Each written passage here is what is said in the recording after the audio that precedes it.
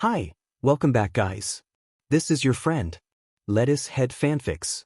Back with amazing fanfiction.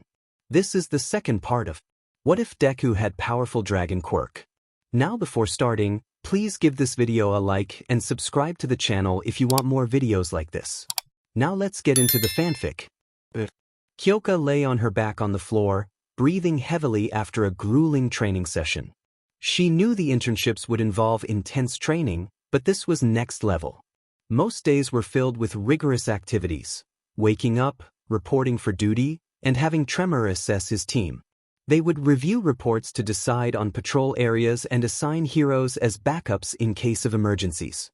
Next on the agenda was a 2-hour strength and endurance workout, especially for Kyoka and her group, who were in emergency response training.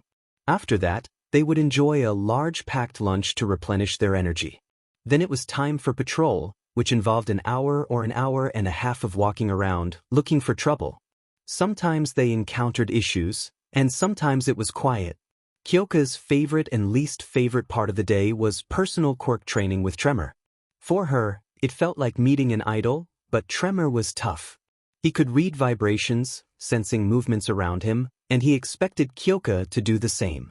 With her jacks in the ground and her eyes closed, she focused on the near-silent footsteps of Tremor. He understood her potential but insisted she MSTR her current abilities before adding new ones. Learning to move quietly would be more beneficial than simply acquiring a new super move. Mina had chosen Pixie Bob as her hero, excited to train with the energetic member of the Wild Pussycats. However, she hadn't anticipated the challenges of working with the entire team. Most of her time was spent with Pixie Bob and Pony, both of whom were fighters. Mina struggled with holding back her acid quirk, which could hurt others, while Pony faced her own challenges with her horns, which were pointy but not very fast. "Now, ladies, I will show you how it's done," Pixie Bob said, crouching down and placing her hands on the ground. 2 large mud beasts rose from the earth. "You both have a good chance of beating it. It's not that strong, but it looks intimidating. I've scared many people with these." "To scare people?" Mina asked, confused. Pixie Bob demonstrated again, causing a burst of earth to shoot up as she flew over the girls and landed behind them. As she landed, 2 hands of earth emerged and grabbed Mina and Pony. "It's about using your quirk smartly. If you're not ready to fight, use it to move and intimidate." Setsuna was training with Mina, while her teammate Reiko had also chosen Ragdoll as their hero. Although both Setsuna and Reiko had more capabilities than Ragdoll, they admired her style. The Pussycats worked well as a team, with Ragdoll providing crucial information about villains' weaknesses for Pixie Bob and Tiger to exploit. Reiko could float herself, while Setsuna could elevate parts of herself to identify weak points. "Nope, that's not high enough," Ragdoll exclaimed playfully, spinning around with a rock in her hand. She threw it hard, hitting Setsuna on the forehead. "Ouch!" Setsuna whined, rubbing her forehead. "You need to have range and be close enough to act on it," Ragdoll laughed, cartwheeling away from Reiko's incoming rock. Fighting Ragdoll was a challenge for any student. She moved chaotically, making it difficult to predict her actions. Both Setsuna and Reiko were eager to learn her unpredictable fighting style. Setsuna smiled, anticipating Ragdoll would throw something, and she was right. Ragdoll aimed a rock at Setsuna's hand instead of her head. Meanwhile, Achiko and Yui were enjoying their internship with Gunhead, one of the kindest and most honest heroes. The day began early as Gunhead greeted them with a smile and brought them to the dojo. "Now then, let's see what you've learned," he said cheerfully.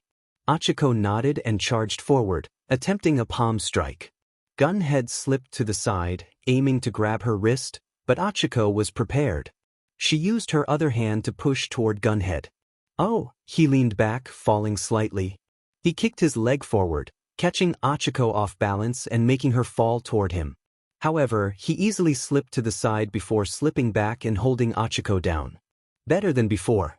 You got me off my feet. I am very proud," he said, patting her on the head before standing up and waiting for Yui to charge him.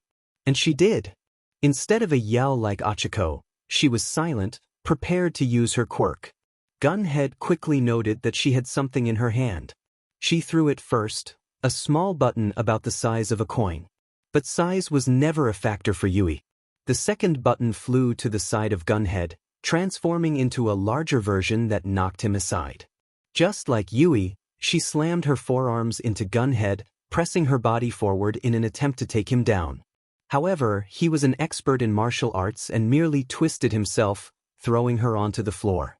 Very smart actions, and I am proud of both of you. Now, the second part of training. Momo had just received her newest hero outfit, made by Sir Nitai's team. While it was a prototype, the next version would be without KNKS and made with DNA fiber, allowing her to be fully dressed while still using her quirk. Instead of a bathing suit with a belt, Momo now wore an outfit similar to Bubble Girl's, but without any revealing elements.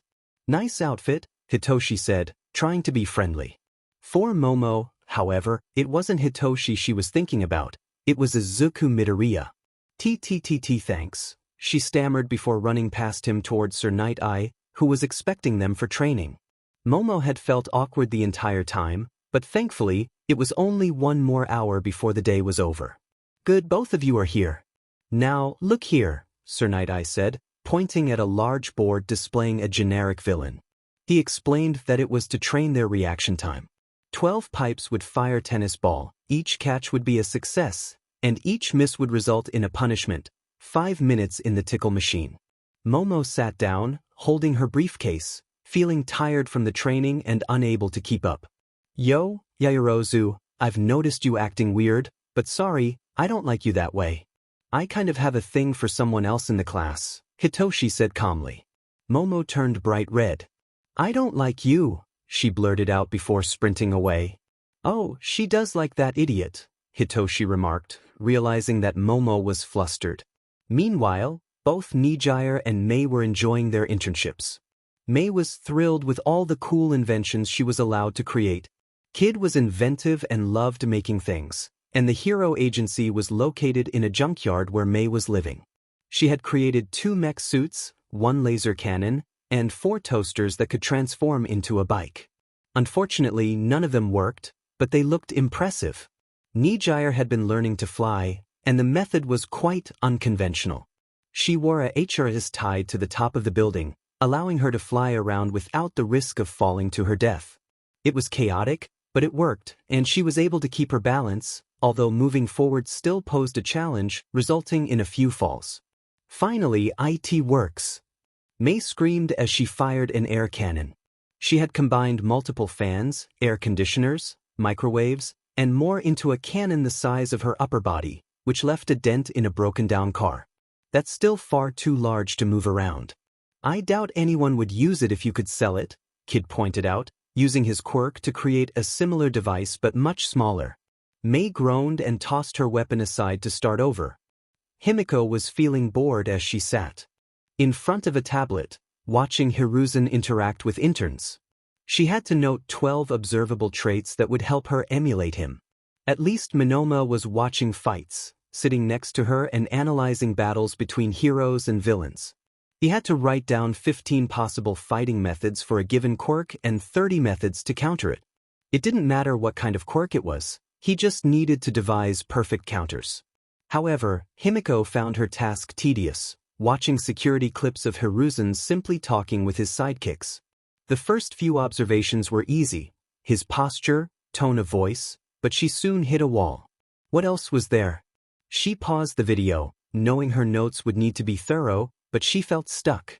As she sat there in silence, she heard it, the soft inhale he was doing as he watched. She thought, even their breathing, what a pain.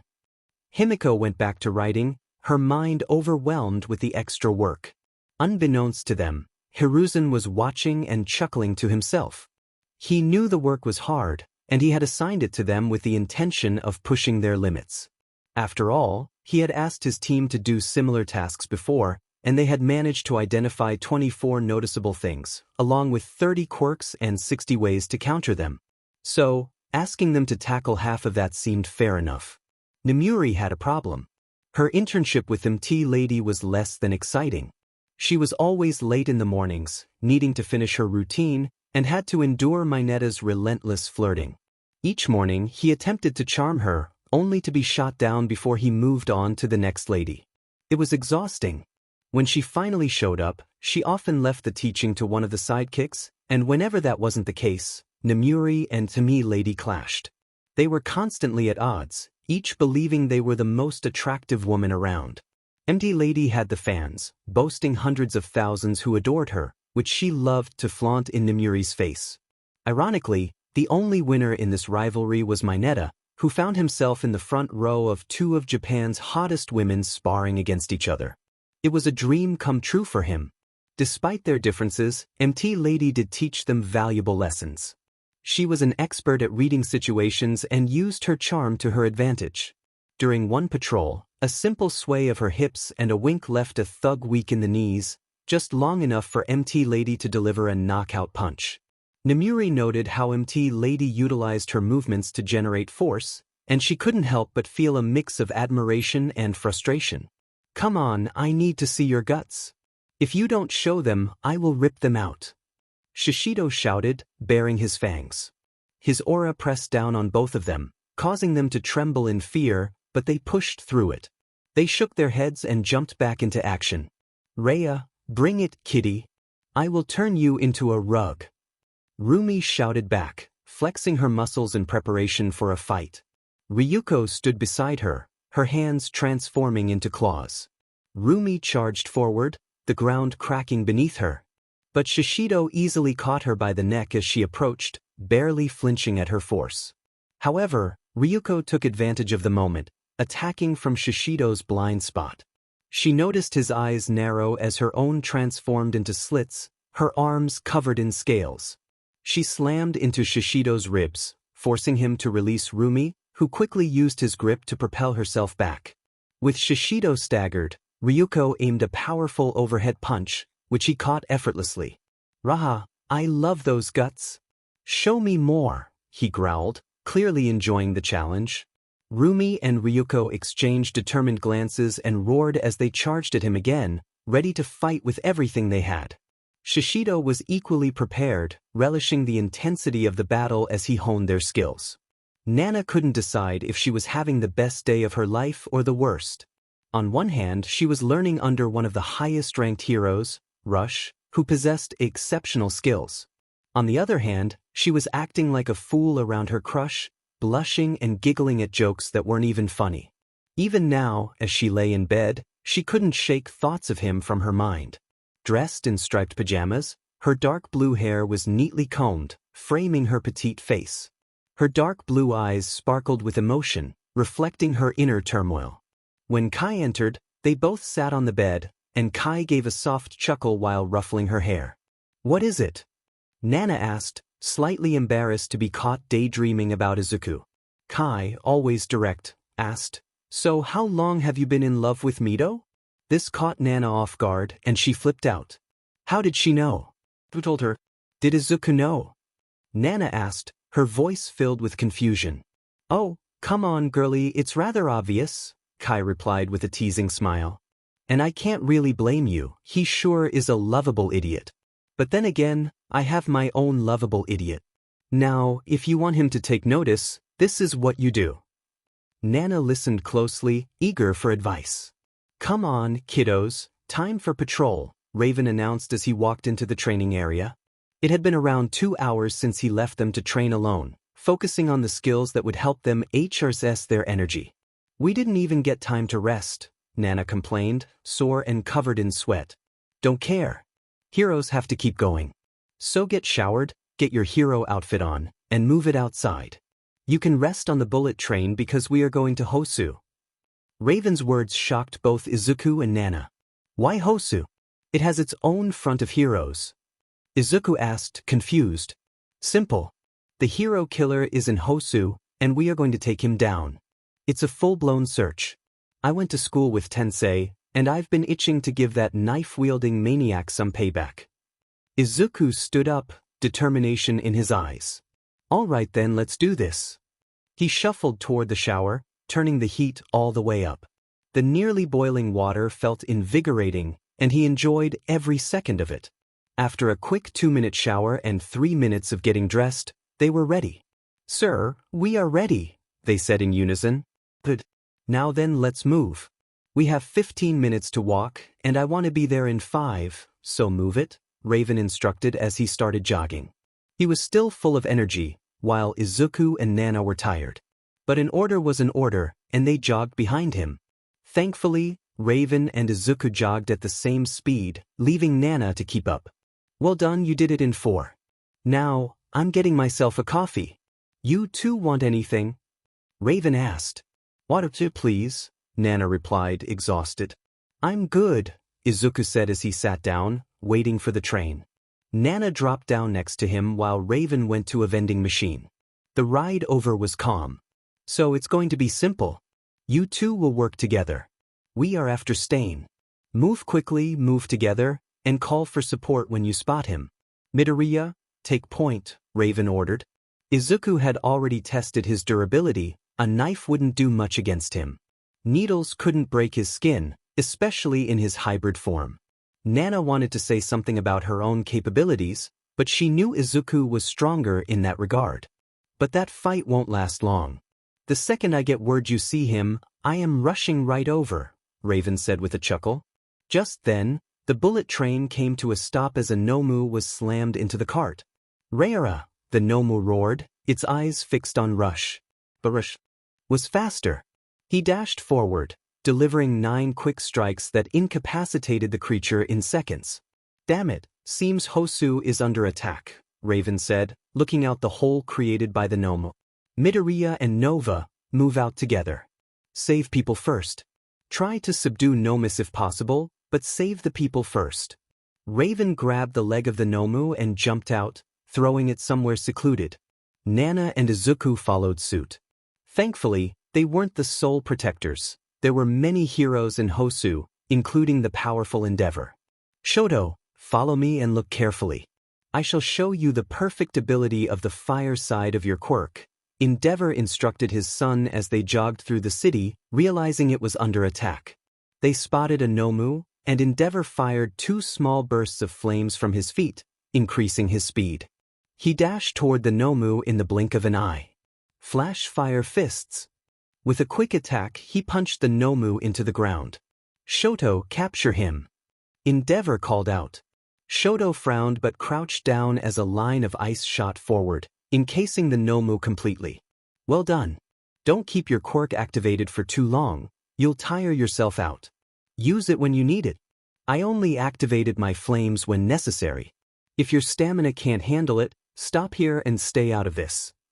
His words were rough but fair, and that was Endeavor's way. Now keep moving.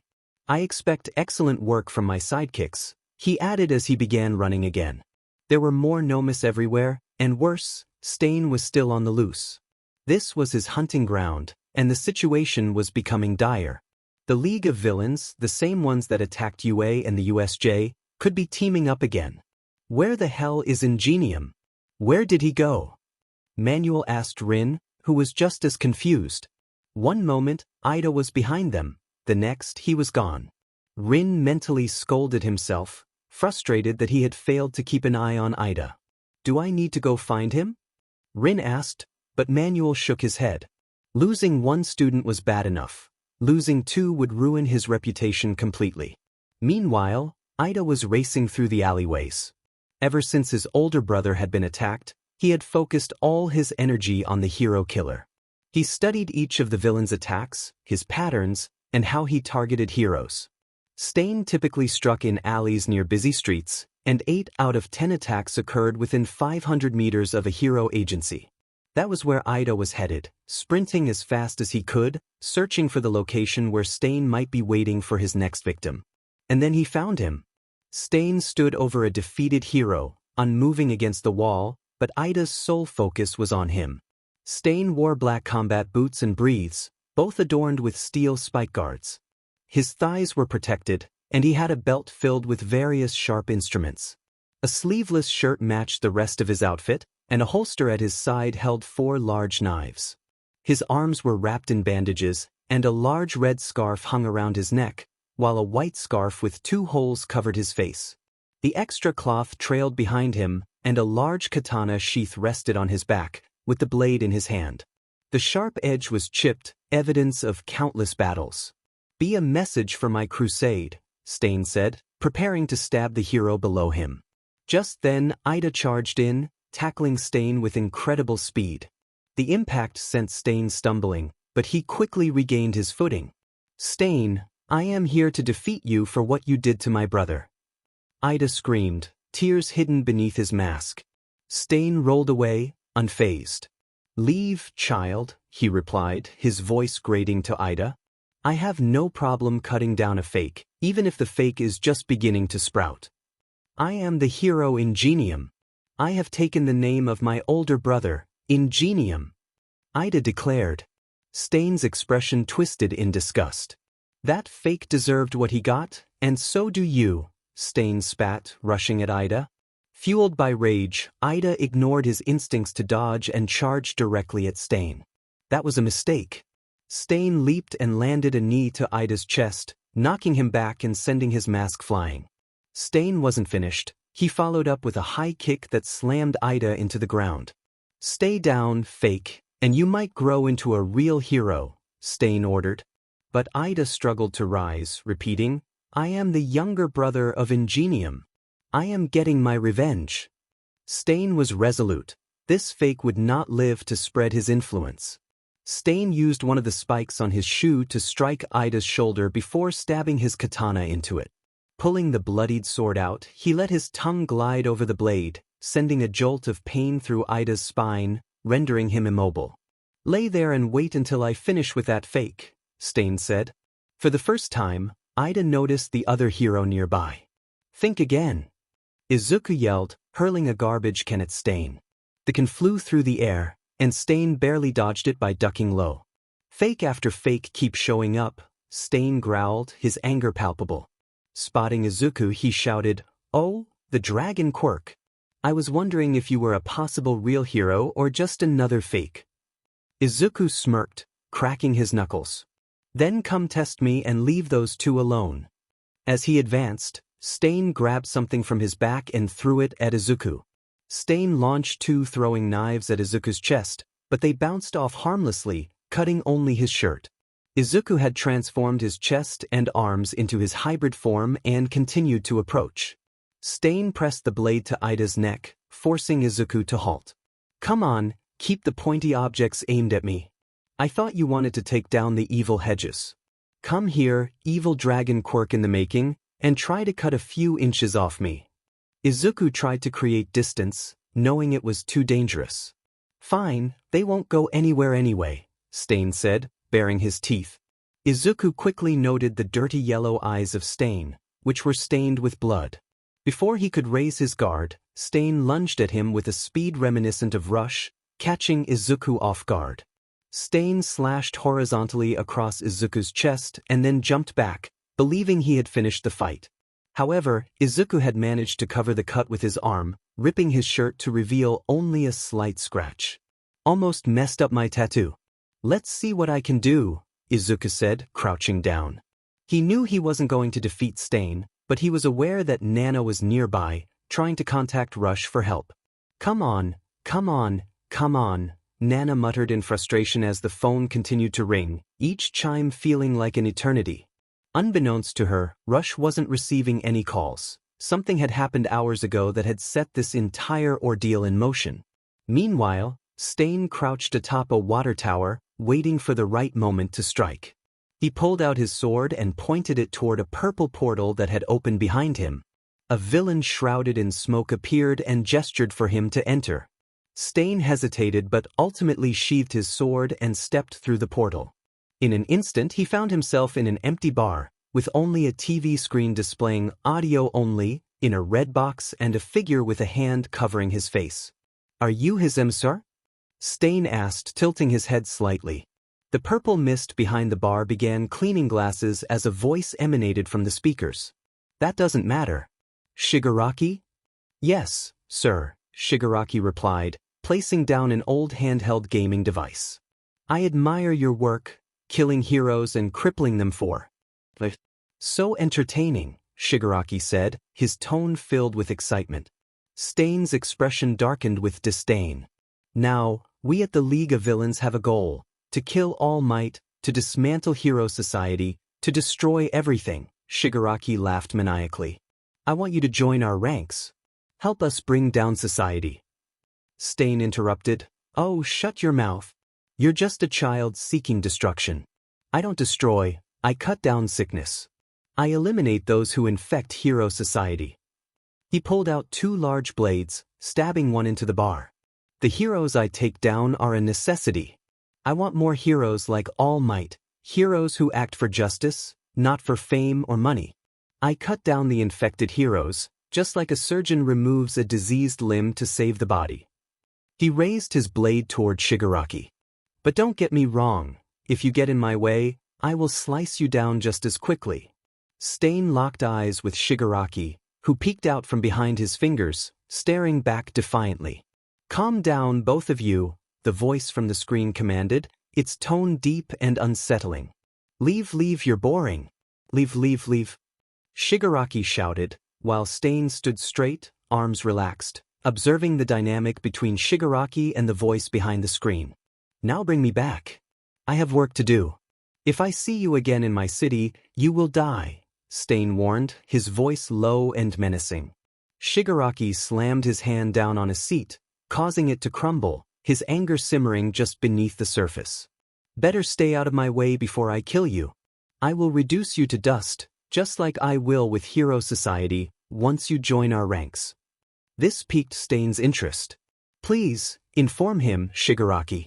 It might further his growth, the voice suggested, and Stain could almost sense the smirk behind it. Kurogyri, Shigaraki said simply. At that moment, Kurogyri slid a picture across the bar, a simple image of Izuku from the sports festival.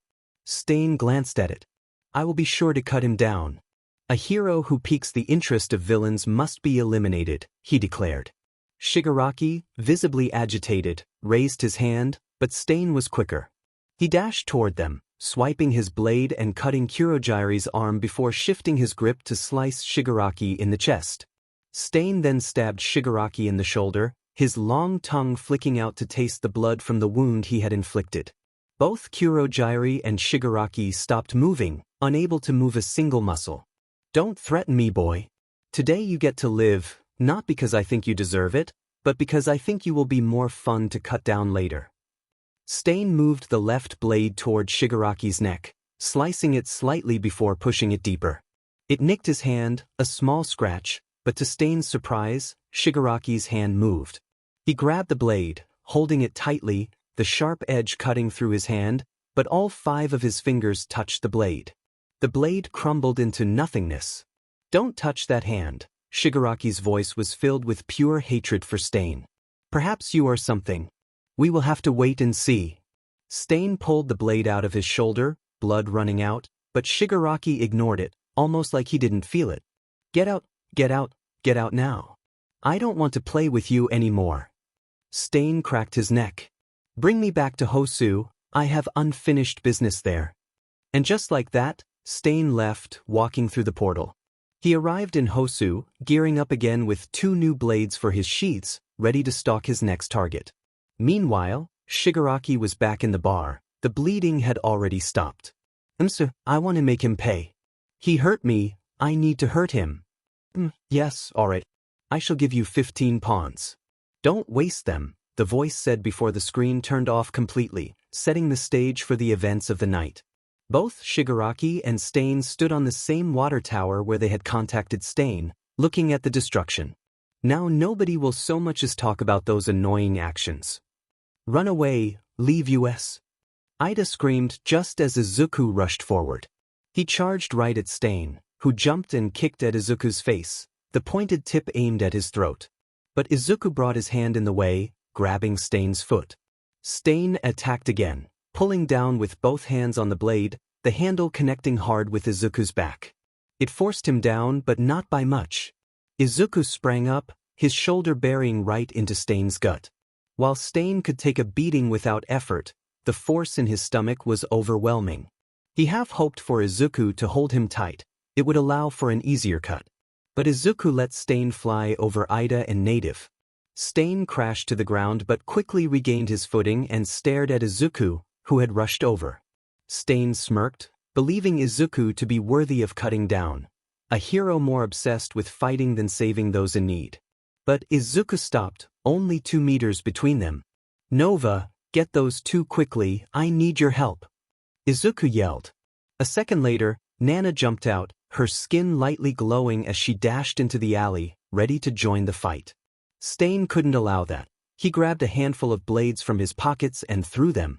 His perfectly trained aim shot 3 blades at Nana, 1 at her throat, 1 in her arm, and 1 in her stomach, only for them to enter Izuku's wings. At the same moment, Stain reached behind him. Izuku popped his wings out, blocking the entire side. The thin skin on his wings, sadly not as durable as his skin, was pierced but held. "We are fighting, ignore them." Izuku's eyes turned into slits. "Nova, get them out of here and wait for backup." Izuku retracted his wings, 3 small holes forming on his back, mere pricks that didn't even bleed. Stain raised his sword as Izuku ran for him, his arms now fully draconic. Izuku aimed to grab Stain by the ribs, hoping to take him down. But Stain moved as well, his right leg forward, bending slightly as his blade was above his head. With 2 hands on the handle, he took a deep breath. As Izuku got close, Stain breathed out and pulled the blade down, aiming right at Izuku with all his might. But the blade was too fragile. As it made contact with Izuku's skin, it broke. The steel blade shattered, now more like a dagger. Stain moved the remaining piece forward, right into Izuku's stomach. Izuku felt a prick and jumped back, reassessing the situation. He looked down, noticing Stain only holding the handle, a trail of broken pieces on the floor, and just 1 slight point stabbed into his stomach. "Not invincible as you believed, eh?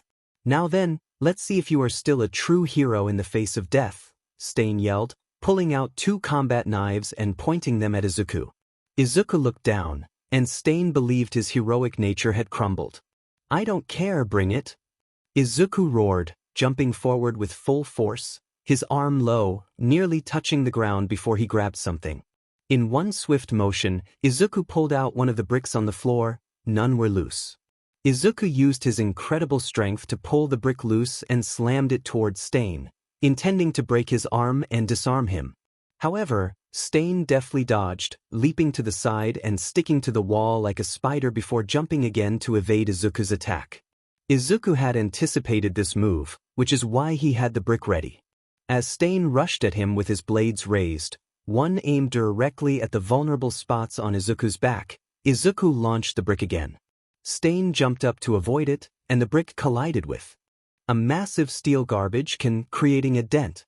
"That could have killed me," Stain called out, holding onto a ledge on the side of the building. "Oh come on, kill you? Give me a break. There's a lot of room between alive and dead. Even with both your arms broken and your teeth knocked down your throat, you could still be breathing," Izuku retorted, keeping his guard up. Stain pulled his blade from the wall and dropped to the ground. "I like you, kid. Your heart is in the right place. So I'll do you this solid before I cut you down. There are a set of freaks after you. They asked me to join them." Izuku laughed. "Don't tell me, a guy with hands all over himself and a purple-covered freak? But you refused.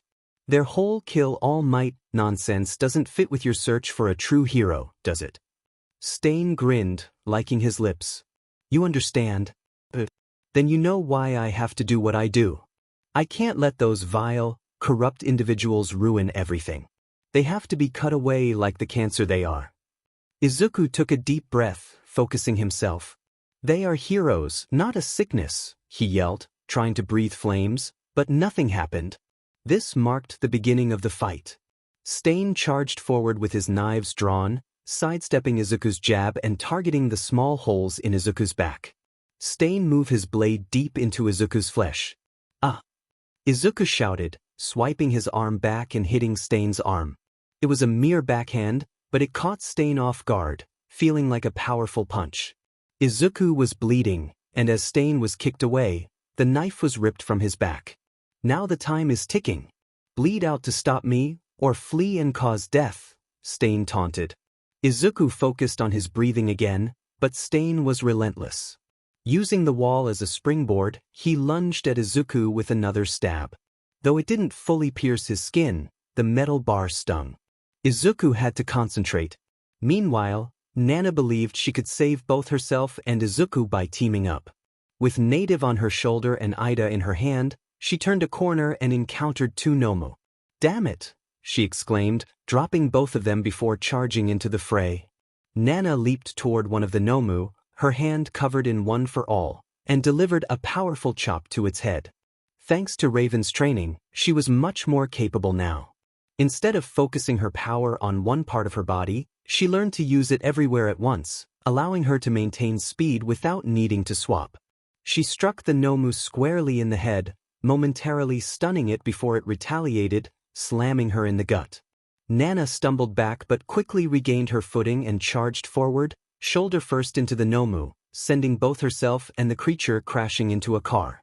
"You ain't going anywhere," Nana declared, grabbing the car and folding it toward the Nomu. But just as she turned around, the other Nomu landed a hard punch to her face, snapping her head back and sending her sprawling across the road. "Ugh," Nana groaned, feeling blood trickle from her lip and nose. It felt like Nana had just been hit by a car, but she wasn't going to let that stop her. "Nova clap." Nana clapped her hands as hard as she could, generating a powerful air pressure directed right at the Nomu. He flew back a bit but sustained little damage. However, the move was effective. She wasn't sure if the Nomu relied on hearing, but for now, he had none. Neither did anyone else in the area. Both Ida and Native only heard a faint beep as their hearing faded. Nana moved quickly, dashing forward and grabbing the Nomu by the base of the neck. She spread her elbows to prevent him from grabbing her head, pressed down momentarily, then lifted him off his feet and slammed him to the ground. She kept pressing down as hard as she could, burying his face into the ground, all while wondering how Izuku was faring and if he was safe. "Shoto, keep your eyes all over the place. You're a Todoroki, act like one." Endeavor called out, annoyed. He wanted Shoto to learn his fire abilities and grow to be better than he was, but Shoto was being sloppy. If not for the burning, they would have missed a Nomu lurking in an alleyway. Endeavor moved quickly. These were not ordinary foes and were not easily taken down. He grabbed the Nomu's head and unleashed a surge of firepower, nearly melting it as the Nomu fell. "Don't lecture me," Shoto replied, wanting to walk away, but Endeavor wasn't letting him. Endeavor wrapped his hand around Shoto's shoulder and pressed him against the wall. "I do have that right. I am your father and your hero in charge. I don't care if you like it or hate it, you will obey, am I understood?" he yelled before releasing Shoto. "Come on, Endeavor, that's no way to teach your kid," Raven interjected as he walked by, slightly steaming and carrying a Nomu. "I've lost my kids and can't find them anywhere," he said, starting to steam again as he rushed away. Raven had been sprinting all around Husu, focused solely on saving people. He was exhausted, having run nearly 50 miles, but he pressed on. He spotted a new Nomu just as it was about to swipe at a young girl holding her teddy bear, crying over the body of her mother, the first victim of the Nomu. The girl was still alive but unconscious due to a severe head injury. Raven intervened, quickly jabbing the Nomu with precise strikes, first to the wrist, then to the knuckle, breaking it, followed by 2 strikes to the shoulder, dislocating it. He delivered 4 more jabs to the neck, 2 to the stomach, and 1 to the forehead. The Nomu crumbled, and Raven turned to the little girl with a reassuring smile. "Hey, don't cry. You were super brave, protecting your mom until I could catch up. You're a superhero, and superheroes can't cry, right? They have to seem tough, so come on," Raven said in a friendly tone, trying to lift her spirits.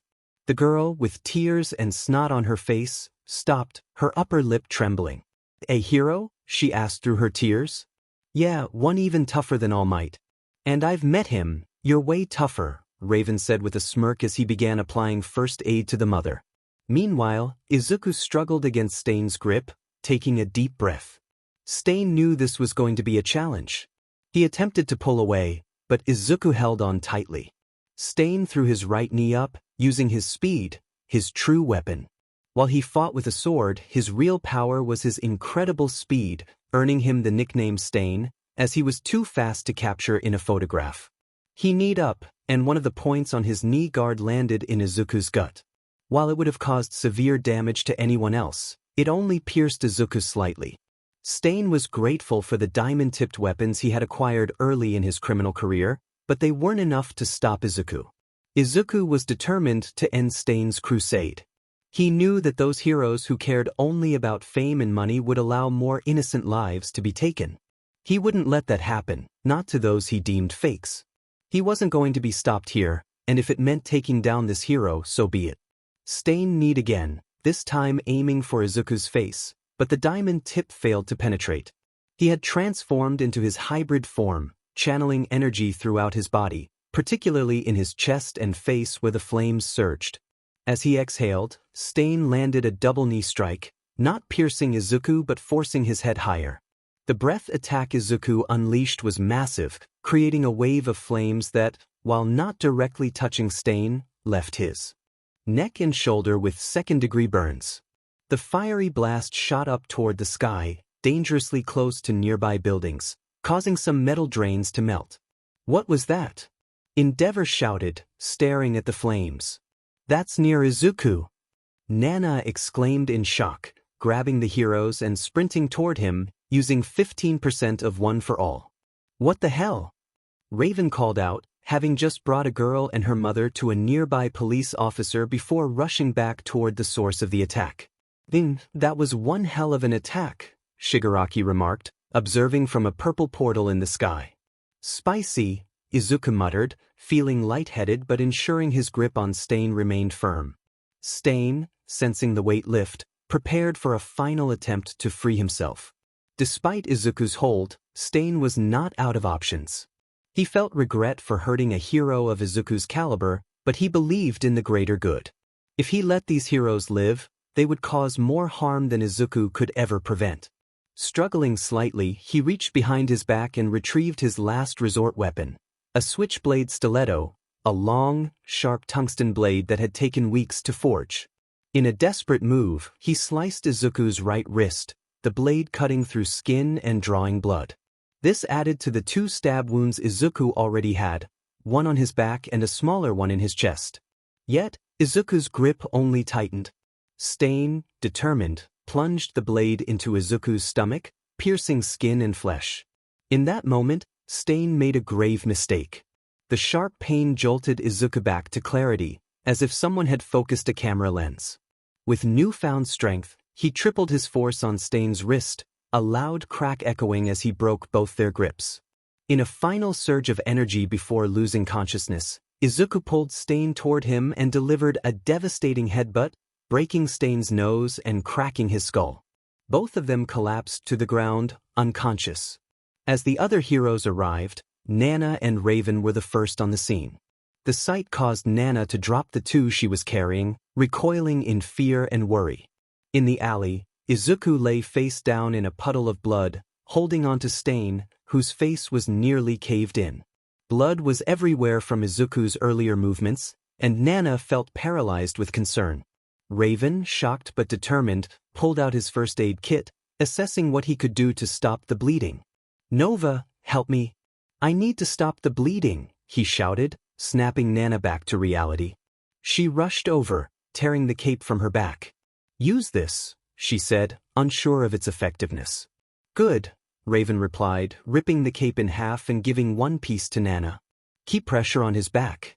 He can't lose more blood. Raven's worry deepened. His experience with Kai had shown him that dragons could endure more than ordinary people, and Izuku was exceptional even among those with dragon quirks. This amount of blood loss was dangerous. What the hell? Endeavor muttered at the sight. Endeavor, please tell me you have first aid. Nana pleaded. Endeavor glared at his sidekicks before they rushed past him, focused on the medical supplies. How is this kid still alive? One of them exclaimed, staring at the blood surrounding Izuku. Isn't that Stain? Another noted, recognizing the figure Izuku was holding. Their first task was to separate the 2, but that proved challenging. One of the sidekicks, known for his strength but also his pacifism, attempted to pull Izuku free, but his grip remained unyielding. I can't get him free, he admitted, despite having lifted cars and once nearly defeating Endeavor in an arm wrestling match. Don't be silly, the boy is half dead, the leader of Endeavor's medical team said, stepping in to try himself, but with no success. "Yes, sir, could you please? This kid has a death grip." He felt embarrassed having to ask Endeavor for help. Both Endeavors understood. "He isn't your average kid, he is a full-fledged hero in my book," Endeavor said with a smile. Previously, when saving Shoto, Enji had thanked and respected Izuku, but now, Endeavor fully respected him. He had gone to great lengths to stop a hero from being killed, even standing on the edge of death himself. Stain wasn't being freed, but Endeavor grabbed Izuku's hand with both of his and pulled them open, surprised by the force it took. With Stain restrained, Izuku could finally receive proper treatment. "Don't fret, Midoriya. I shall not let Stain escape. Your efforts will not go in vain," Endeavor said, grabbing 2 sets of cuffs and securing Stain. "Triumph, Burnin, keep an eye on this one. I don't want him to breathe without you seeing it." Endeavor ordered the 2 of them.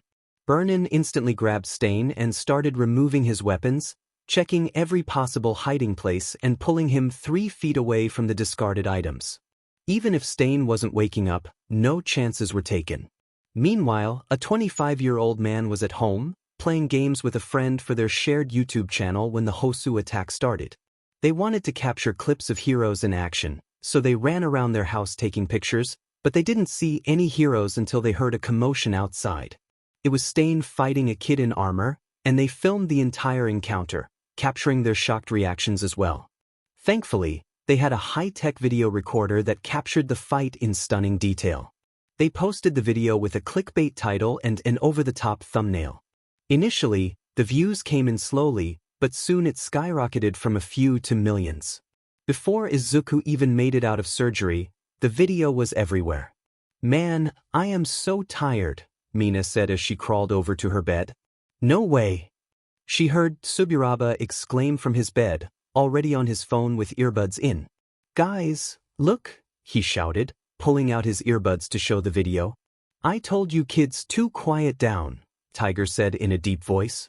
Normally, the kids would have shrunk back, but they were too engrossed in the video. "Wait, is that?" Tiger wondered aloud. "What the heck, why did Stain post a video of some cringy adult?" Bakugo exclaimed at the breakfast table the next morning. He opened the video and skipped to the middle, annoyed by the intro. "What the hell is this?" he cursed, seeing the fight unfold. "Bakugo, no electronics at the table. You can watch your videos during a break," a voice reminded him. Bakugo flipped his phone over, showing Best Jeanist and Ibra, who were equally shocked. Ibra quickly grabbed her cross and prayed that nothing bad had happened to their classmate. Best Jeanist stood up, saying, "I will make some calls, excuse me," as he left the table to contact Rush for answers. "Hey, you Ravity, isn't this one of your classmates?" one of the gunhead sidekicks asked, showing the video on his laptop. Yui blinked in disbelief while Achiko gasped, covering her mouth. Tsuburaba shared a video. "I wonder what it is," Momo said, clicking on the link. She always made it a point to watch anything sent to her, believing it would be rude not to. But as soon as the intro ended and the fight began, Momo dropped her phone, which cracked on the floor as she sat frozen in fear and worry. "Yo, Kriati, are you okay?" "I heard something drop," Bubble Girl asked, peeking through the window. Momo didn't respond. She was too stunned. The news spread like wildfire. Meanwhile, Native was recovering in a hospital room, and Ida had his arm and shoulder checked out but was otherwise fine. Izuku had been in surgery for around 4 hours. Raven and Nana went to the hospital with Izuku, and Kai joined them there, not wanting to stay home. The 3 of them waited in the waiting room, with Nana biting her nails in worry. The image of Izuku's pale face haunted her thoughts. The surgeon stepped out. "Are you his family?" he asked. "No, I am the hero in charge. I contacted his parents, but they are about 7 hours away," Raven replied. They still had 3 hours to wait, 2 if Aizawa was driving. The surgery was complicated. His thick skin did not allow for much room, but we were able to locate and remove all the metal fragments. The doctor continued, "There were some cuts near the organs and veins, but everything has been closed up. He is resting. He had lost a lot of blood, and we are giving him some bags to ensure he is fine." But if I were him, I would rest well for the next couple of weeks and give the wounds time to heal, said Recovery Girl, our school's healer. The surgeon nodded. I will give her a call so when he is rested, she can check him over and fix him right up. But you should know he was lucky when that stiletto was stabbed into him. He showed a picture of Izuku's body, an X-ray of sorts. That final stab missed all his major organs. It's a miracle none of his organs were damaged. He must have been either extremely lucky or whoever stabbed him didn't want to kill him. But I don't know, the surgeon said before excusing himself and walking away. It sank in, Izuku was alive. Nana's legs gave out, and she fell to the floor in shock, tears of happiness in her eyes. Kai teased Raven, relieved that the fun dragon kid wasn't going to die. Peace, Kai, you know why Nana is crying, Kai giggled and whispered, puppy love. Raven, Kai, and Nana quickly moved into the room where Izuku was resting. When they entered, they saw him sleeping. His skin was slightly paler than normal, but nothing extreme. Without thinking, Nana moved right next to him, watching over him to ensure nothing else happened. Both Raven and Kai sat down in the other chairs. They weren't worried, the doctor said it was okay, and Izuku was a tough kid. You should have seen the attack, Kai. I swear it looked like something Endeavor could have pulled off, Raven said, still amazed by the large fire breath Izuku had managed to perform. Wait, what? Kai said, having listened to Raven while scrolling through her phone. Normally, she only used it for funny videos or games, but she noticed a lot of chatter about a single video, the Izuku vs. Stain video. F-, she exclaimed loudly, alerting the group. She showed it to the rest. Damn it, I gotta call some people. While Raven had explained the situation to some heroes who had asked, he now needed to come up with a valid excuse for Izuku. While the laws were not perfect, they were there to keep everyone safe. Quirk use was illegal on public grounds, with some wiggle room for self-defense. Izuku was a hero in training, so the rules were stricter. He should have never fought Stain. But Raven had an idea. He called the chief of police first. Hello, sir, I am here to talk about Midoriya, Raven said friendly. He had more than enough contact with the chief of police. Helping the cops was something Raven loved doing. Oh, the dragon boy. What about him? Wanting him removed from the hero path? The chief asked. Raven had expected this call. No, sir, I want to make sure this won't leave a mark on his record. They discussed how to handle the situation for Izuku. Both agreed that nothing was done incorrectly, Stain was captured, and his reign of terror was over. While property damage occurred, it wasn't extreme like some other heroes had caused. But the laws were strict about it. They should have left and gotten a hero. Just like before Quirks, you were not allowed to enter a standoff with a criminal. The call took a long time. By the time it was done, Inko and Aizawa entered the hospital, both slightly out of breath from running. They bumped into Raven, who explained that it was fine and Izuku would be okay. They rushed into the room to see Kai in the corner seemingly playing a racing game, and Nana with her arms and head on Izuku's bed, holding his hand and asleep. As Inko opened the door, it startled Nana, who jumped up in a combat stance. Ach! She screamed, worried, before fully waking up and seeing Inko rush to Izuku, cupping his head and looking him over while crying. Aizawa breathed a sigh of relief when he saw Izuku was okay. Nana calmed down and backed up a little, slightly embarrassed as she noticed the small patch of drool on the back of her hand from falling asleep. It took about an hour before something happened. The door opened again, and a woman with blonde hair slicked back, accompanied by two men in suits with sunglasses, walked in. This room is private, leave, Aizawa said, instantly standing up and getting in front of the group. We are from the HPSC. We are here to discuss the future of Mr. Midoriya, the woman said calmly, with Raven backing Aizawa up. Mr. Midoriya has been videotaped breaking the law by using his quirk against the hero killer. This alone is enough to kick him out of the hero program.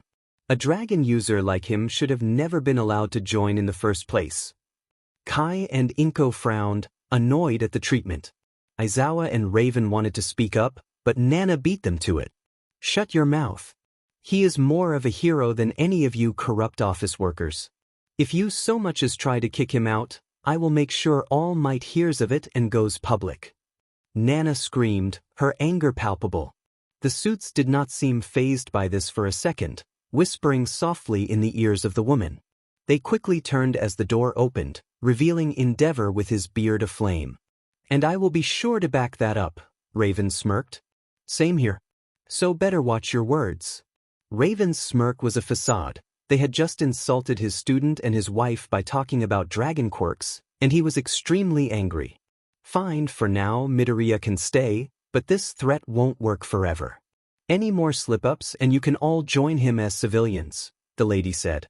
They turned around and walked away as quickly as they came. "Fools, all of them," Kai stated, irritated. "Didn't expect that from you, Shimura," Aizawa said before bowing his head. Nana blushed and sat down, hiding her face. "It was nothing," she muttered as the room calmed down. "I was just stopping by before leaving and wanted to see how Midoriya was doing. But it seems he is in great hands," Endeavor said, walking away to file the rest of the hero killer information. Hours passed, and Izuku remained asleep, seemingly having run out of energy. As the group stayed in the hospital, the outside world erupted. The video reached the news. The news anchor, Theodore Rawlingsuff, spoke. As many of you have already seen, the video uploaded by a small YouTuber known as Bros and Company captured the successful attempt to stop the hero killer Stain. As many are aware, Stain has been defeating and killing heroes. His latest victim, Ingenium, is paralyzed from the waist down. He turned his page over. The hero killer had teamed up with a villain group believed to go under the name League of Villains. Our source at the police department stated that both attacked Husu. Stain cornered and attacked both the hero native and the hero in training, Ingenium, the younger brother of Ingenium, the hero crippled by Stain.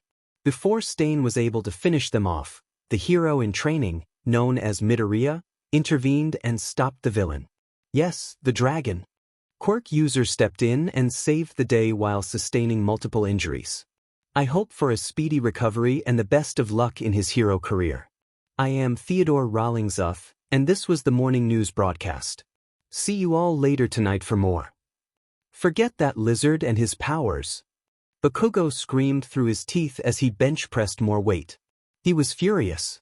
Not only did he get to fight real villains, but he also defeated the hero killer. Bakugo needed to get stronger. There was no way he could stay at his current level. He needed to keep training until he surpassed even All Might. "Come on, come on, come on," Mina said, irritated as nobody responded to her messages. She needed to know how Izuku was. All she could see from that video was that he fell at the end in a pool of blood. Was he injured? Did he die? Finally, at 8, a message was sent to the group chat of UA. Aizawa messaged, "Sorry everyone, it has been a stressful day, but Izuku is alive and well. He is merely sleeping it off. I will keep you all updated when he wakes up. Just keep focused on your hero studies." He would have wanted you all to do that. And Aizawa was right. While not everyone liked Izuku, he was a great class representative. He always made sure everyone felt good and could perform to their best abilities. "Ready for training," Mina loudly declared to the Pussycats 5 minutes after that message. She was going to train and impress Izuku with her beauty and power. While she would have fought Stain, the next time a villain showed up, she was going to be ready to help. And she wasn't alone. "Come on, bro, we are cleaning this whole park in an hour, or 50 handstand push-ups." "Yeah bro, we got this." Tetsu and Kirishima shouted at each other before they ran into the park, trash bags in hand. They got to work. Buddy, what has gotten into you?" Hawks asked as Tokoyami and Dark Shadow worked harder than he had ever seen. Our friend nearly died. He walked the dark line through hell to be a hero." "What is this about?" Shoto asked, sitting down with his family. In front of him were his mother and father, Rei and Enji Todoroki. The cause of his problems. While Endeavor never outright abused his family, he was hard on them all. He grew up with hate. He was a fire quirk user, and most of them were criminals. Endeavor used that hatred as fuel and grew stronger until he became the second-ranked hero in Japan. But along the way, the hatred became Endeavor. Until one day he snapped. After Toya failed in his eyes and after Shoto kept disappointing him, he punched Shoto in the gut during a spar, causing the boy to nearly puke. Rei, furious, stood up to Endeavor, causing him to strike her. Only a backhand, but it stung. Shoto exploded in rage, his flames overheating as he threw a fireball at Endeavor, the flames scarring his legs, but more so, Shoto's flames hurt himself. So in a moment of panic, Endeavor cooled himself down, reflecting on the burn he had inflicted upon himself. The scar over his eye served as a harsh reminder of his past. It was a reality check for Endeavor, and from that moment on, he was a changed man. He begged for forgiveness from Rei and his children, and they granted it. However, Endeavor could never forgive himself, nor could Shoto. Endeavor rarely raised his voice outside of hero work, fearing that rage would consume him again. But right now, he was fuming at Shoto, and the only one angrier was Rei. She had loved Enji since they were teens and understood his past, but she despised the way he had snapped. She warned him that if he ever hurt her or the kids again, she would leave him. Yet she also saw the change in him, the stern hero and the loving father. But Shoto was becoming the worst version of himself, embodying the cold distance that plagued their family. He felt superior to everyone and, in his pursuit of being better, nearly caused harm to others. Rei accepted that Shoto wanted to be a hero, a dream he had before his quirk manifested. She hoped he would recognize his mistakes and change, just like his father had. Instead, hatred seemed to consume him. During a mission, if not for the sidekicks, a civilian could have been injured because Shoto didn't care, and that was unacceptable. Toya was disappointed and wanted Shoto removed from the internship, believing he wasn't ready for fieldwork. Fuyumi and Natsuo, who had never aspired to be heroes, were also concerned about Shoto's actions. They knew they needed to address this immediately. What? Shoto asked his family as they gathered. Sit down, Shoto, Toya said calmly. Shoto complied, unsure of what was happening. What is this? Shoto asked again, and Enji replied. This conversation will determine whether you continue at UA or drop out of your hero career before it even begins. Shoto was confused. You can't decide that. I'm an adult. I make my own choices. Rei nodded. That is true, but... Enji interjected, I am ranked second in Japan's hero rankings. When I say something, people listen. If I publicly state that I believe you shouldn't be a hero, you won't be allowed in any hero school. Shoto stood up angrily, fists clenched. You don't have that right. Enji, equally fiery, stood up. I am your father and a pro-hero. I do have that right. You are a danger to society, and I will not let you do harm. This was a new experience for Shoto. While he had memories of his father raising his voice, it had been years since it happened like this. Rei gently touched Enji's shoulder, and he cleared his throat, sitting back down. Shoto, I'm glad you want to be a hero. But your actions are not something to be proud of. You nearly got someone hurt, and if you keep going like this, you might end up causing serious harm. Rei spoke softly, calming Shoto down as he sat back down. You're being reckless, little bro. Your whole, I don't want to become dad, attitude is just turning you into the very thing you claim to despise, Toya said before standing up and turning away. Either find a way to let go of that hatred or embrace it and become a villain. With that, he walked out. If you can't figure it out on your own, we can contact a therapist. I know you didn't want to before, but perhaps now you see the necessity, Rei suggested kindly. Shoto stood up. I will think about it, mother. Now, if you'll excuse me. He bowed slightly before heading to his room, wanting nothing more than to sleep. Meanwhile, Izuku had just woken up. His head throbbed and the lights were bright, but he sat up. He looked outside. The sun was either setting or rising, he wasn't sure. Everyone around him was asleep. Raven and Kai were in the corner, with Raven acting as a pillow for Kai. Aizawa and Inko were in a chair, Inko's head resting on Aizawa's shoulder, while Nana leaned forward in her chair, her head on his bed. Before Izuku could fully gather his thoughts, the door opened and the nurse entered, waking everyone. Nana opened her eyes first and was startled to see Izuku awake, causing her to spring back in her seat and fall over. Inko and Aizawa slowly opened their eyes, Aizawa rubbing his neck in discomfort. Inko quickly vanished from sight, reappearing at Izuku's bedside. Kai and Raven woke up calmly. Kai's hair looked wild despite her peaceful sleep. Raven shook his head awake. Hey, you're up, he noted. Yeah, I just woke up. How long was I out? Izuku asked. Raven checked his watch. Since we got here about 9 hours. Some of that was surgery. It's around 7 now. Izuku tried to sit up more, but groaned in pain, placing a hand on his back. Right where the wound was. Please refrain from moving too much. Your wounds are closed, but Recovery Girl will have to fully fix them before you can move again. Overall, you're in good health. Izuku gave a thumbs up as he relaxed in bed. What are you and Nana still doing here? Work starts at 6, right? Izuku asked Raven, who nodded. Normally, yeah, but we decided to give ourselves an off day. Just for today though, Raven replied as he helped Kai tame her hair. You did awesome, kid. I saw the fight. That final breath was impressive, Kai said proudly, leaving Izuku confused. What? How did you see the fight? Shoto walked up and showed the video. It was recorded. So, am I getting kicked out of UA? I know I used my quirk without permission. Raven chuckled as he combed Kai's hair, or at least tried to without causing her too much discomfort. No, kid, you're not getting kicked out. You only did what you had to in order to survive. While some people tried to make a scene, Nova here stood up for you. You might want to thank her. Kai smirked before scowling at Raven for the pain he was causing. Nana, however, was bright red, looking out the window, half trying to hide her face and half contemplating if she would survive a jump. Shimura, thank you. It means a lot to me. Izuku's words made her blush deepen, turning into a full-body blush. I need snacks. Nana whispered, practically shouting before quickly walking out of the room. Kai burst into laughter at the sight, while Izuku remained slightly confused. Weird snacks this early? Not the best diet for a hero student. A volley of facepalms echoed in the room.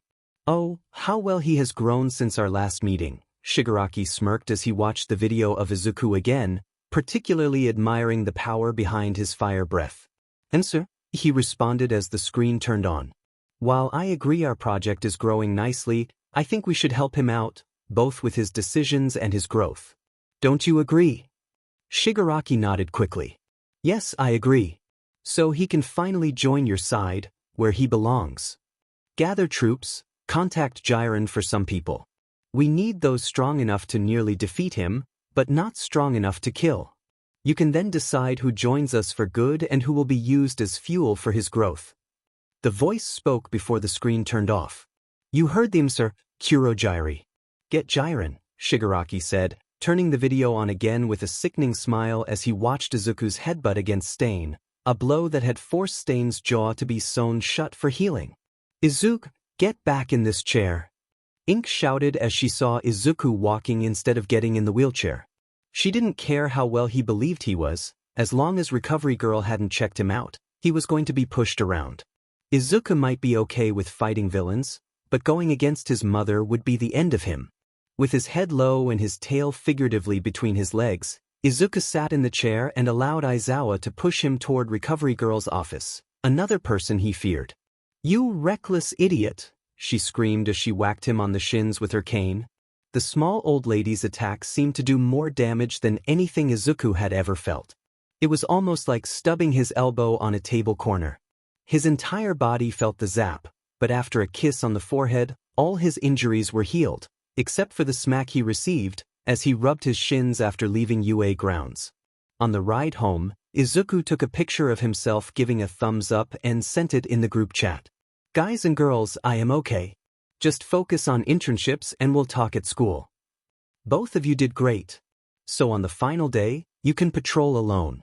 For help, send me a single letter or number. I will be right there, Borsa said slowly as Aoyama and Toru nodded and smiled happily. Being given such an honor during the week was incredible. Wow, didn't think you had it in you, Lady said, flipping her hair. On their final patrol, they encountered a villain, a woman who was extremely thin, except for her chest, which was barely contained in her shirt. Mineta flew in, using his hair to capture her and standing right on top of her. You're really rocking it, kid. Keep up the training, and don't forget to send me that playlist you had. I better see some old school bangers, or I'm getting Mike to double your homework, Tremor called out as he waved Kyoko away, who already had her earphones plugged into her phone to listen to music. Well done, pups. You are on your way to becoming full-blown great white sharks. Keep up the manly spirit. Fourth Kind exclaimed, surveying their final training session. Both trainees looked tired and sore, but they stood tall with their hands behind their backs and chests puffed out. You kiddies were great fun. I really hope we get to play again sometime soon, Ragdoll said with a bright smile. However, Setsuna and Reiko were not fooled. They understood that Ragdoll had a darker side hidden beneath her cheerful demeanor. While I wish to have done better, I think it's fine for now, Best Jeanist remarked as he looked at Bakugo and Ibra. Instead of his usual combat jeans, Bakugo wore denim jeans, while Ibra was spared from the same fate, dressed in a lovely dress. Thanks to her quirk, she didn't have to endure the same hairstyle treatment that Bakugo had received from Best Jeanist. Let's patrol for the final time, boys, he said, leading Bakugo and Ibra out. Well done, kids. You made me proud. Both your skills are incredible. I never expected a UA student to wield a blade with such skill. However, remember that even you can be outmatched, and it's important to think ahead, he added, gesturing to Kamakiri, who was wrapped in bandages, and Kaneko, who bore some injuries from the intense training. Leave the toys and get out. The internship is over. Kid shouted, shaking the hidden toys out of Mei before trying to usher her out. Mei stubbornly refused to leave, having been kicked out multiple times that day. Bakugo, your hair. Siro laughed, rolling on the floor. He wasn't alone. Many others joined in the laughter as Bakugo walked in, his UA uniform slightly disheveled. Despite showering and trying to fix it, his hair remained styled in a way that drew more teasing. Shut your mouth, tapeworm. I can't fix it. Best Jeanist did this, and I won't go back. Bakugo shouted, frustration evident in his voice. The laughter only intensified, and as more classmates entered, they joined in on the fun. Man, I can't believe you got to help in a hostage situation, Kyoka said, recalling her recent patrol. I didn't really help, I just walked with a different sidekick while Tremor did all the work. Still, that's super cool. All we did was walk around and train. So boring, Mina complained, leaning back in her chair, feeling down about the training. Every little bit helps, Tsuyu chimed in. Selkie told me as much. Oh yeah, I read about that on the train home, Setsuna said, trying to recall the details. Wasn't it a drag bust you helped stop? Yeah, we stopped some drags from coming in. I really enjoyed the work, Tsuyu replied. Still not as cool as Nana and Midoriya. I mean, they stopped the hero killer, Kendo remarked, her focus on her book. Did you say something? Nana asked, having drifted off into her thoughts. Unlike her classmates, she had complicated feelings about Izuku. Just weeks ago, she had harbored resentment towards him, but now she found herself awkwardly drawn to him. After a brief visit to the hospital, where he welcomed her back with a smile, she had fled the room in embarrassment. Just talking about Aizu and you, Nemuri said affectionately, causing some girls to frown. Before any argument could arise, Izuku and Shinso entered the room. Nah dude, you didn't win. Helping mom with dinner doesn't mean I forfeit, Izuku said, facing Shinso, who chuckled. Yes, it does. We had a best-of-3 match. You left, meaning you lose, Shinso replied confidently. I destroyed you the first game. I can do it again. Izuku shot back, clearly annoyed, but Shinso remained undeterred. You cheated. Next time, I won't let it stand. I will beat you so badly that the only thing you'll be carrying is a big fat donut. Their playful banter continued until Izuku noticed Bakugo's hair. Hee bad hair day? Izuku teased, causing Bakugo's hair to explode into its usual style, prompting another wave of laughter from the group, including some of the girls. Shut up and sit down, Aizawa said as he walked in with the bell. Instantly, the noise in the classroom ceased, and everyone returned to their seats. Now then, as many of you have seen, we only have homeroom and heroics on today's schedule. The faster we get done here, the faster you can leave me to sleep. He pulled out a sheet of paper and cleared his throat. During your internships, we have asked the heroes to keep us updated on your progress. Aizawa continued, I have the information on each of you and where you have grown. To say I am impressed would be a lie. I expected all of you to grow, and you did. Well done, but you're still far from becoming heroes. Now, I do wish to address a few of you. Bakugo, your behavior was unacceptable. I don't care about your attitude, but if I receive another review like this, I will send you to general studies. Am I understood? Bakugo merely nodded, while Ibara silently expressed relief. Yorozu, thanks to your comments about your hero outfit, an investigation has been initiated into the creation of hero outfits. Some students here might get the option to redesign their style with a competent designer. Hagakure, you will be one of them, but that will have to wait until you can control your quirk, as invisible clothing would be problematic. Toru nodded, aware that being without clothing was not ideal, but she understood the necessity of her quirk. Kodai and Uraraka, well done on your combat report. Gunhead gave you both a great rating, which is impressive. I expect a lot from both of you in the upcoming hand-to-hand lessons. Azui and Jiro, great job in your respective internships. You left a positive impression on both the police and civilians. Aizawa noted, both girls blushing slightly at the praise. Now, the elephant in the room, Midoriya. This was the moment everyone had been waiting for. Would Izuku face consequences for using his quirk? Would he receive special treatment for stopping a villain? Your actions were rash but understandable. You won't face punishment, however, you're on thin ice. Trouble can only follow you so often before people assume you're seeking it. Izuku nodded, relieved that Aizawa finally addressed the situation. The entire weekend had been tense for him. Ida, you endangered not only yourself but also the hero you interned with and Rin when you left them. You risked your life seeking vengeance for your brother, and this cannot go unpunished. For the next 6 months, you will be on cleanup duty in the class. Ida bowed in gratitude, aware that he could have faced expulsion. He regretted his actions but was thankful for the light punishment, knowing he was also on thin ice. Now then, that's all from me. You can spend the rest of the time outside or stay here and read. I'm going to nap, Aizawa said, giving the students some freedom. They could move to the break room, go outside, or stay in class. Izuku planned to go outside and maybe play catch until he was stopped by Ida. By the time he turned around, Ida had bowed deeply. Midoriya, I must apologize for my behavior. Because of your quirk, I disliked you before knowing you. I now realize my mistake. You have every right to hate me, but thank you for saving my life. I will strive to live up to your heroics. Izuku gently touched his shoulder. I don't hate you. I understand what it's like to be disliked, and I wouldn't wish that on anyone. But thank you for your apology. They shook hands and parted ways. Ida returned to the classroom while Izuku headed outside, where Roomi was waiting with a ball in hand. He hadn't had a chance to talk to her yet, having been on house arrest all weekend. Something about her seemed different, but she was eager to play catch. Izuku removed his jacket and backpack, opening his arms to catch the ball. Roomi threw it with incredible force, surprising him. Izuku, who could stop a car at full speed, was taken aback by the strength of her throw.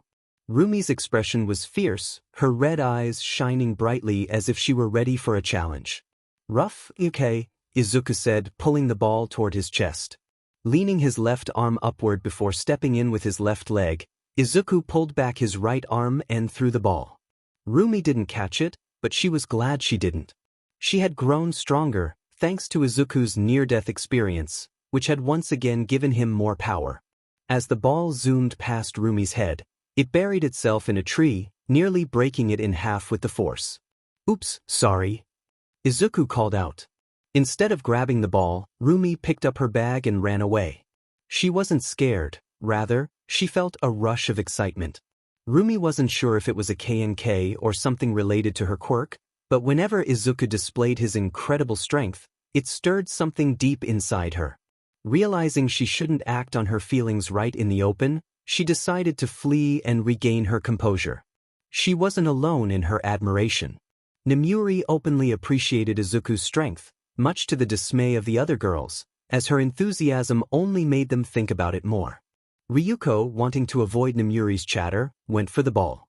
Perhaps toning it down slightly would allow us to play, she suggested, and Izuku nodded in agreement. They aimed for a calm, easy throw, at least between dragons.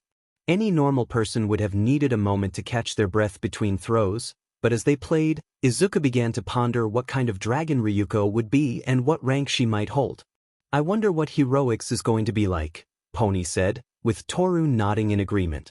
I hope nothing is boring. I want to show my stuff, Toru added, flexing her invisible arms. All Might stood waiting for the students, each dressed in their hero outfits. As they returned, many discussed their newly improved outfits, with Momo's complete revamp being the most notable. Cool Yaoyorozu.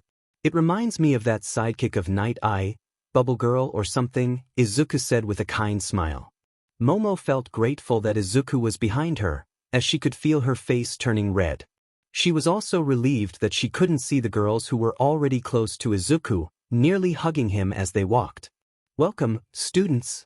I can already see how far each of you has grown in that short week. All Might exclaimed, surveying them.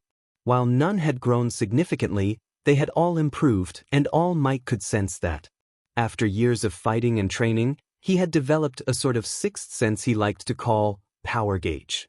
One memory that burned in his mind was when he encountered a young boy with glasses who had held up a store. All Might had calmly told the boy to relax, only to be thrown out of the building with incredible force. He later learned that the boy was actually a 44-year-old convicted murderer who had the power of a quirk that made him appear much younger. As All Might looked over the students, he noted that none had grown more than Izuku. All Might nearly did a double-take. His senses didn't give off a dangerous vibe from any of the students, but they certainly took note of Izuku, which said enough. We have a fun exercise for you all today. All Might cleared his throat, hiding his shock. Today, we will do a hunt of sorts. Now, you all might be wondering, oh, but what will we hunt? Well, you will be hunting me. Haha. Some students laughed, while Nana groaned and face-bombed. But All Might continued. We will split into groups of 5 or so. Each of you will be placed randomly on the outskirts of our lovely exam site behind me, and the first one to find me wins. The students seemed excited by the challenge. Hell yeah, that's gotta be fun. Mina cheered, feeling she had gained an edge. Now then, the first group will consist of Momo Yaoyorozu, Kyoka Jiro, Setsuna Tokage, Nijire Heido, and Mina Ishido. All Might jumped high, landing roughly in the middle as the 5 girls made their way toward the edge. Then, using his loud voice, All Might shouted, if everyone is ready, 3, 2, 1, go go go. His voice boomed across the field. Each student took off. Momo quickly created rollerblades, tearing off her shoes as she sped forward. Kyoka ran normally, clicking her tongue to use sound vibrations to locate the best path toward All Might, a trick she had learned during her internship. Mina, on the other hand, used acid on her feet to skate along, and when she encountered obstacles, she melted right through them, coating her arms in acid as she threw it forward. But none had it easier than Setsuna. Her upper body floated high in the sky, flying calmly toward All Might, with no real competition. A week earlier, Nijire had shot into the sky using an energy blast, reaching All Might first and earning a shiny medal. Then came the next group, Roomi, Ryuko, Nemuri, Ojiro, and Tokoyami. The clear favorites were Roomi and Ryuko. As expected, when All Might gave the start signal, both took off. Roomi transformed from bunny to a powerful form, breaking through large steel pipes with ease on her way to victory. Ryuko also transformed into her full dragon form, a hulking beast with wings. Though she couldn't fly well due to lack of training, she used the pipes as footholds to launch herself forward, flapping her wings to stay aloft. But no one expected Tokoyami. After his internship with Hawks, he continued to train in flight mastery. While he couldn't maintain it for long, he shot toward All Might like a rocket. This time, both Dark Shadow and Tokoyami received medals, with Roomi coming in just a few seconds later. Next up were Rin, Kurwar, Fukudashi, Yui, and Aways. It seemed like a straight win for Kurwar. None of them stood a chance, and it went as expected. They all ran, but Fukudashi called out, "Rush," as he jumped onto the ladders. He tried his best, but it was hard to keep track of his surroundings, and he even turned around once, heading back to the starting point. Quirk, however, moved from shadow to shadow, using the large metal pipes to his advantage, and emerged with the medal.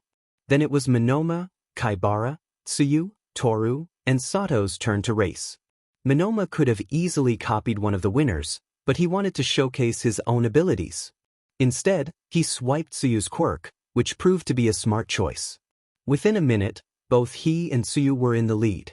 Kaibara and Toru just ran ahead, while Sato charged headfirst into obstacles, occasionally getting stuck. But none were as fast as Tsuyu and Monoma, who expertly navigated the course. "Well done, Azui," Monoma said, to which she replied, "Call me too." "Well done, Tsuyu. You're really skilled," he acknowledged. "Thanks, you weren't bad yourself, Ribbit."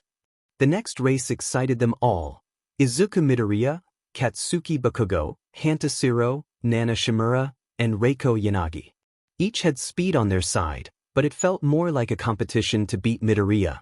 "I will destroy your time, lizard." Bakugo growled at Izuku, who simply smiled back. "Sure thing, just be safe." That only fueled Bakugo's anger as he took his starting position. The countdown felt slow, adrenaline rushing through their minds. When the signal went off, they exploded into action. Nana activated her quirk to its highest percentage, cracking the ground as she flew from her spot. Bakugo unleashed a massive explosion, propelling himself forward. Zero launched himself with tape, feeling confident, while Reiko floated calmly, indifferent to winning or losing. But none were close to Izuku. He had chosen a remote location, and when the signal sounded, he transformed, not to his hybrid form or just wings, but into a full dragon. His massive form broke free, bending metal pipes until they snapped. The sight froze everyone in fear. A creature of unprecedented size had appeared. Unlike Ryuko, Izuku flew, his powerful wings creating wind pressure that nearly flattened the exam site and sent other racers tumbling. In just 2 flaps, he transformed back, already at All Might's side. All Might was dumbfounded. It was the second time he had seen a dragon of that size. "Was that not allowed?" Izuku asked, prompting All Might to burst into laughter. "It was young Midoriya. Well done. You'll make a fast hero someday. Just don't look at your bank account too much." As the others reached All Might, he thought Izuku might be the one to take that dragon down for good. Despite half the exam site being turned to rubble, the remaining racers knew they had to continue. So Mineta, Aoyama, Kaminari, Achiko, and Kirishima were up next. As expected, Mineta was quick, his quirk giving him more movement and agility than the rest. He gloatingly called out, "Come on girls, who's giving the winner a kiss on the cheek?" Nomuri sighed, responding, "In your dreams, perv." Mineta just laughed, "You know it." Next up were Ida, Todoroki, Komori, Bondo, and Kamakiri. Nomuri couldn't help but laugh at Mineta, who was trying to hit on Reiko, who was clearly focused on Shinso. "That little idiot never stops. Did you know he hit on MT Lady nearly 100 times during that internship? Not once did she directly turn him down. She just used it to make him do things. That power, I want it," Nomuri said confidently. As the race began, it quickly became clear that it was unfair. Shoto moved faster than anyone in his group, using a mountain of ice to win and walk away. He acted colder than usual, lost in thought about his upcoming therapy session, which he didn't like but accepted because his mother believed it was for the best. By the time Komori entered the waiting area, the next group started walking: Pony, Tsuburaba, Tetsu, Shishida, and Hananuki. None were particularly fast, but each had a chance to win. Pony had learned to move faster, using her 4 horns, 2 under her arms and 2 under her feet, to fly right toward All Might, who was pleasantly surprised by her quick victory. The final 5 were called up: Ibara, Kendo, Hatsum, Himiko, and Shinso. None were known for their speed, but Himiko and Hatsum had clear advantages. When the go signal was given, they started off quickly. Hatsum's power suit had a new built-in hover system, allowing her to take the lead. However, 3/4 of the way through, one of her boots exploded, causing her to crash into some pipes. This allowed Himiko to take the victory, while Shinso tied with Kendo for second, and Mei came in last, limping with a height difference of 2 inches with each step. With the race done and the lesson over, each student was allowed to go home. Izuku stopped the girls, saying, "Hey, can I speak with you all real quick?" His request caught the attention of several students, who were curious about what it was about. Izuku approached the group of girls, with Momo and Nana slightly apart but still close enough to hear. They all waited for him to speak, and he stood there awkwardly, scratching his arm. "What is it that you wanted to talk about?" Achiko asked with a smile. Izuku coughed, unsure. "I'm not sure if it's correct, but I think some of you girls might be in love with me."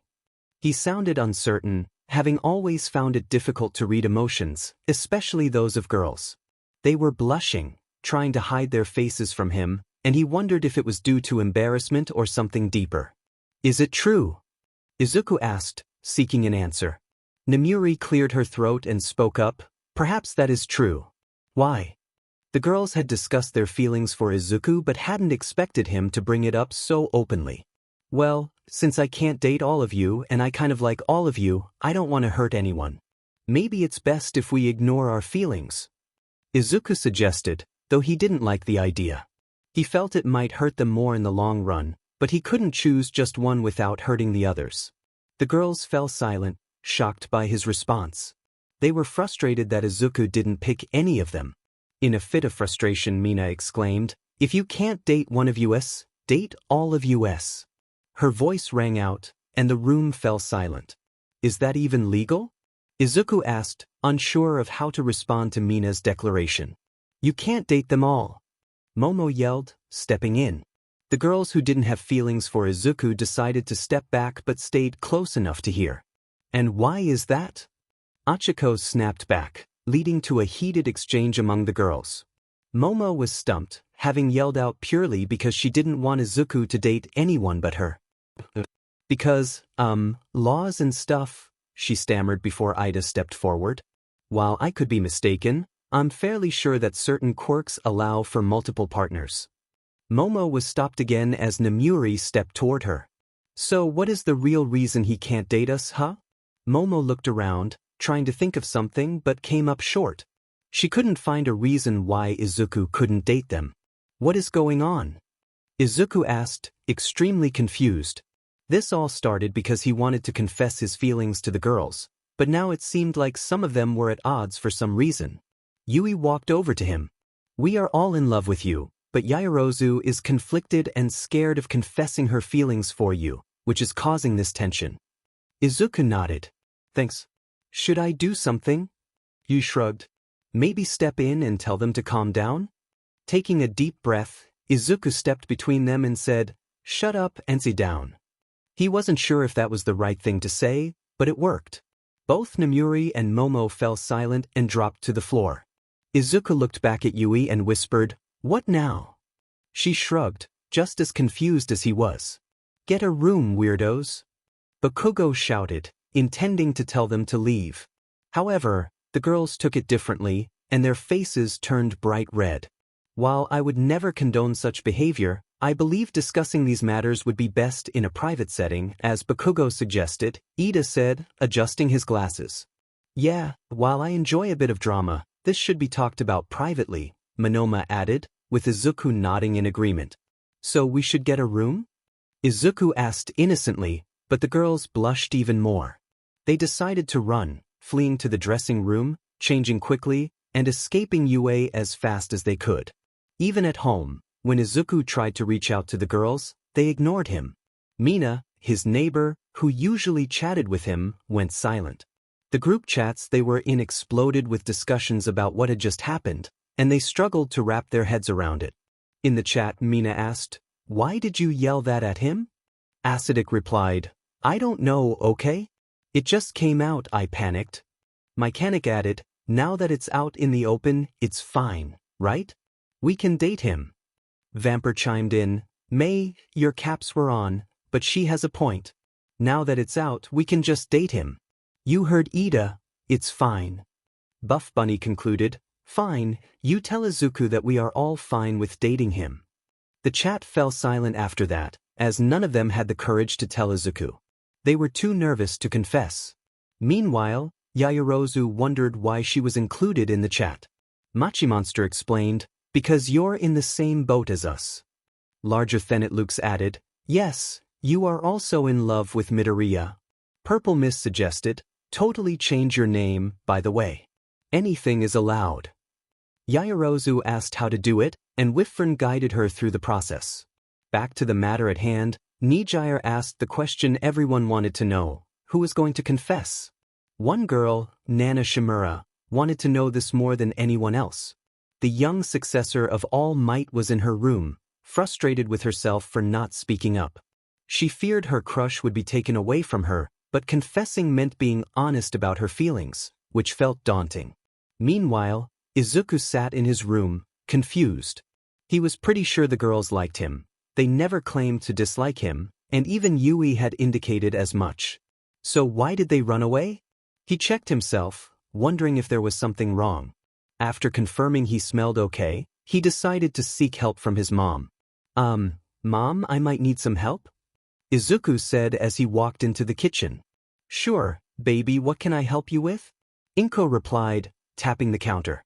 "Well, I might have confessed to the girls today." Before he could finish, Inko opened a drawer and slid a box toward him. It was filled with educational books and supplies. "Be safe, baby." "Oh, my baby is all grown up." Calm down," Izuku exclaimed, feeling overwhelmed. I don't think I need any of that. After I said that I liked them as well, some stuff happened, and they kind of ran away. I checked, and nothing is weird with me, and I am kind of sure that's not a good thing, right?" Just as quickly as the box showed up, it was gone. "Oh no, tell me exactly what happened.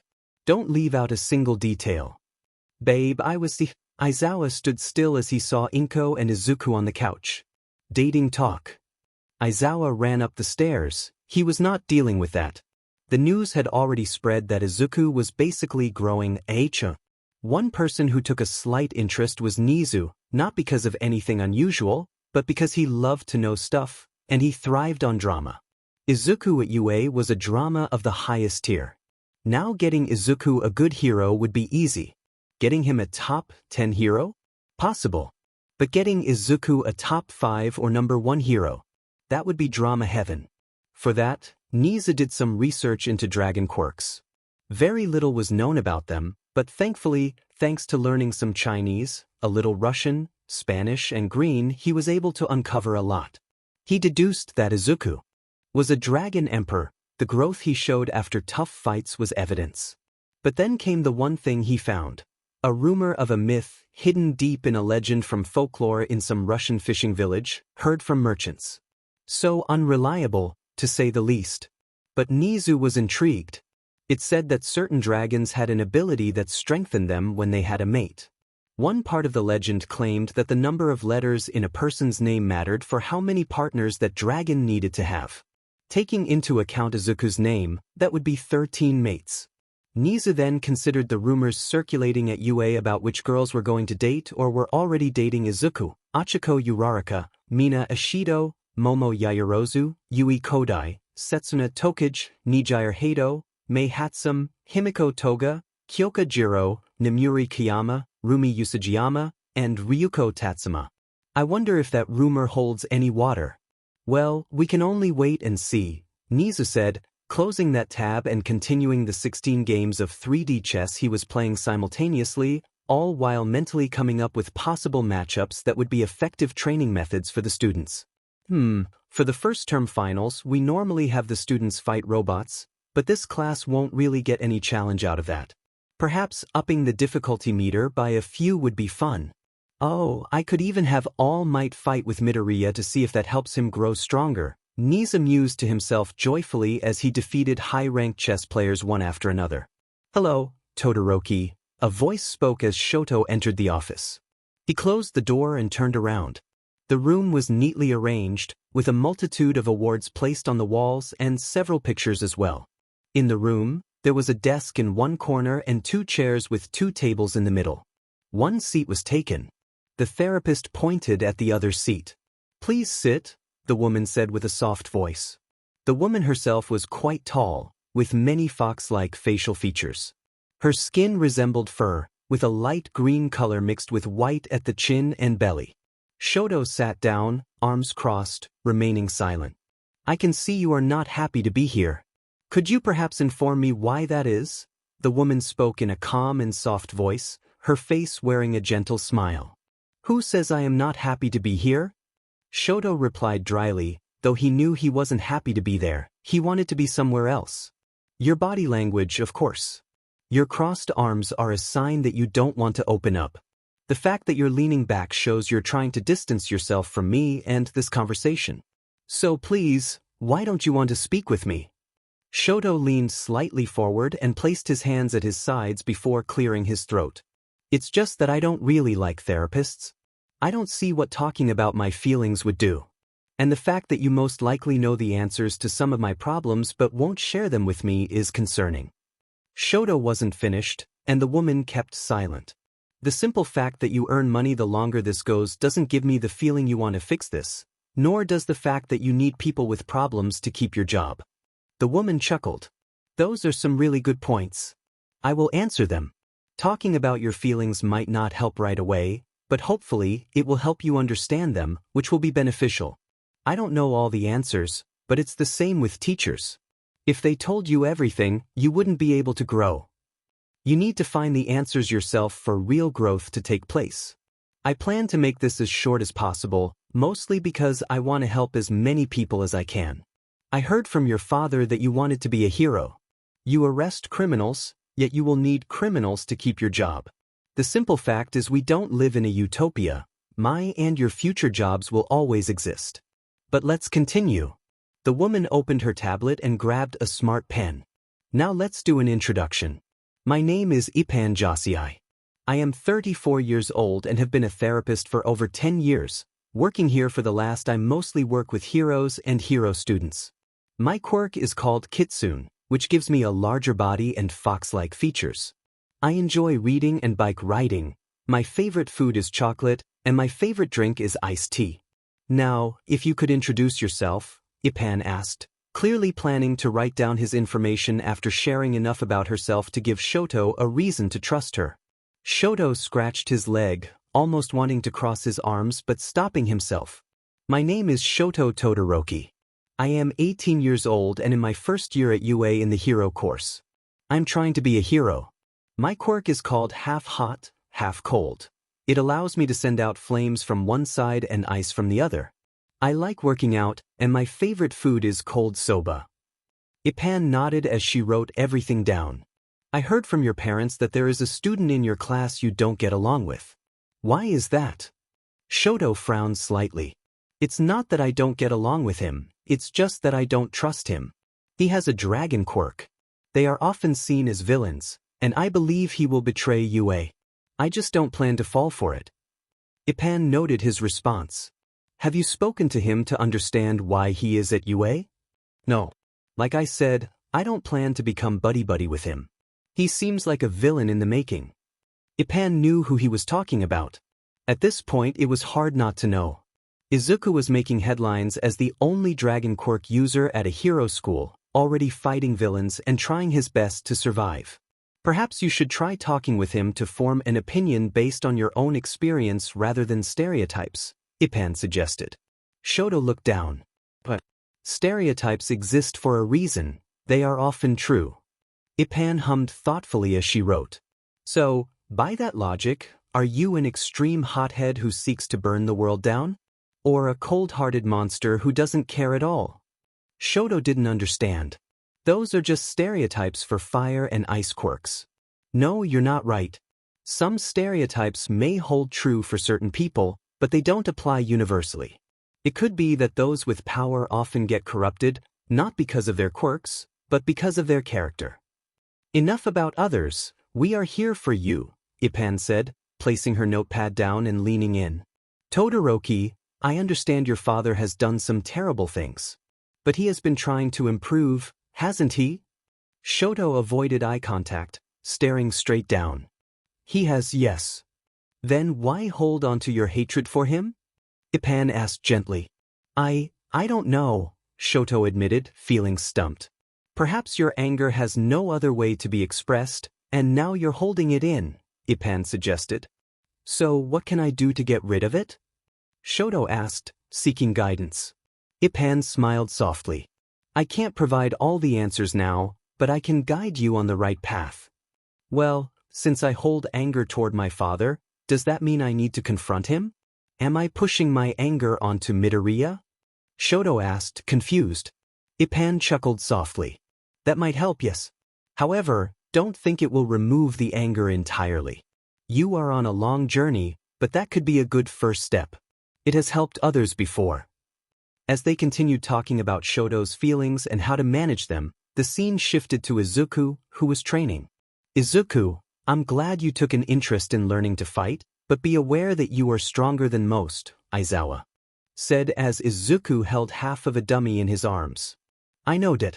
Sorry, my head has just been somewhere else, Izuku replied, accidentally ripping the top half of the wooden dummy while trying to adjust it.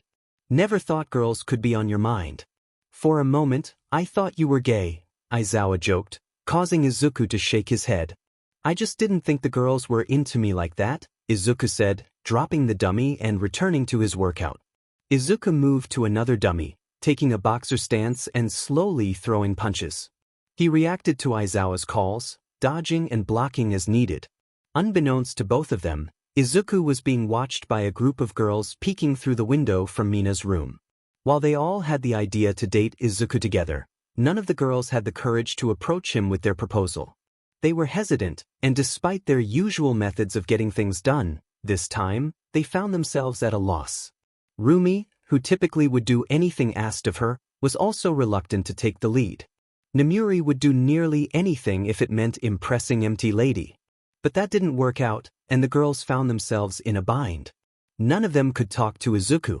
When they were just friends, it was manageable, and their hearts would skip a beat at his sweet and adorable moments.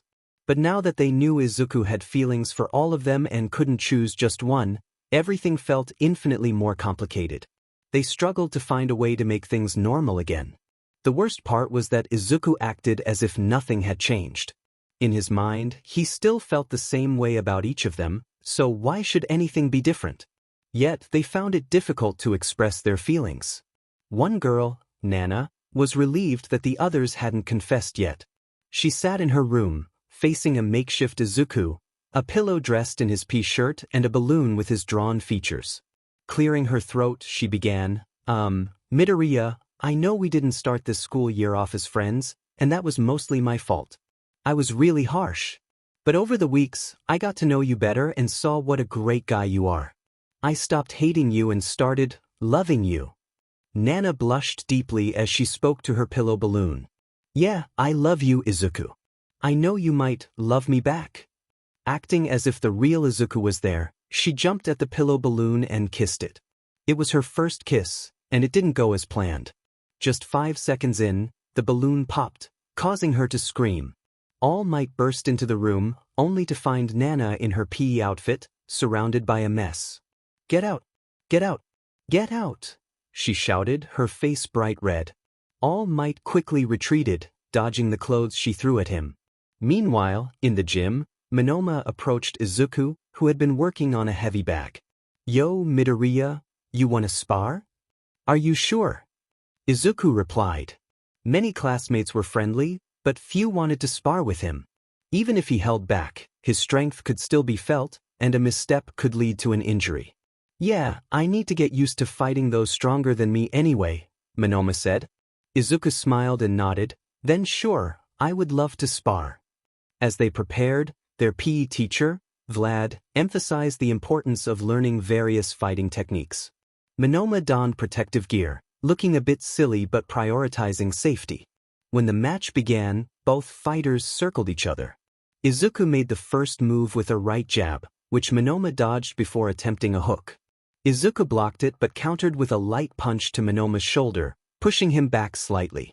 The sparring match intensified, with students like Kirishima and Tetsu eager to show their strength against Izuku, while others, like Ida and Mineta, thought it was a foolish endeavor. Meanwhile, the girls who admired Izuku tried their best to watch without drawing attention to themselves. Which for the girls not interested in Izuku, was extremely obvious.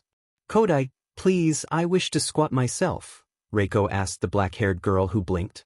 She had been in the squat position for a couple of minutes without realizing it as she stared at Izuku, lost in thought. My apologies, Yanagi, I got caught staring at Midoriya, Tsuyu stated bluntly, addressing Yui and all the girls who had been doing the same. I don't get why you just don't confess. It's not that hard, right? Toru asked as she continued boxing. You don't even know, girl, it's so hard I can't even think straight when I look at his dumb cute face, Mina whined, hugging the heavy bag before boxing it again. I know this is like childish stuff, but if you really want, we can tell Midoriya for you, Toru suggested, recalling the middle school days when friends would run up to the boy or girl they liked and say as much. For a moment, that idea crossed the girls' minds. No, we can't back down, we have to tell him ourselves, Roomi proudly declared, though she wasn't as confident in front of Izuku. Wait, don't we have exams coming up soon? Momo nodded at Achiko's question. How about the person who loses has to tell Izuku? This idea excited the girls, mostly because none of them thought they would lose.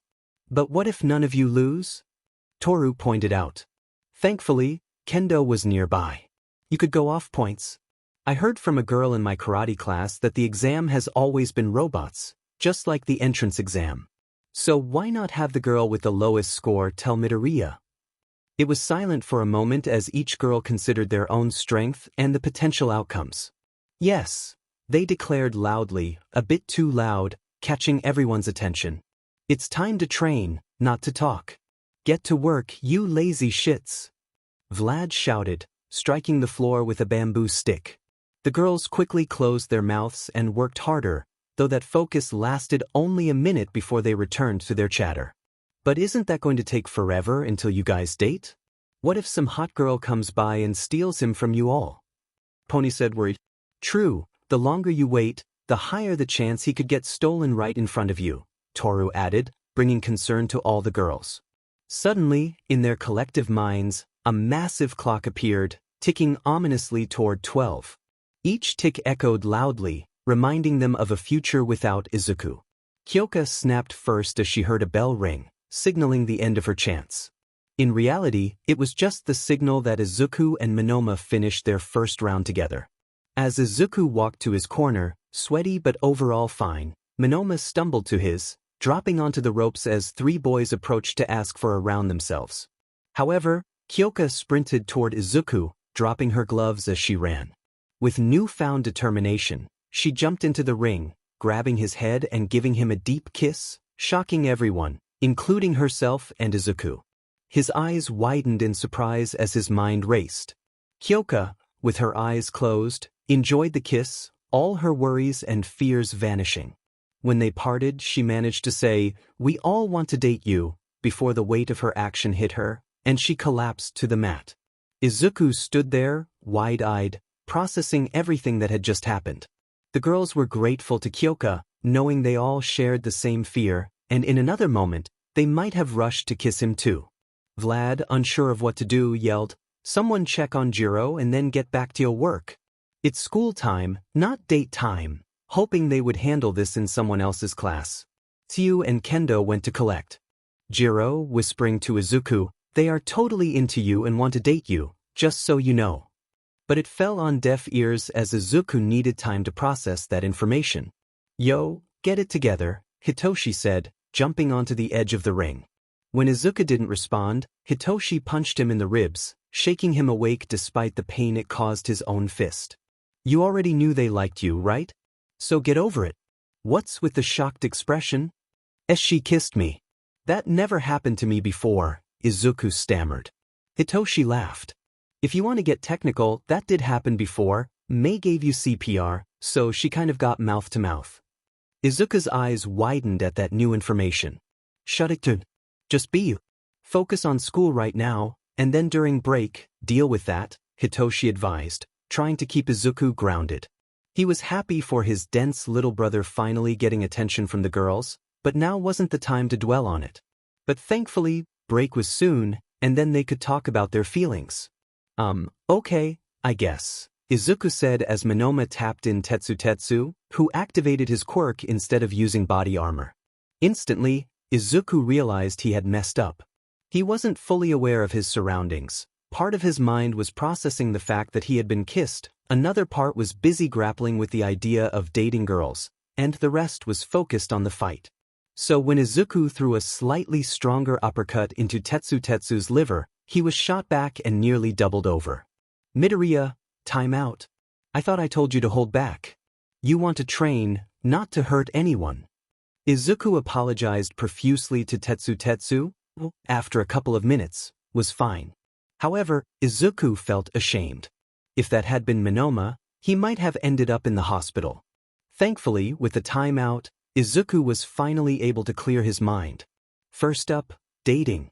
They were dating now, and he wasn't sure what that meant. Sure, he had seen Aizawa and Inko date, but they were older. So, Izuku was uncertain about how dating worked. But he knew one thing. They would have to go on dates. That was the whole point. Wait, did that mean they were officially dating, or was it something else? Were they maybe boyfriend and girlfriend, or not yet? It was all too confusing for Izuku. He wished the girls would talk to him, or maybe his mom could explain it. He would even take advice from his dad at this point. Sadly for Izuku, nothing had really changed with the girls. They were still awkward around him. So much so that when he called out for them, they sprinted away. At that point, the collective of the hero class had enough. The girls and boys came up with a plan together. They all went on break and walked around some areas. There, they promptly pushed the girls in first, all 12 of them, leaving Nana alone because none were aware of her feelings. After that, they threw Izuku in. You are not leaving until you talk about your feelings. Hitoshi shouted through the door. You do know I can easily pull the door off the wall, right? Izuku said calmly, not understanding why he was locked up. If you do that, you get detention. And I go home and mess with your room. You do that and you are dead. Last time you entered my room, I lost my pens for weeks. Izuku sighed as he looked around, only now realizing he was in a room with all the girls. Hey? He asked, and each girl gave a soft wave. So, was what Kyoka said right? Do you all want to date me? Izuku asked, almost scared of the answer. While he understood if they said no, he still didn't want that to happen. Thankfully, the girls shyly nodded their heads in agreement.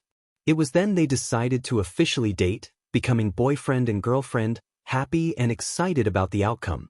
The girls were all thinking they should give Kyoka a massive present.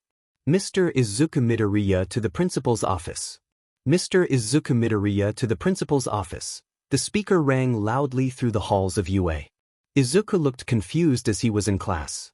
It was Mr. Aizawa's homeroom class, so they had some freedom. Izuku was just finishing off some homework for the upcoming classes. He had been dating the girls officially for one day. They had spent a total of 30 minutes in that closet talking about their feelings and how it would work. Would others be allowed to join? How would they spend time? They basically talked about everything. Thankfully, they came to the understanding that they would figure it out mostly on their own as time went on. Izuku wasn't the only one wanting to know how it would work. But one deal they made was to lessen their cutesy behavior during school. They were hero students first, and none of them would feel good if they knew one of them got kicked out purely because they focused too much on dating. Midoriya, get going. You know Nezu's office? Yes, sir. Excuse me, Izuku said, leaving class. He could still hear Hitoshi teasing him. As Izuku walked toward Nezu's office, he had a clear tick mark on his forehead thanks to his brother. He soon found Nezu's office, and just as he was about to knock, Nezu spoke, Please come in, Mr. Midoriya. Izuku looked around for a camera but, not seeing one, shrugged and walked in. Nezu's office was neat and spacious. On one side of the door was a two-seater black couch, a dark oak table with a lamp, and some magazines stacked on top. On the other side of the table against the wall was a matching three-seater couch. There was an open area with a clean carpet and a dark oak desk that held a laptop, some notes, and a lot of stacked folders. Behind Nezu, around 4 cabinets made of dark oak displayed pictures of him with various classes over the years and some high-ranking heroes from around the world. On the opposite wall from the couch, Nezu had even more picture frames. While some were pictures of him with classes through the years, most were diplomas showcasing his academic achievements. Please sit, Nezu said, pointing to one of the two sleek black chairs. Izuku nodded as he sat down. You wish to talk with me? Nezu nodded. I did indeed. But first, a cup of tea perhaps? I have a wonderfully soft Chinese green tea. Oh, please and thank you, Izuku said, smiling. Nezu poured a cup of tea for his student before making one for himself. Now, first of all, I wish to congratulate you and the 12 women you have started to date. Izuku's eyes went wide. How did you know? Nezu gave a soft chuckle before sipping the still very hot tea. Just assume from now on that I know everything about everyone at all times. Izuku nodded. That was totally a possibility at this point. I hope that it's not a problem. We won't do any couple things during school time, I swear. That is not the reason for our conversation. I just wanted to tell you best wishes. Izuku wasn't sure why, but he thanked Nezu. Nezu offered his best wishes because some men had trouble dating a single woman, and here was Izuku planning to date 12. He would need the best wishes of everyone he met. But the reason I wish to talk with you is not what you expect. I wish to discuss that group, the League of Villains. Izuku nodded as he sipped the steaming tea. Nezu had gifted him a hot tea. The water was just under boiling, and the tea was spicy. It added to the flavor profile, but most would not be able to stand that heat. Izuku's new heat-based abilities seemed to have increased his heat threshold. If I am correct, you have stated the League of Villains wishes for you to join them. That they did, sir. Interesting, Nezu smiled before continuing. Hello, good sirs and ladies. I will be your heroics teacher today. It seems All Might was called away. Best Genius spoke, glad to have the opportunity to teach the students at you. Now, good students, to test your abilities, please make your way to run across the gym area Bravo. I want you all to run a total of 5 times, and each time you make your way around, you are required to do 50 push-ups. Only after that can we start to explore your other abilities and steer them. Best Genius made it clear that this was not negotiable. Sir, should me and Ryuko do double that to make it fair? Izuku asked, knowing both of them had more strength and speed than most of the others. But Best Genius shook his head. No. Your classmates are heroes just like you. They earn their spots. If you wish to hold their hands through their entire heroics career, go right ahead. Izuku nodded. While it might have been easier for him to complete, it would be disrespectful to do double that. Welcome to today's meeting, everyone. I wish to thank the boss for taking a moment out of his extremely busy schedule to join our meeting today, a woman spoke. She had entered Izuku Midoriya's hospital room after the stain incident and worked at the HPSC in higher management. The boss wasn't in the room with the suits, it was just a simple black computer screen that read, audio only. Just get to it, the boss said. The woman bowed and held her head down. My apologies, sir. Today's meeting is about Izuku Midoriya. Sadly, he has fully recovered and is back at UA. While our first opportunity to get him kicked out of UA failed thanks to Endeavor and the daughter of All Might, both seemed to stand together with him. I know it was your wish, boss, but it seems impossible. The woman spoke to the screen. The HPSC had received direct requests from the boss over the years, but he had mostly been hands-off until recently. He had taken a clear dislike for Izuku Midoriya and had one wish, to expel him from any hero school. He even fired a board member who suggested that having Izuku as a hero might be a perfect secret weapon against villains. Have you tried creating something to get him expelled? Some gossip to get rid of him. Hell, get rid of both All Might and Endeavor. BB boss, while we could try that, a lot of the public loves them, and they might declare their discomfort with those actions. True, those sheep might cause some problems if they work together. Just find a way to get rid of him. I have no use for him as a hero. Test day students, are you ready? Present Mike loudly declared as the students walked toward gym site Omega, perfectly situated in the middle of all the gyms. Yeah, bring on those robots. I will solo them all, ha. Denki laughed, causing a slight spark of electricity over his hands. Nezu chuckled as he popped out of Aizawa's scarf. That won't be the ones you will fight. Your opponents will be us, the teachers. The students' faces dropped as all the teachers stood shoulder to shoulder, almost posing for them. Sadly, our number of teachers might not be perfect for the amount of students we have. So, being a good principal, I did call in for some extra help. Please welcome your other opponents, Nezu said with a joyful smile as the gate opened, revealing the 9 pro heroes, each dressed in their hero outfits and ready for a fight. The students felt a wave of worry wash over them. "Oh yeah, I want to fight All Might solo," Bakugo shouted, proudly declaring his intention to face the number 1 hero alone. While I truly enjoy your enthusiasm, I will decide who you face and with whom," Nezu replied. "So tell us," Himiko asked, her excitement mixed with anxiety at the thought of possibly facing All Might or Endeavor. "How would that be fun? You will find out who you fight when your name is called. Until then, no information," Nezu explained. "But why? How is that fair, sir?" Momo asked, frustrated by the lack of preparation time. "Well, in my years as a hero, I don't think I ever knew who I would be dealing with before being called for duty. Did any of you?" Nezu asked the heroes, who all shook their heads, except for All Might. "I have once, many years ago." "A rare moment," All Might added. Nezu nodded. "Indeed. So, no information for any of you. You must do your best and figure it out on your own. Please be aware that not all heroes may fight, and some may fight multiple times." None of the students liked this idea, but they understood they had to comply. "Oh, also, this is a final exam. Anyone who fails will not be allowed to join us at camp," Nezu announced. "Camp?" the students exclaimed. "Oh yes, I forgot to mention that. Everyone who passes gets to come to camp. Those who fail will have to endure extra schoolwork for a couple of weeks. So, try your best," Nezu said, his tone casual despite the serious implications. Aizawa remained calm about this crucial detail, and the students realized there was no point in complaining. Nezu had already calculated which students needed what training, and he looked forward to the growth they would experience after camp. While there would be fun activities like ice cream and campfire songs, the training would be intense. "Oh, Mr. Midoriya, I wish to get an autograph before we start," Nezu said. "For what, sir?" Midoriya asked, confused. "During our last talk, you mentioned that you grow stronger through near-death situations. I wish for the hero who fights you to hold back less, but to be safe and avoid any legal issues, I need your consent." "Wait, you want my consent for a pro hero to possibly push me to my limits so I can get stronger?"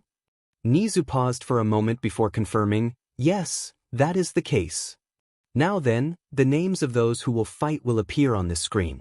Just like all the other teachers, those who can join the fights will prepare. Have fun and remember, you can win in 2 ways, by defeating or capturing the heroes using HNDCFFS, or by fleeing if you feel you cannot win," Nezu said with a smile as he walked away, leaving only Recovery Girl with the students. "No, dearies, I won't tell you anything," she said, leaving them to wait anxiously. The students had no idea what groups they would be placed in or who they would face. It didn't take long before the first names appeared. 5 students would have to work together, leading to a total of 9 fights. With the names now visible, the first 5 knew who they would team up with: Mineta, Siro, Bondo, Jozu, and Ibra. They shared a look before heading to the exam site. As they walked, Mineta moved closer to Ibra. "Hey, just count on me. I will protect you," he said with a smile. Ibra closed her eyes and sighed. "I have the Lord's protection. I will be certain he keeps me safe." "Sure thing. Just know I'm the best in this class," Mineta boasted, as if Ibra wasn't already aware of his confidence. When they arrived at the exam site, it was empty and intimidating. It looked like a normal street, but it felt eerie. The gate they had to pass was not far away, but they knew it wouldn't be easy. "It won't be that simple, right?" Siro asked. "I know. Siro, go high and keep an eye out. Bondo, you'll be at the front, using your glue as a shield when necessary. Jozu, you're on the left, and Mineta, you're on the right. I'll stay at the back to keep watch. We move slowly and carefully," Ibra instructed confidently, recalling lessons from Best. Genist. The group nodded in agreement. Zero quickly shot out a line of tape and pulled himself onto the roof. They had to be cautious, as they had no idea who they were facing. He was hidden, observing the situation carefully as he ironed out his plan. The group moved slowly, intending to pass the gate without rushing, aware that traps could be set. Each step was calculated. "Zero, do you see anything?" Mineta called out, seemingly carefree. While many would assume he was just a foolish character, Mineta was actually quite intelligent. Having been bullied for most of his life, he had spent a lot of time studying, especially since he felt he lacked the physical attributes to attract girls. He wanted to impress them with his brain instead. He had already calculated the likelihood that they were alone, 0%. The hero they were fighting was watching them, making stealth pointless. Both Jozu and Bondo shushed Mineta, worried they would be discovered. Just then, the hero appeared behind them. "I have been behind you since the start. Did you really think I wouldn't see you?" Best Jeanist said calmly, one arm across his chest, the other near his face, mostly covered in denim. "Now, how will you face me?" Ibra, who had trained under him, acted quickly, recalling his lesson to be decisive and not let the opponent make the first move. "Bondo, glue hands. Jozu, stop your legs." "Quickly," she called out as she stepped back, growing her hair long. Bondo stepped past Ibra, and a thick white substance shot out from his face toward Best Jeanist. But with a twitch of his finger, Mineta struck Bondo's head, distracting him as the glue missed. Jozu had already placed his hands on the ground, softening it, which was perfect for Ibra as her vines extended into the floor. Zero was still part of the group, and while he could have run for the gate, he knew that wouldn't be heroic. He smiled, knowing what one classmate would do without thinking. Zero jumped off the building, firing 2 small strips of tape at Best Jeanist, going on the offensive. But Best Jeanist had already outmaneuvered them, toying with his opponents.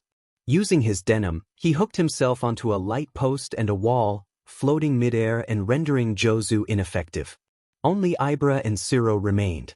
Zero prepared to fire tape around Best Jeanist, but before he could, Best Jeanist finished the match, a thin piece of fiber wrapping around everyone's necks and swiftly cutting off their oxygen, causing them to collapse.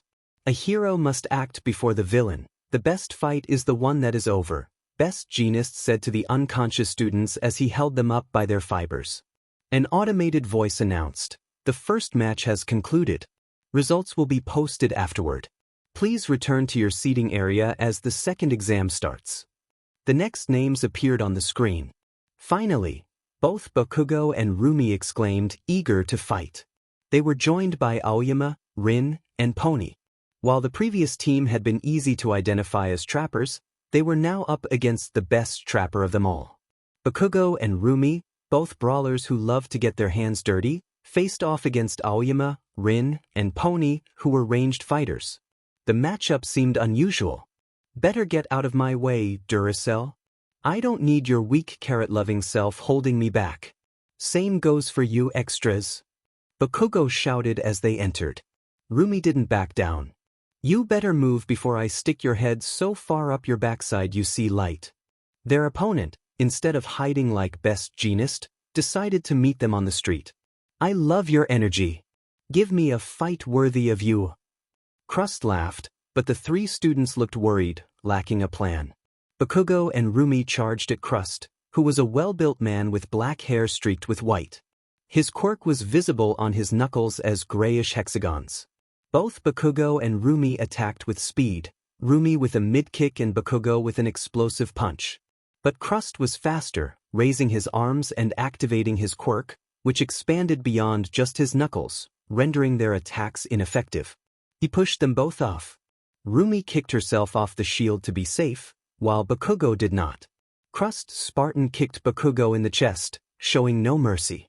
Crust had 4 wrist and ankle weights, making him incredibly powerful. Bakugo felt the impact as he dented a lamppost with his back.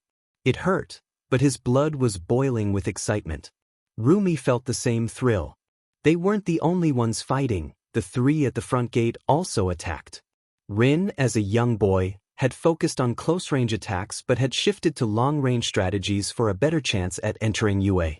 He fired as many scales as he could, but Crust easily blocked them. Aoyama fired lasers every few seconds, and Crust handled those without trouble. Pony joined in, using her horns to distract Crust, sending 4 of them buzzing around him. Then it happened. The reason Nezu had decided to team them up. Roomi jumped back in, attempting a downward heel kick on Crust, a move she had trained extensively with the Lion Hero. However, she collided with Pony, who had been injured, causing her to miss the kick. Rin and Aoyama continued their attacks, but Bakugo rushed forward, trying to explode the floor like a grenade. Aoyama's laser hit him in the back. "Keep your eyes open." Roomi yelled at Pony. "Stay out of my way." They were struggling to work together, and Crust was frustrated by their lack of coordination. They needed to focus on defeating him to pass the exam. Bakugo created an explosion that filled the area with dust, obscuring Crust's visibility. But Crust was prepared. He transformed his shield into a wheel and threw it like a frisbee. Roomi heard it coming as she executed a perfect hooking kick, then followed with a spinning swipe kick, clearing the dust. When the dust settled, Crust was holding both of Bakugo's fists with one arm. "Such an obvious attack. I expected more from you," Crust remarked, tossing Bakugo toward Roomi. Instead of catching him, she jumped over him. "I have to do everything myself," Roomi exclaimed as she leaped at Crust, aiming for a knee strike. Crust intercepted with his palm, then slammed his fist into her stomach. She gagged and flew back into a wall, leaving only the 3 students standing. But instead of fear, they wore determined smirks. Aoyama kept firing to distract Crust, while Rin focused on keeping him busy. Suddenly he realized Pony's attacks had stopped. He looked down to find her horns had used the HNDCFFS to restrain Crust. "How wonderful!" Crust exclaimed, tears of joy in his eyes. They had succeeded, but the automatic voice announced, "The second match has concluded. Results will be posted afterward. Please return to your seating area as the 3rd exam starts." As the names appeared on the screen, the 5 shared a look. Their team consisted of Tetsu, Kendo, Ida, Sato, and Shishida. They knew they had to fight up close since none had long-range attacks. If they encountered someone with only long-range abilities, they just needed to close the distance. With Tetsu on their side, they could do just that. However, if they faced strong opponents like All Might or Rush, they would need to fight smarter, not harder. Each of them moved into the arena slowly, scanning for their opponents. As the gate closed behind them, the exam began. A loud bang echoed as something hit the ground in front of Ida's feet. They looked around but saw nothing at first. Kendo noticed movement in a large building with many windows. "It's Snipe," she called out, recognizing his hat. "But his voice seems to come from everywhere," she added. "Well done, little missy. You found out who you're fighting. But knowing is only half the battle. Now what are you going to do?" 3 more bangs rang out, hitting Kendo's hand, Sato's leg, and Shishida's shoulder. They kept their eyes on the building, but Snipe had vanished. In that brief moment of distraction, he had escaped their sight. Now Snipe was playing range.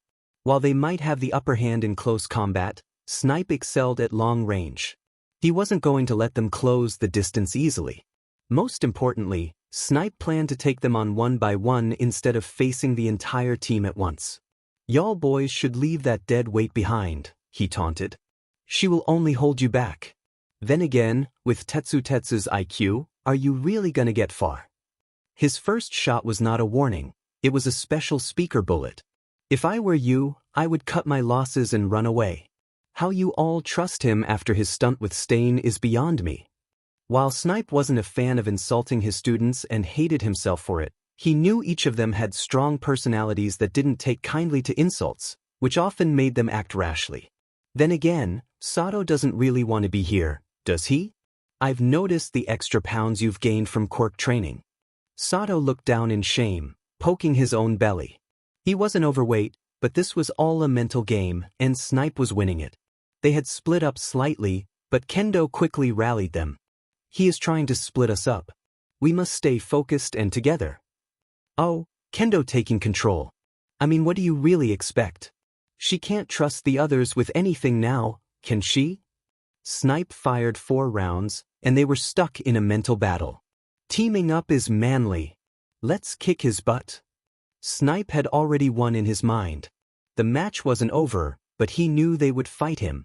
So he positioned himself in a corner, further away from the gate, and fired 10 rounds of RBB bullets.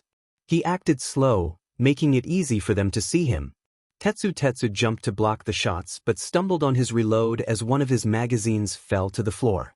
The students smiled, thinking they had the upper hand, but they were walking into a trap.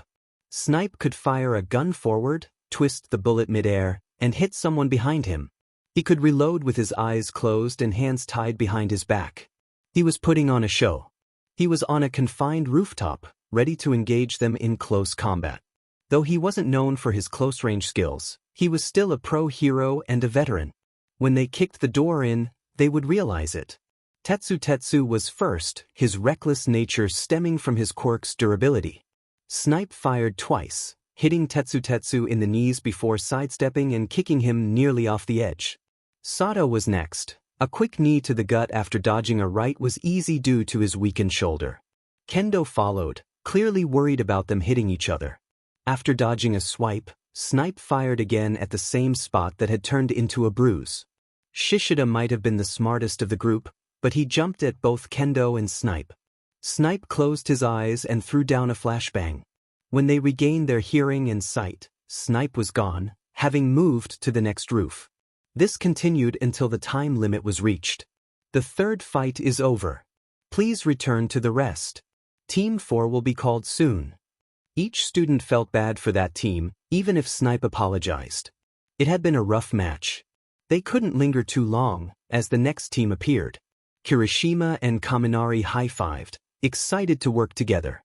Tsuburaba and Ryuko nodded, determined to do their best. As they arrived at the exam site, they noticed it was different from the others. Instead of a city, it was an open area with a large lake in the middle. Their opponent was the number 8 hero, the laundry hero Washington. While he seemed nice, he was dressed as a washing machine and focused on helping people. However, it was clear that Wash could fight, and he demonstrated that right away. Using his quirk, Wash created a strong and constant stream of soapy water that pushed the 5 students back against the wall, soaking them. I will shock him with this MO, Kaminari started, but Ryuko nearly slammed his head into the wall. Do that and we all get shocked. Kaminari felt useless but not Ryuko. They faced the challenge of being held back, unable to move on the slippery, soapy floor. Thinking quickly, she transformed into her full dragon form, increasing her weight and size. Wash could no longer push her around with his current strength. She stepped forward, protecting the rest. We can't win. Come, let's run. No. Running is not an option. We have to fight or die trying. Kirishima yelled out, his determination evident. He absolutely hated the idea of retreating. In that moment he embodied bravery, strong-willed and powerful, refusing to back down. This wasn't always the Kirishima he had been. Not long ago he would have trembled at the thought of danger, rushing home before dark and hiding under his blanket at the sound of thunder. But he aspired to be a hero like Crimson Riot, one of the greatest in his eyes. He needed to be as courageous as possible, so he challenged himself. He trained relentlessly, stayed out late, and walked through the scariest alleyways. He never backed down anymore. Ryuko understood his struggle. Throughout her life, she had always held back, too strong to engage in playful fights and too fast to participate in races. She had learned to conceal her abilities. But at UA, she could finally express herself without fear of judgment. Let's do it for them as a team, she urged. Right. Tsuyu added. Though she didn't enjoy fighting, she recognized its necessity. They couldn't pass the burden of facing a villain to someone else. They had to confront him together. Ryuko charged forward, her resolve fierce, while Wash remained unfazed, his water powers intensifying. Tsuburaba leaped over her, taking a deep breath before creating an air shield that held for just a moment, allowing Tsuyu to dive into the water. Kirishima and Kaminari jumped to the other side, each carrying a large piece of earth.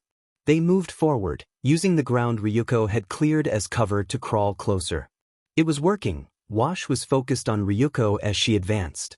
However, unlike Snipe, Wash lacked combat skills but made up for it with immense power. His strength had tripled again, becoming overwhelming. The soapy water cannon pushed Ryuko and Tsuburaba back, and the muddy ground offered no grip for Ryuko to hold onto. Yet she persevered, clawing and jumping through the mud, a sight to behold. Just as all good things must come to an end, so did their struggle. Kaminari and Kirishima leaped from their hiding spot, shouting, "Billion-level shocks! Death Zap!" and Rock Punch Machine Breaker. Their loud distraction caught Wash off guard, halting his attack just long enough for Tsuyu to spring from the water, HPSC in hand, snapping them onto his leg. Team 4 has completed their exam. Results will be shown afterward. Please make your way back for the 5th team. The 5 teammates were elated. Ryuko transformed, and though Tsuburaba respected her relationship, he couldn't help but be taken aback by her appearance. Her dress, covered in mud and water, clung to her form, and her messy hair only added to her unexpected allure. "Wow, Ryuko looks amazing right now, don't you think, Izuku?" Nomuri asked, curious about his opinion. He looked confused. "Oh, yes." Izuku had been focused on the battles, not noticing Ryuko in that light. He recognized her beauty. It was as obvious as the sun shining, but his mind was preoccupied with heroics. Izuku had taken notes on all the fights. Whether they passed or failed didn't matter to him. They could all learn from their experiences, which was his responsibility as a class representative. The first fight had been best jeanist against a team of trappers: Mineta, Siro, Ibara, Bondo, and Jozu. They were not known for their combat skills but for their ability to ensnare opponents. Facing one of the greatest in that field was like high schoolers challenging a basketball legend. Their tactic of staying close was foolish against best jeanist, whose quirk required clothing to control. It was better for them to retreat than to confront him head-on. The next fight was unusual. Izuku understood the reasoning behind it, but it still felt strange. Crust was an extremely skilled hero, ranking among the top 10, and having a well-rounded team should have worked to their advantage. However, it highlighted their issues. Team Ryuko exemplified this best. They struggled with teamwork. Bakugo and Roomi both had egos that clashed, making it difficult for them to ask for help. They fought not only against Crust but also against each other. Izuku wished to change that dynamic. On the other hand, the 3 who managed to capture Crust did so by working together, showcasing the power of collaboration. Izuku felt they should have been more vocal about their strategy, but he doubted Bakugo and Roomi would have listened. Team Tetsu's performance was disappointing. They started off confident, believing they had the upper hand against a long-range fighter like Snipe. It was human nature to look for the positives, but they were up against a seasoned pro. They should have either coordinated their efforts to capture him or made a run for the gate, which seemed like the only logical plan to Izuku. Instead, they fell right into Snipe's trap. Team Ryuko, however, made Izuku proud. They executed their strategy flawlessly, with Ryuko acting as a shield thanks to her large dragon form. Tsuburaba was ready to back her up, while Tsuyu used her swimming skills to stay hidden until the perfect moment. Kirishima and Kaminari employed a unique tactic that only they could pull off, leading to a well-deserved victory. Izuku couldn't have asked for a better performance from them. Now, the next fight was about to begin with Team 5.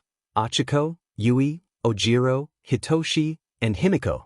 They were a solid team for close combat. "We're likely going to have to fight hand-to-hand," Achiko said. "Yui, Ojiro, and I will take the front. Himiko and Hitoshi, you two stay back and try to sneak up on him or distract him." "What if it's a long-range fighter like Snipe or Hawks?" Achiko pondered, scratching her head for a solution. Just then, a voice chimed in. "At that point, the best idea would be to run. You all have limited range attacks." The group turned in surprise to see Rush standing nearby with a smile. "What are you doing here?" Hitoshi asked, trying to catch him off guard. Rush just chuckled and zoomed away. They quickly formed their positions, Achiko in front, Yui to her left, Ojiro to her right, with Hitoshi behind Ojiro and Himiko behind Yui. They moved cautiously, aware of their surroundings after the unpredictable nature of previous fights.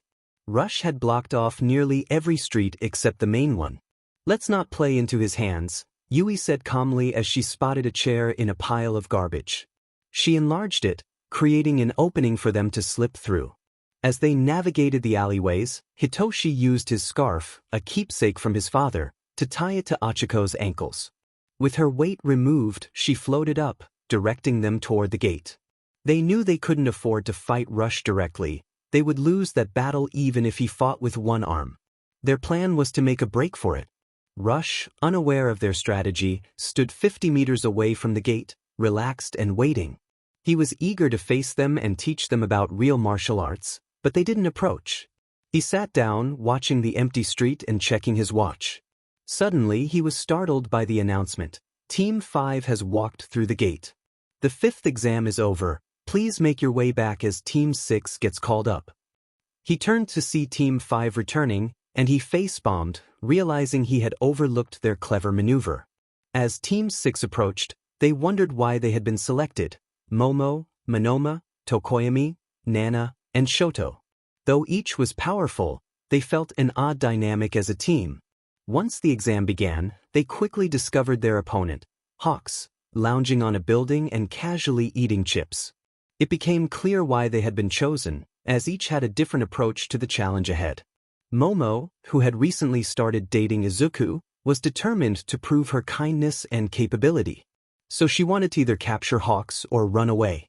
Tokoyami, who saw Izuku as not only a great friend but an inspiration, wanted to team up and face off against Hawks. That was what heroes did. They faced evil, no matter how tough. Nana wanted to prove to Izuku how capable she was. She wanted to show that she would fight even in losing battles because that was what he did. Shoto wanted to become a hero like Izuku, who faced everything by himself. Monsters at the USJ, a killer like Stain, and everyone during the sports festival. It didn't matter who Izuku fought, he did it alone. But that was the wrong call. Izuku fought alone because he didn't want anyone else to be hurt. Yet, he knew it was wrong. He understood that fighting as a team was stronger than fighting alone. Instead of working together, the group had devolved into a shouting match over the correct approach. The only voice of reason was Minoma. "I will face him myself. You just get to safety and pass the gate." "No, we should do that together. Nobody needs to get hurt here. I've got it myself. Me and Coco will defeat Hawks alone. I am more suited for this battle. Just leave it to me."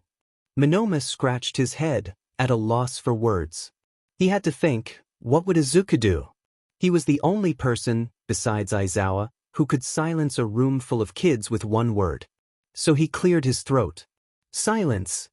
Minoma yelled, stopping the yelling and drawing all eyes to him. "I don't know what kind of plans you all have, but we are up against Hawks, ranked 3 in the hero ratings.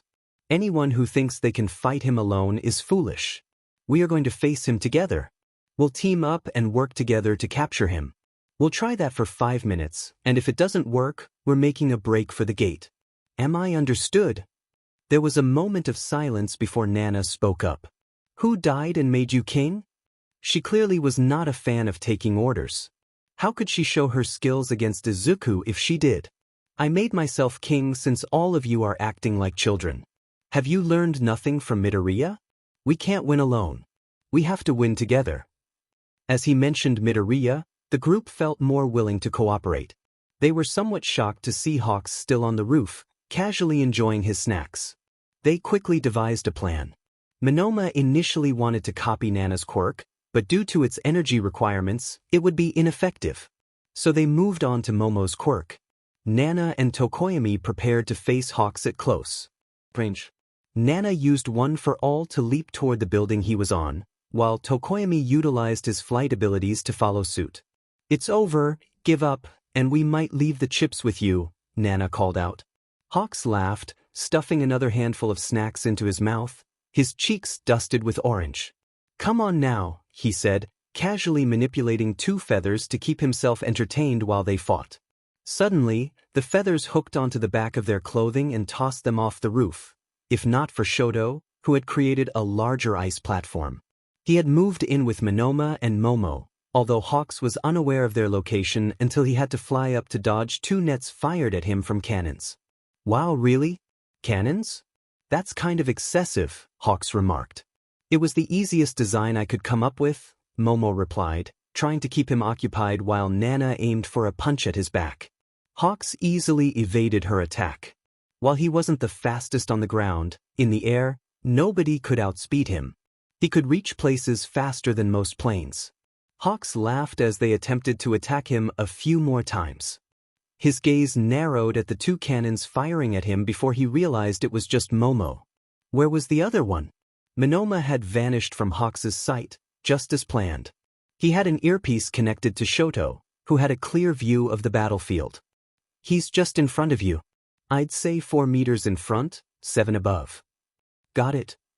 Minoma took a deep breath and raised his left arm, unleashing flames that melted the floor and struck Hawks in the back, singeing some of his feathers and momentarily halting him. That was enough time for Nana, using about 8% of her power, to deliver a solid punch to his stomach. While Hawks could take a beating, even he needed a moment to recover from such a hard hit. Those moments were cut short as Tokoyami and Dark Shadow pinned his feathers to the ground, allowing Minoma to cuff him. The 6th team has captured their opponent. Please make your way back so Team 7 can start their exam. Yeah, it's my turn. Mina cheered as she saw her name on the board, igniting a flurry of joy among her teammates. Mina teamed up with Setsuna, Nijire, Nemuri, and Kiniko. Each of them radiated energy as they happily skipped down to the exam site, laughing and joking along the way. They believed they would win easily because of their girl power. The exam site was a massive industrial area filled with warehouses, containers, and trucks. Each girl was skilled in her own right, capable of amazing feats with their quirks. However, they were too caught up in their fun to consider the challenges ahead. They should have known that Nezu would set up a difficult match for them. Suddenly, a familiar voice interrupted their laughter. Aizawa stood behind them, his expression emotionless. The girls jumped in surprise. I got this, Nemuri declared, stepping forward. Aizawa moved closer, and she realized her friends were too close to the action. In reality, using her quirk would be the best course of action to stop the villain without causing harm. But she hesitated, not wanting to hurt her friends. I got him then, Mina said, her arms covered in acid. Aizawa quickly ducked and dashed at Mina, tripping her. He then turned to Nijire, who was preparing to charge her quirk. Kiniko was ready to unleash mushroom spores at Aizawa, but he was faster. He threw his scarf around her hand and head, pulling tightly. The result was exactly what he intended. Kiniko accidentally hit herself. Mina acted quickly, throwing her acid over the scarf to free Kiniko. Fastball fist. Setsuna shouted, launching her fist at Aizawa. He caught her hand effortlessly. Really, the best you could do? He remarked, while simultaneously canceling Nijire's quirk. Chaos ensued, and they struggled against Aizawa's skill. Phase 1 is done, let's see how you do in Phase 2, Aizawa said, wrapping his scarf around a beam and pulling himself away. As Mina and Setsuna attempted a kick, they accidentally kicked each other and fell. I hate this. How are we going to win against you, Mr. Aizawa? Mina complained, frustrated by their performance. They had hoped for a quick victory, but it felt like they had been fighting for hours without success. What did he mean by Phase 2? Kiniko asked, confused. Knowing Aizawa, maybe it's a different style of fighting. Phase 1 was close combat, so maybe Phase 2 will involve long-range tactics. Aizawa stood atop a beam, his scarf wrapped around a weaker support beam that threatened to collapse. I'm getting too old for this, he joked, patting his belly. If the other teachers heard him, he would surely face their disapproval. With a sudden crack, the beam broke and the supports crumbled. The world is breaking. Run! Nijire screamed as chaos erupted around them. The girls sprinted in different directions, with Kiniko heading for the gate.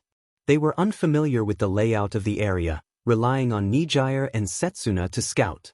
Aizawa, aware of their disarray, dropped down silently and threw his scarf around them. One by one, he captured them, Nijire, Setsuna, Kiniko, and finally Mina and Nemuri. Team 7 has been captured. Please escort them out of the area and have Team 8 prepare for their exam, a voice announced. The final 10 students cheered, knowing who would be on their teams: Kurwaro, Manga, Kamakiri, Yanagi, and Kaibara. This team didn't have major issues, but they struggled with communication, much like Team Bakugo.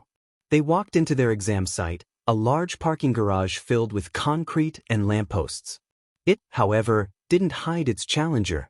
In front of them stood All Might, tall and proud, with a big smile. "Hello students, show me your pride. Face me head-on and try to defeat me." All Might clapped his hands with such force that the air pressure kicked cars over and sent some flying toward the group. "Wall!" Manga yelled, and the word manifested as a barrier, blocking the incoming debris. As the dust settled, they could see All Might more clearly. He wore 8 bands around his arms and legs, the same ones that each of the other heroes wore, designed to weigh them down and add weight to their attacks. However, All Might didn't need that. He had more than enough power himself. "We need a plan for him," Manga said, but it was too late. Everyone had already split up. Kaibara had jumped through the wall, rushing straight for All Might. He sighed, realizing the mistake. Rushing someone like All Might was unwise. "Death Scythe, Reaper's Blade." Kamakiri shouted, creating 2 large scythe-like blades around his forearms. He aimed to slice at All Might's chest, but it didn't even leave a mark. All Might simply pushed Kamakiri back with a single arm, sending him sprawling across the floor. Yanagi seized the opportunity to attack, using the chaos to her advantage. She controlled the rubble around them and launched it at All Might. He covered his eyes slightly to avoid debris, but with a swift backhand, he sent the rubble flying back. Even when she hurled a car door at him, he effortlessly swiped it away. In a rare moment of teamwork, Kaibara appeared behind All Might, spinning at an incredible speed. He landed a powerful punch to All Might's ribcage. While it didn't bring All Might to his knees, it felt like an annoying jab that knocked some air out of him. "Boom boom boom." Manga shouted as 3 explosive versions of himself rushed at All Might, detonating upon impact. This disrupted Kuwaro's plan, who had been hiding in Kaibara's shadow, attempting to step into All Might's shadow at the last moment. The explosions sent Kuwaro tumbling out of the shadow and onto the ground. All Might braced himself but remained steady on his feet, unfazed. "Good plan, just need more power," All Might remarked, ripping a chunk of earth from the ground and throwing it in front of Manga. "Bang!" he called out simultaneously, sending Manga flying back from his own attack. Now it was just Yanagi left. She had control of the cuffs and challenged All Might. "Do you think you can get them on me before I reach you?" His voice was filled with confidence, and he held his chest high. Yanagi, however, remained focused and silent, adding more power to her punches as she manipulated the cuffs. With 2 cuffs around herself and 2 aimed at All Might, she tried to close in. All Might crouched slightly, swiping away the cuffs with ease, but he underestimated the others. They had their own plan to assist Yanagi in stopping All Might. "Bind, stuck, glue." Manga shouted, attempting to tie All Might down. Kamakiri jumped between All Might's legs, shooting blades to entangle his feet and slow him down. Kaibara and Kuwaro climbed onto his arms, trying to restrain him just long enough for Yanagi to clasp the cuff around All Might's wrist. All Might has been captured. Please clear the area for the final team of Izuku Midoriya, Kyoka Jiro, Toru Hagakure, Mei Hatsum, and Yosetsu Aways to take their exam. It was the final exam, and all of them were excited, especially Izuku, who had a pretty good idea why this team was formed.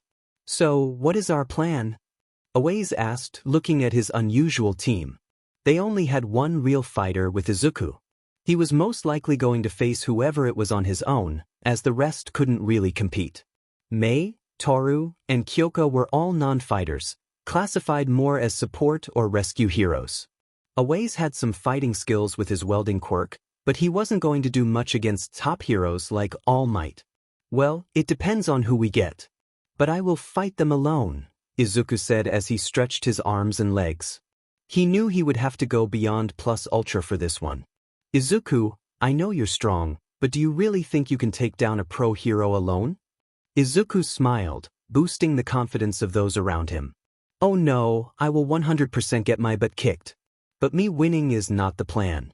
I will try to keep him busy while you four either escape or try to capture the hero with cuffs. Hopefully make a cannon or something. Kyoka should keep you away from the fight.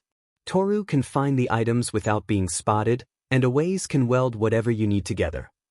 While it wasn't the perfect plan, it was a good one. They all nodded as they walked through the gate, stepping into the exam with a mix of pride and dread. Quirk, active and burning hot, Endeavor, the number 2 hero, stood in front of the 5 students. Midoriya, while I appreciate what you have done for my boy, I will, as Nezu asked of me, for your own good, beat you into the ground. Izuku smirked. I would be offended if you did anything else, sir. The stare down began, with Endeavor glaring at the students, each feeling the heat and intensity of his power. Sweat poured down their faces, and the 4 took a step back, but Izuku stepped forward. Please start the exam. The voice rang out, giving the starting signal. Go now, Izuku ordered. His entire body transformed as he went into his hybrid form. Endeavor was also moving, pulling both his arms back, 2 balls of flames forming in his palms before pushing them out toward Izuku. Izuku tore his coat apart and spread his wings wide, blocking the students from the flames. The fireballs were small, not even the size of basketballs, but as they exploded, flames engulfed nearly the entire street. Back at the viewing group, some called out in shock. The flames would scar any normal person, and massive flames covered the ground, causing concern for all. But with a flap of his wings, Izuku walked through the fire, the other students nowhere to be seen. You should know, Endeavor. Flames like that won't work on something like me. Endeavor smirked at Izuku's bravado. These flames have taken down plenty of dragons, boy. He extended his arm, a small ember of flame expanding into a spear of flames. But Izuku smirked back. I'm not just some dragon. I am a dragon emperor, and flames can't hurt a dragon emperor. This was a bold claim, as Endeavor had taken down dozens of dragons, and it never mattered what element they used. Endeavor nodded. You are not just some dragon. You will be one of the strongest heroes in the future. But only in the future. Right now, you're just a bratty little boy thinking he can swim with the big fish. Endeavor rushed at Izuku, spear in hand. Izuku moved as well, cracking the ground and easily outpacing Endeavor. As Endeavor stabbed his spear forward, Izuku ducked just in time, getting close enough to land a free shot at his midsection. Any attack could have landed, a stomach punch, a liver shot, a kidney blow, but instead, Izuku grabbed Endeavor's wrist. His sharp claws dug into the weighted wristbands he wore. I want you at your strongest, Endeavor. I need to see the distance, Izuku said, clenching his hands. The weights crumbled like butter, but it left Izuku open to Endeavor's knee, which connected hard with his ribs. Izuku was lifted slightly, right into Endeavor's flaming palm, which slapped him across the face, flinging him into a building. He landed hard against the wall before dropping to the floor. Then grab a long-range scope because it's not close. Endeavor's voice rang in Izuku's head, and he hated that it was right. Izuku's cheeks stung from the hit. Get out, get out, get out, Kyoka whispered as she started pushing everyone out of the room. They were one building away from the fight. Yeah, just let me get this right here. Mei grabbed one of the ovens, using her suit for a boost of strength before throwing it hard on the floor. Kyoka nearly panicked, forgetting that Endeavor could hear everything. Aways, can you weld this part with this part, please? Hagakure, can you find me a rope or something? She had a cool idea in mind. She didn't need to explain what it would do, just that it would be super cool. So they had to wait and see, but Mei was working fast and efficiently. Izuku was about to do the same, dashing for Endeavor again. Instead of dodging the spear, Izuku punched through it. His dragon skin protected him from the incredible heat, and he finally landed a blow on Endeavor. Izuku punched Endeavor's hand, but his expression didn't change. In reality, Endeavor might have broken his hand from the force of the punch. His fingers didn't seem to want to move from their closed position, so he tightened his grip and prepared to punch through the pain. Izuku, however, wasn't stopping. His other fist went down low, aiming for a stomach shot. Endeavor saw it coming and pushed his fist forward, launching a fiery punch right at Izuku's face. Both fighters were relentless. Izuku's fist kept moving and landed snugly in Endeavor's ribs. Without hesitation, Endeavor retaliated with another powerful punch to Izuku's face. The impact cracked Izuku's nose, pushing him slightly back. Endeavor's attacks were faster and stronger than Izuku's. It was a new experience for him. He had always been the strongest. Since joining UA, he had encountered more adults who could outmatch him. First at the USJ, then against Rush and Stain, and now Endeavor. Izuku hated that feeling of helplessness. It reminded him of being bullied, of times when he couldn't do anything because those around him were stronger. He needed to become stronger, for himself, for his mother, for the women he loved. Rafa! Izuku screamed as Endeavor's flurry of blows continued. While Endeavor didn't typically engage in hand-to-hand combat, he was still one of the strongest without his quirk. But he noticed something he had never seen before. Izuku was already in his hybrid form. His skin was thick, covered in black-green, leather-like scales that were rough and strong. He watched as the scales became more defined, and Izuku began to grow small, pointy horns on his shoulders and forearms. Nezu, observing closely, noted that around Izuku's head he seemed to grow a crown of sorts, with a total of 12 visible horns and a clear spot for a new one. Endeavor's attacks paused as Izuku grabbed his hands, holding them firmly. "My turn," Izuku's voice dropped, sounding millions of times deeper, almost draconic. It sent a chill down Endeavor's spine. He had only seen this once before. Instead of fear, he felt joy. Izuku pulled Endeavor toward him and landed a powerful headbutt, breaking Endeavor's nose just as his own had been broken. He followed up with 2 more headbutts before spinning and throwing Endeavor with all his might, cracking buildings as he went. Kyoka nearly lost her composure as Izuku hurled Endeavor into the structure where the group was hiding. "Done!" Mei screamed with glee, but it took only a moment before 6 hands covered her face, hoping to silence her. In a whisper, Toru urged, "He's next door, so shoot the cuff cannon at him." Mei looked at her. "Oh, the cuffs? No, this is different. This is a rocket heat gun. It shoots hot air. I got the idea from Endeavor's fireballs," she said with a smile, which earned her a light chop on the head from Kyoka. "Idiot, we need something to cuff Endeavor, not to act like him." Mei shrugged. "I got this." She walked out and waved at Endeavor. "Sir, look." Mei made 2 fists and slammed them hard on her chest 3 times. A flap opened, and a small explosion occurred, launching a thick white foam at him. "Really, child? You think this can hold me?" Endeavor laughed, but Mei sprinted away, grinning. "I remember that," someone exclaimed. Endeavor created a spark to free himself, igniting the foam and causing a massive explosion that engulfed him. Everyone watched in awe. "Flammable," Momo finished, and everyone stood with their mouths agape. "See? Now we can pass the gate," Mei said, laughing as they stepped out to see Endeavor standing tall, his skin red from the slight burns. "I like your spirit, girlie. Not hide."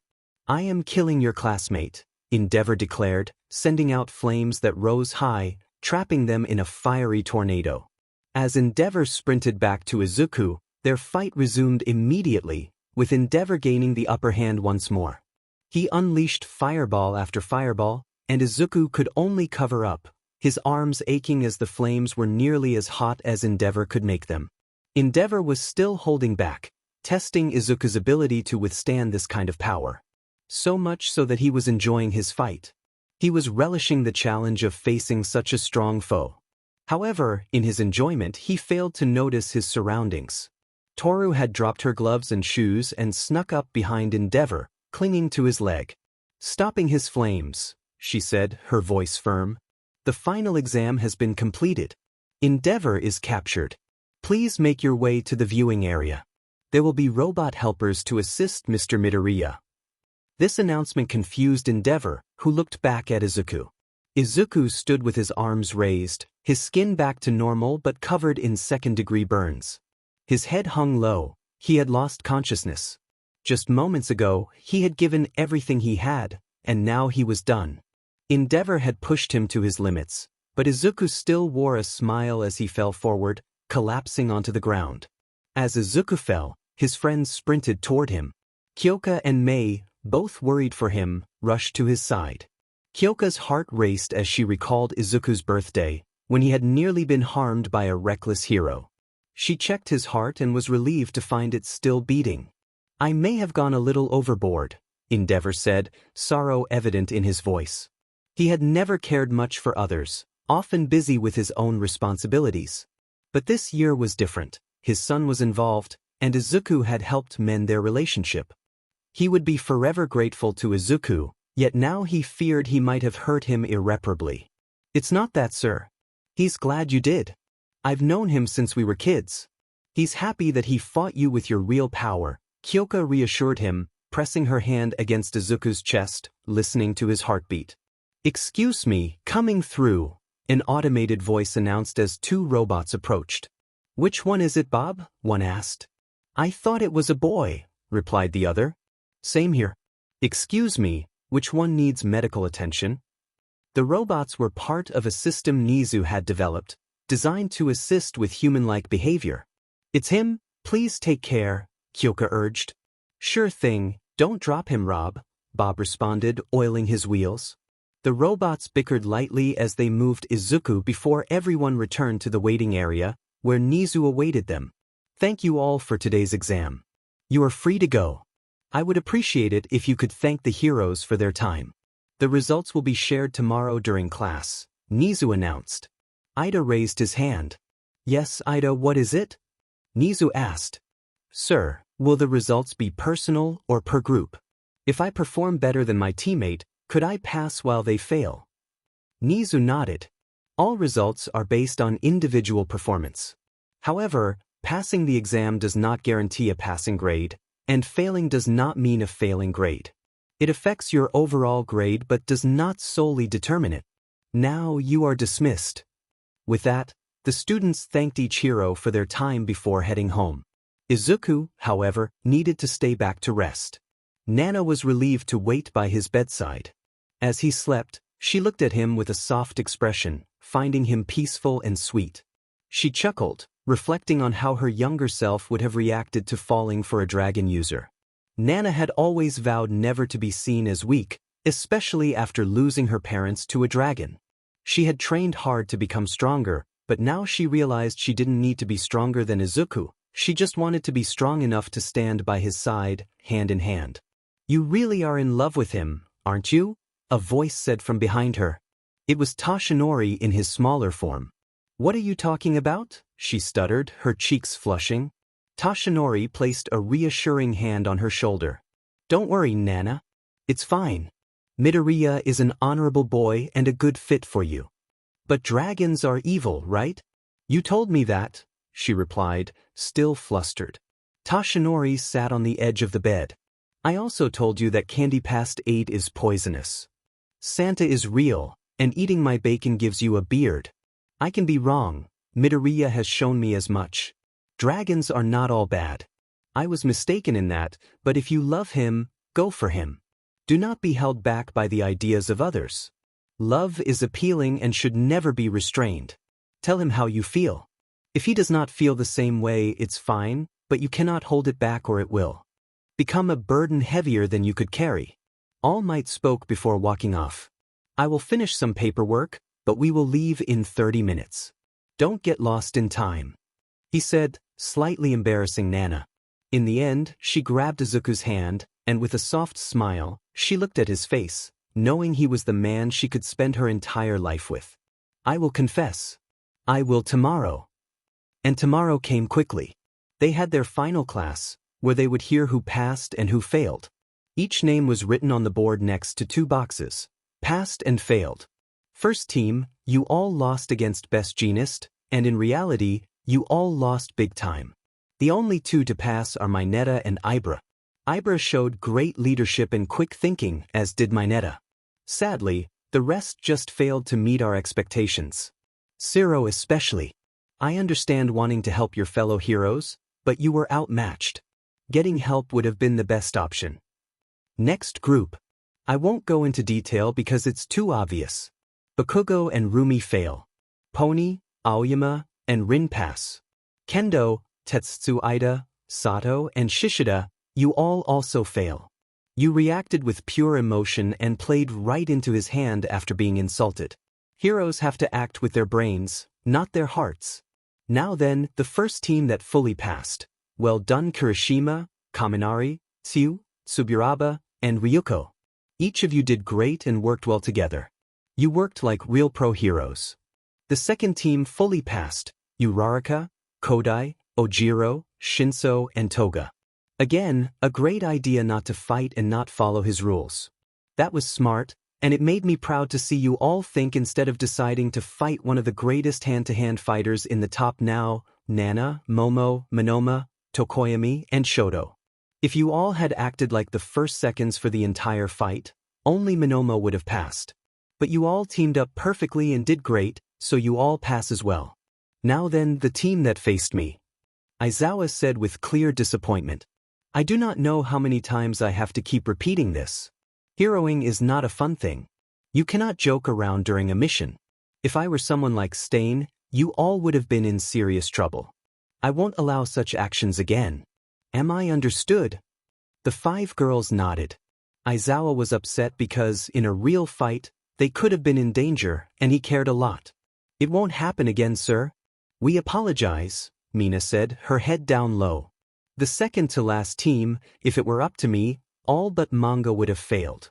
None of you wanted to team up. But in your fight, you all teamed up and managed to capture All Might. Do know that All Might was going very easy on you all. He was even reprimanded for giving you too much leeway in the fight. But you all pass, barely, but a pass nonetheless. I expect you all to improve a lot, understand? And the final group you all pass. You worked great, and having Midoriya fight the big bad was indeed the smartest option. Had you all fought together, it could have ended badly. With that, Aizawa explained who failed and who passed. A total of 15 students did not pass the exam. Now, as stated, those that did not pass will face consequences. Those that passed will go to camp. That was a lie, you all are going to camp. However, those that passed won't be allowed to join in the fun evening activities as they will be required to study. The roller coaster of emotions was intense for those who failed. They didn't know how to react. Now, the camp will be hosted by the hero team, the Wild Wild Pussycats, consisting of Pixie Bob, Mandalay, Ragdoll, and Tiger. They also have a young boy with them named Koda. The camp will have housing, but you will still need some items. Here is a list of required items. If anyone has trouble finding an item or even finding it for a normal price, please talk with one of the teachers. We always have extra supplies. Aizawa spoke from experience.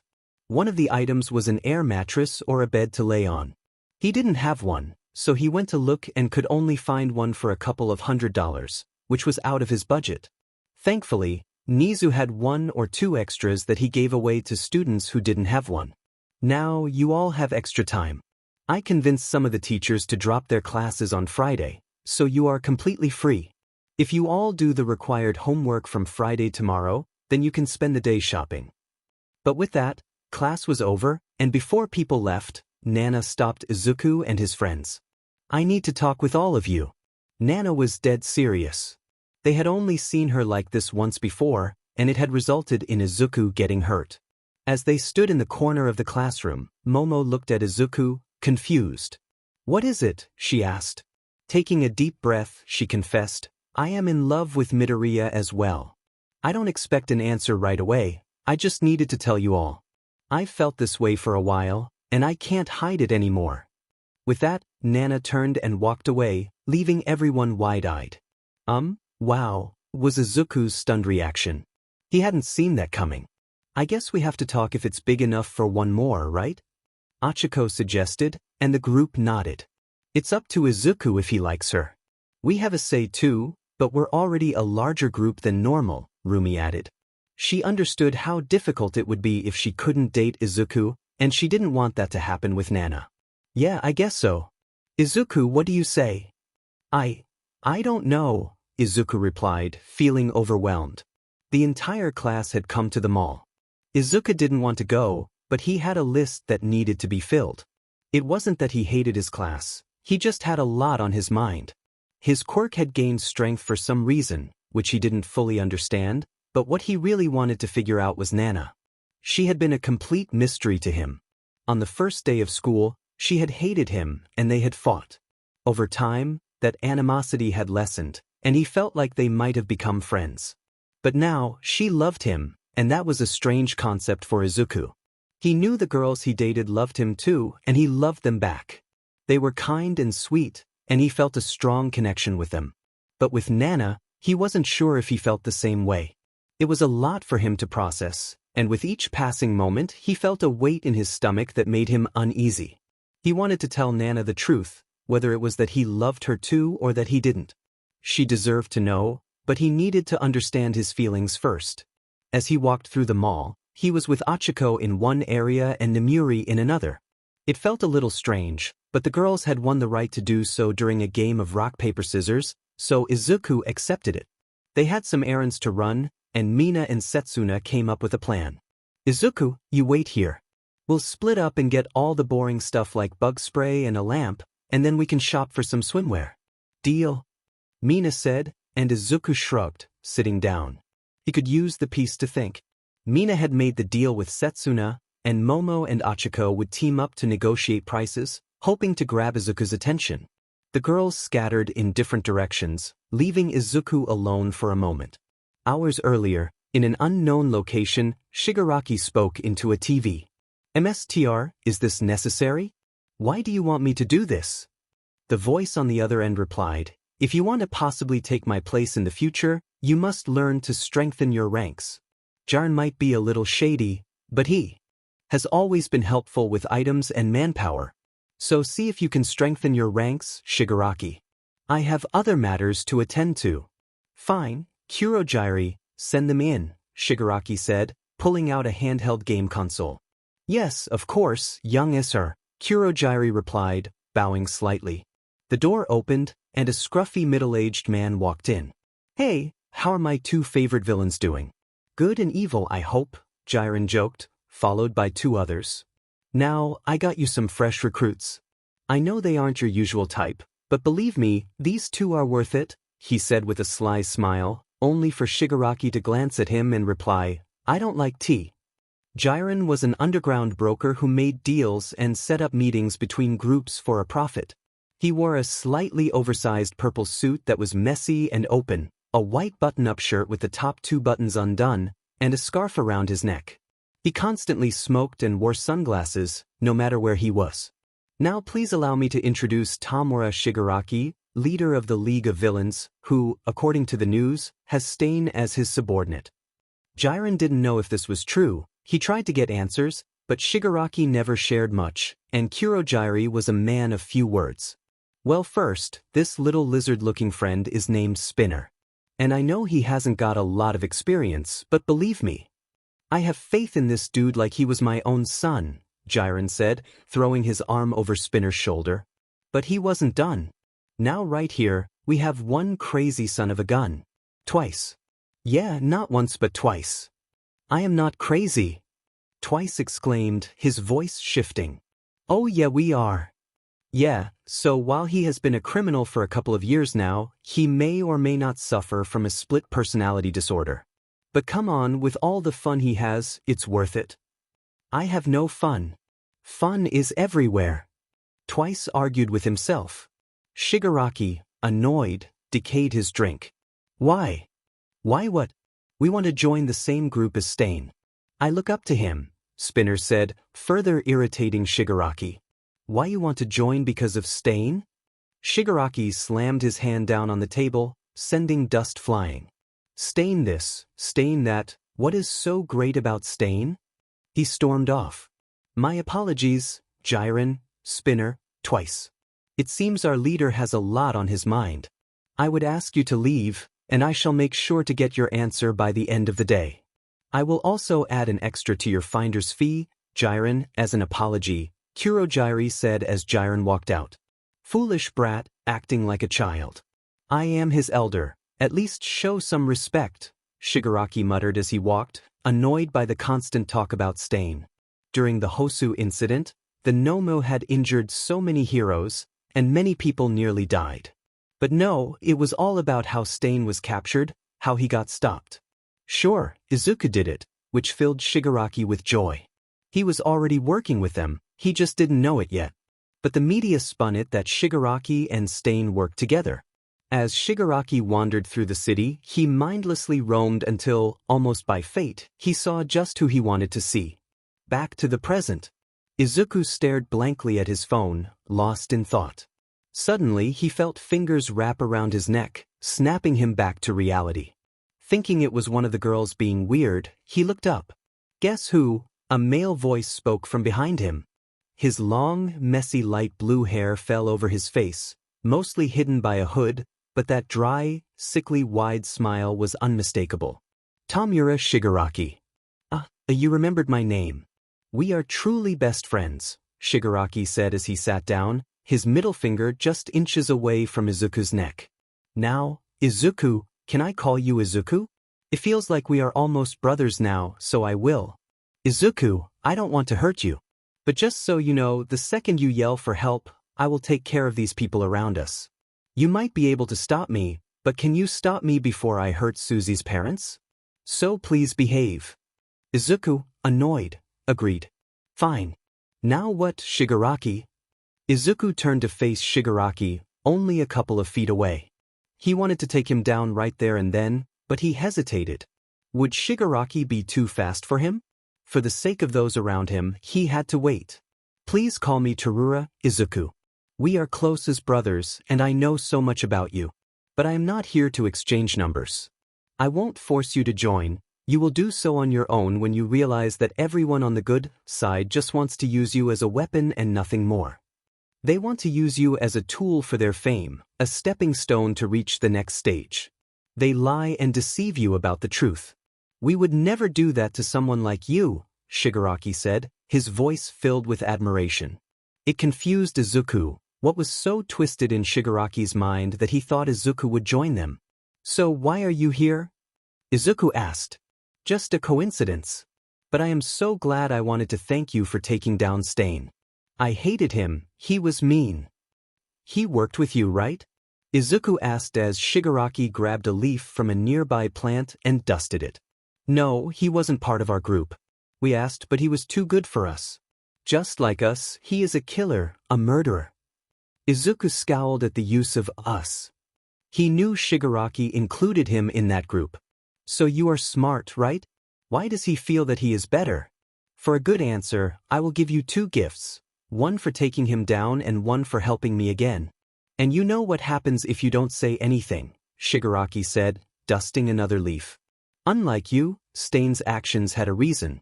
He wanted to create a better society by getting rid of the sickness, Izuku replied, plucking a dead leaf from a plant. He wanted a society filled with righteous people acting as heroes. You have no real goal. You want to create chaos for chaos's sake. You are evil because you want to do evil. That's why you and he are different. But in the end, I will make sure you both go to jail. Shigaraki laughed. Oh, you're so smart. You really must come to your senses and join us. I can get you as many women or guys as you want. It would be a pleasure to see you unlock your true abilities once you take that little step. But my gifts. First, write down Main Street here. There is a lab working on a new form of narcotic designed for high schoolers. Shigaraki handed Izuku a note, saying, this should help you grow in strength. He then walked away. Izuku wanted to follow but quickly dropped back when Shigaraki bumped into a small child with pink hair. Oops, sorry, I must look where I'm going, Shigaraki said, pressing 4 fingers against the top of her head. Once Shigaraki was out of sight, Izuku realized he needed to call the authorities, but his phone was dead. He ran to one of his friends and noticed a UA bag next to a changing booth. He knocked and opened the door without thinking, only to find Nomuri, surprised. I need your phone.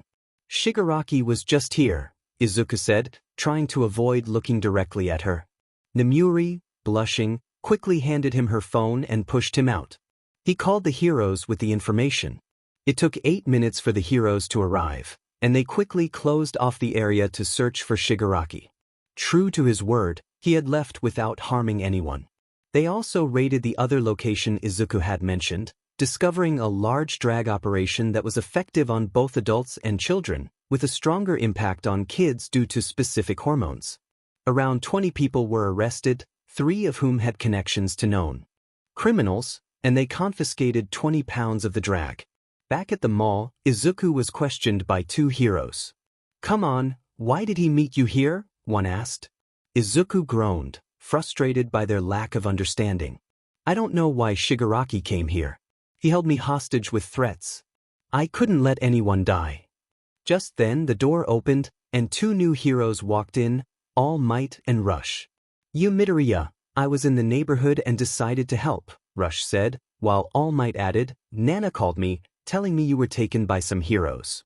The questioning heroes looked uneasy, realizing they were now in the presence of high-ranking heroes. "Now then, I assume he told you all he knew." "With such a short meeting, I doubt there was a need for 10 minutes of questioning," Rush said, prompting the other heroes to step back. "Yes, sir. Thank you for your cooperation," they replied, and Izuku stood to follow All Might and Rush. "Thank you, sir." "They really didn't stop with the same questions," Izuku said. Rush chuckled, "Fools. But I understand, Shigaraki is dangerous, and finding him is a priority. Now go meet up with your friends and get home safely. Also, Kai said if you don't accept her Wordle request, she will hunt you down." Izuku nodded and started walking away, pondering Shigaraki's presence. Getting home was easy.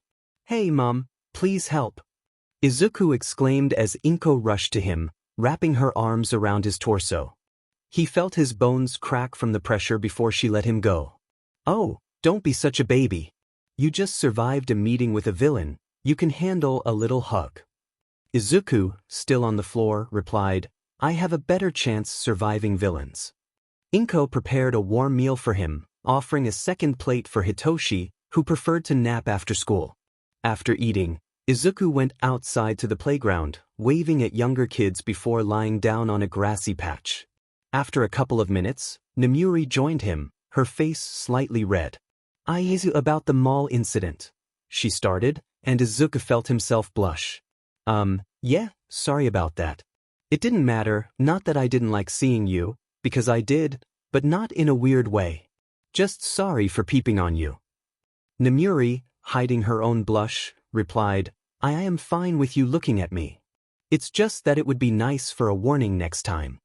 But their moment was interrupted as Mina and Kyoka rushed over to join Izuku on the patch. Mina playfully gave him a large kiss on the cheek. Midoriya got a kiss from a girl. One of the nearby children yelled, still in the stage of thinking girls were icky. Mina, ever the playful one, jumped up. "And so are you, come here," she yelled, making smooching sounds as she chased after the terrified boy. His friends joined in his fearful screams as Mina sprinted around the kids, creating a joyful scene that showcased their tight-knit community. Everyone cared for each other, and it was appealing. A couple of days later, they were back at UA, getting on the bus to head to their camp. Now listen everyone. The car ride will be around 4 hours.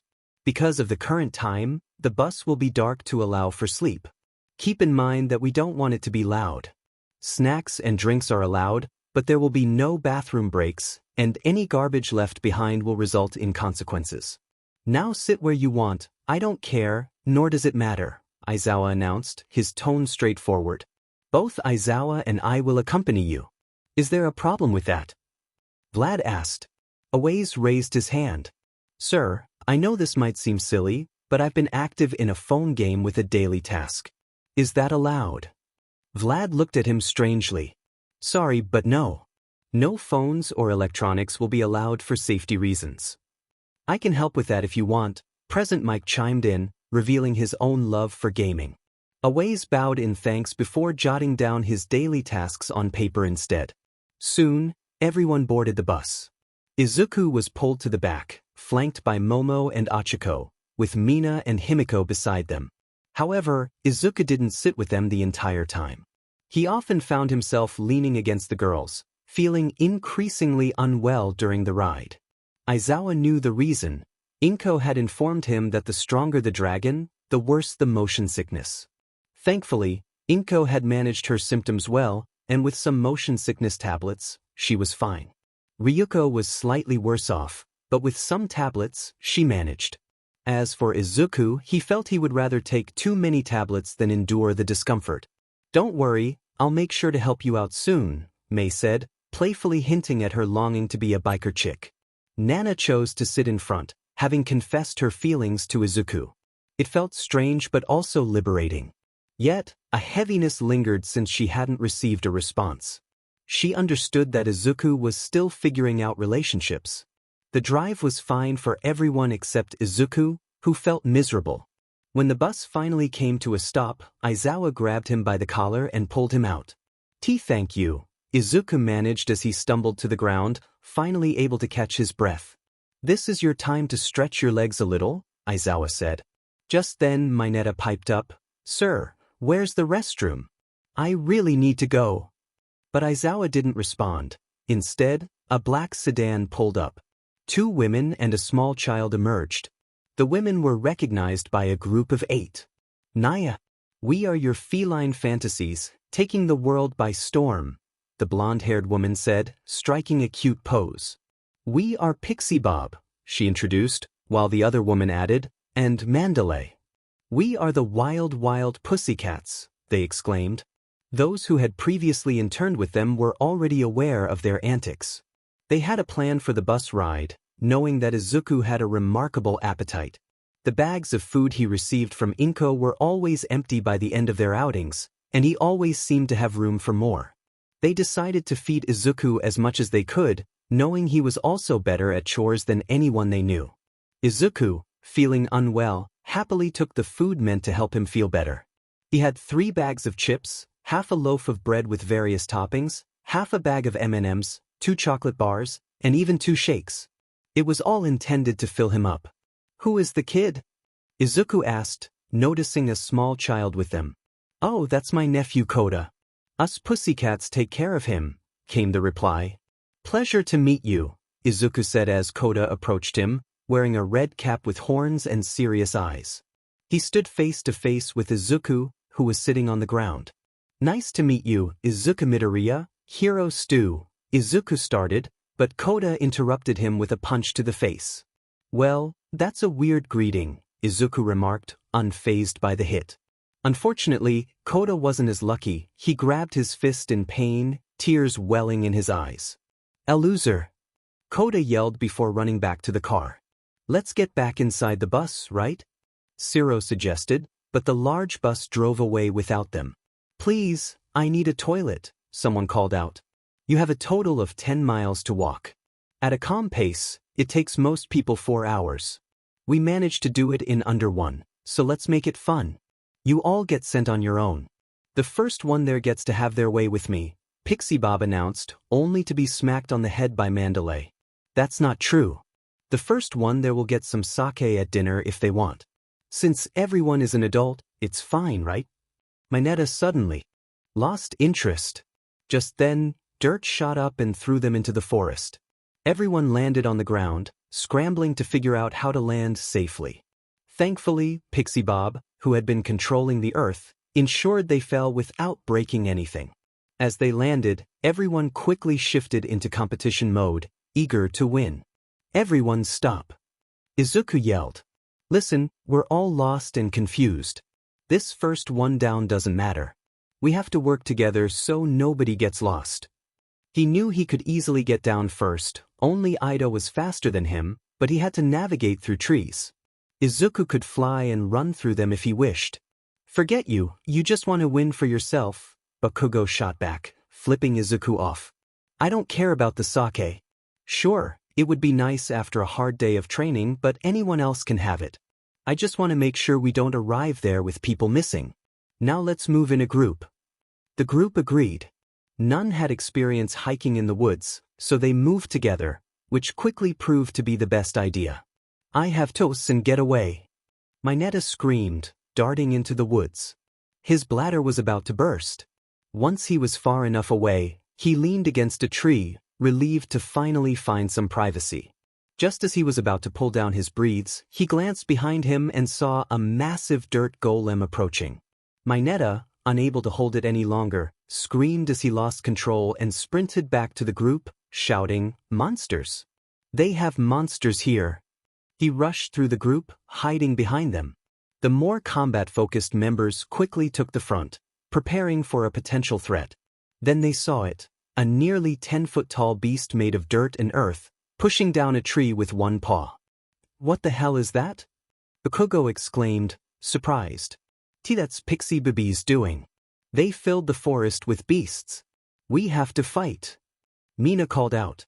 Izuku smirked and rushed at the beast, pulling back his fist to swing.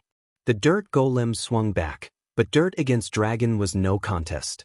The dirt crumbled as Izuku landed a second punch.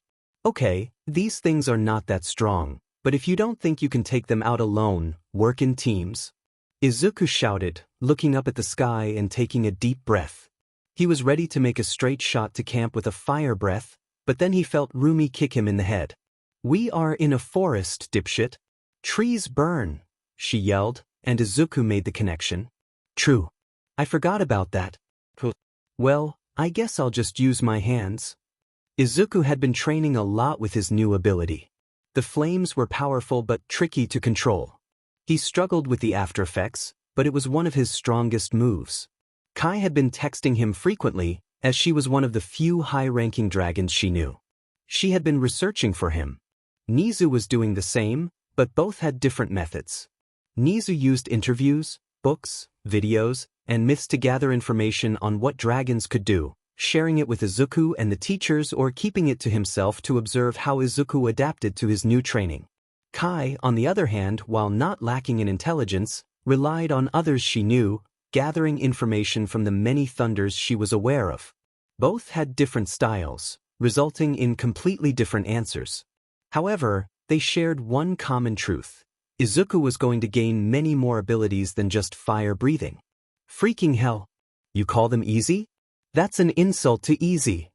Bakugo exclaimed as he slid under the legs of one of the beasts, pressing both palms to its belly before blowing it up, chunks of ground blasting everywhere.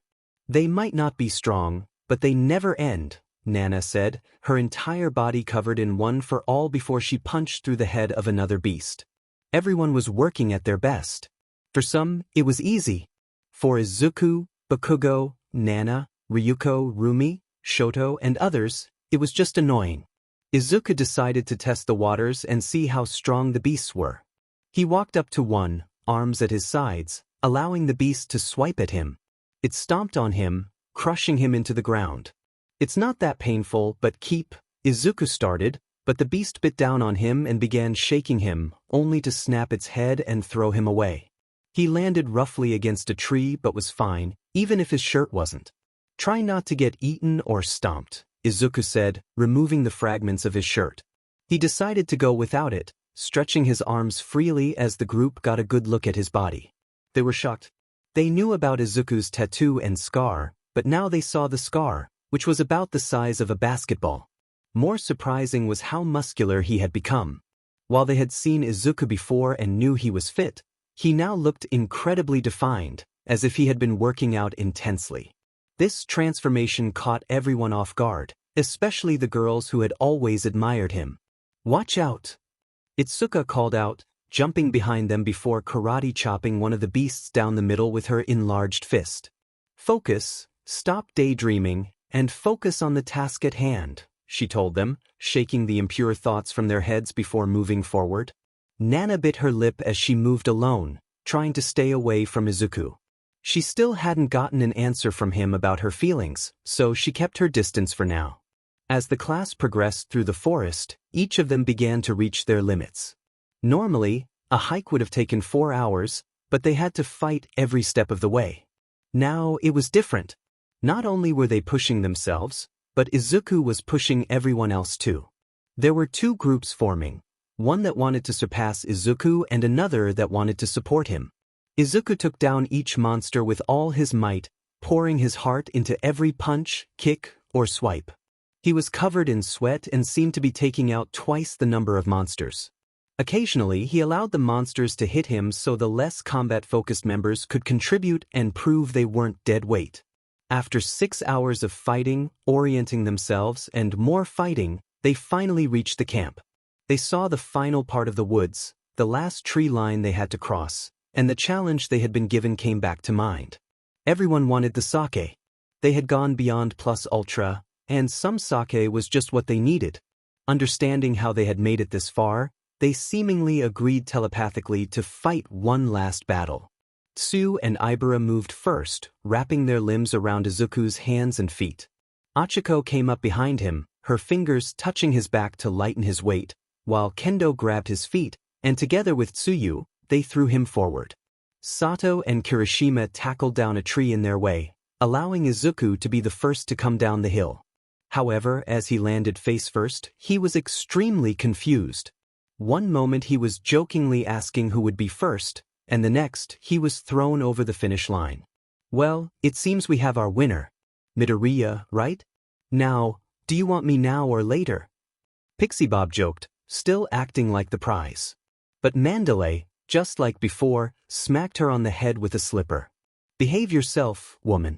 He is not interested in a grandmother, she said. What did you just say? I will claw your eyes out. Pixie Bob screamed, swiping at Mandalay. Being held by a new arrival, Tiger, Ragdoll laughed on the floor. What? She said. You won, so you get some sake with dinner. As she spoke, the other group emerged, visibly tired and each with their own struggles. Ida was limping, Mina was scratching her hand, and Kyoko was rubbing her ears. They had all pushed their quirks and bodies to the limit. Sadly for all the losers, you get sake too. We lied, Mandalay said, standing next to Ragdoll. They leaned against each other, both with one eye closed and tongues slightly out, sharing a playful look as the group exchanged expressions of annoyance and gratitude. They were relieved to have some sake to relax, but it made their earlier actions seem foolish. Sorry Izuku, Achiko said, fidgeting with her fingers and looking down. Izuku pulled apart the vines around his legs as if they were paper. It's fine. It's not like I got hurt, just surprised. Nice teamwork, though, he replied, proud of their collaboration. As he stood up, Aizawa tossed him a shirt. Get dressed before Pixie Bob decides to take you for kittens, he said, and Izuku quickly put on the shirt. Thankfully, Pixie Bob was still distracted by Mandalay's comment about her age, so Izuku was safe. Now then, maggots, I am Tiger. I will be your combat instructor for your time here. This means two things. The more combat-focused maggots will face challenges, and each of you will face at least one challenge by my hands. Am I understood? Tiger shouted, resembling an army drill instructor. Everyone nodded and responded, Yes, sir. After gathering their belongings from the bus, the group split into two. The guys followed Tiger while the girls followed Ragdoll. Listen up, maggots. You will have a total of 4 buildings in your group. Figure out who goes where yourselves. I want no loud noises after bedtime. Wake-up time is 7, not a second later. Am I understood? Tiger spoke quickly and firmly, and the group responded in unison, Sir, yes, sir. Good, now get to unpacking. Explore a little if you want. Dinner will be ready in 2 hours. Ragdoll then addressed the girls. If you see here, this is the way to the hot springs, which has separate sides for guys and girls. Even if you're dating, please stick to your side. It will get dark at night with these trees, but a flashlight should solve that problem. Here are your buildings. There are 4 total rooms, but you don't have to use all of them. Remember, wake-up time is if you don't wake up, Tiger will wake you up with water, she explained sweetly. This was familiar territory for the 8 people who had been there before. Setsuna hid behind Momo, recalling the chaotic energy of Ragdoll. Now then, unpack your items. The toilets are in the bunks, and the main area is where we will eat. It should be ready in about 2 hours, Ragdoll said before skipping away, cheerful and seemingly innocent. As the girls began to unpack, they made sure Izuku kept eating. It had been 6 hours since he last had a meal, which was not enough time. Thankfully, they had plenty of snacks. Are we going to stuff ourselves into one room or what? Momo asked, unsure of their plan. While it was possible to share a room, it would be cramped. I suggest 2 buildings split. That way, we still have room. We can sleep inside and talk outside, maybe even set up a small fire to chat, Kendo suggested. The guys had a simpler plan, just needing enough space for everyone. The girls decided who would sleep next to whom and which room to take. It was a bit of a hassle, but they eventually got their rooms set up and made sure Izuku was well fed. As the 2 hours passed, everyone was called to the main area where picnic tables were set up with plates and drinks. The PP cats explained, "Now, kittens, every time we have new guests, we do a little game. Each game has its own prize. For this game, it's all you can eat. We have a lot of curry and rice. The person who eats the most, based on the number of trips we see them take, wins." What do they win, you ask? The winner has to do no chores, no cleaning the hot springs, no chopping firewood, no cooking, no cleaning dishes. Nothing at all, Mandalay explained, and Izuku's eyes widened. Really? That's why everyone has been feeding me. Izuku exclaimed, astonished. The group struggled to hold back their laughter, but they couldn't help it. Most erupted in laughter as Izuku felt a mix of betrayal and amusement. Even Aizawa cracked a smile. He remembered the time they were kicked out of an all-you-can-eat restaurant because of Izuku's appetite. Plus, Izuku was great at chores. Then again, he was good at a lot.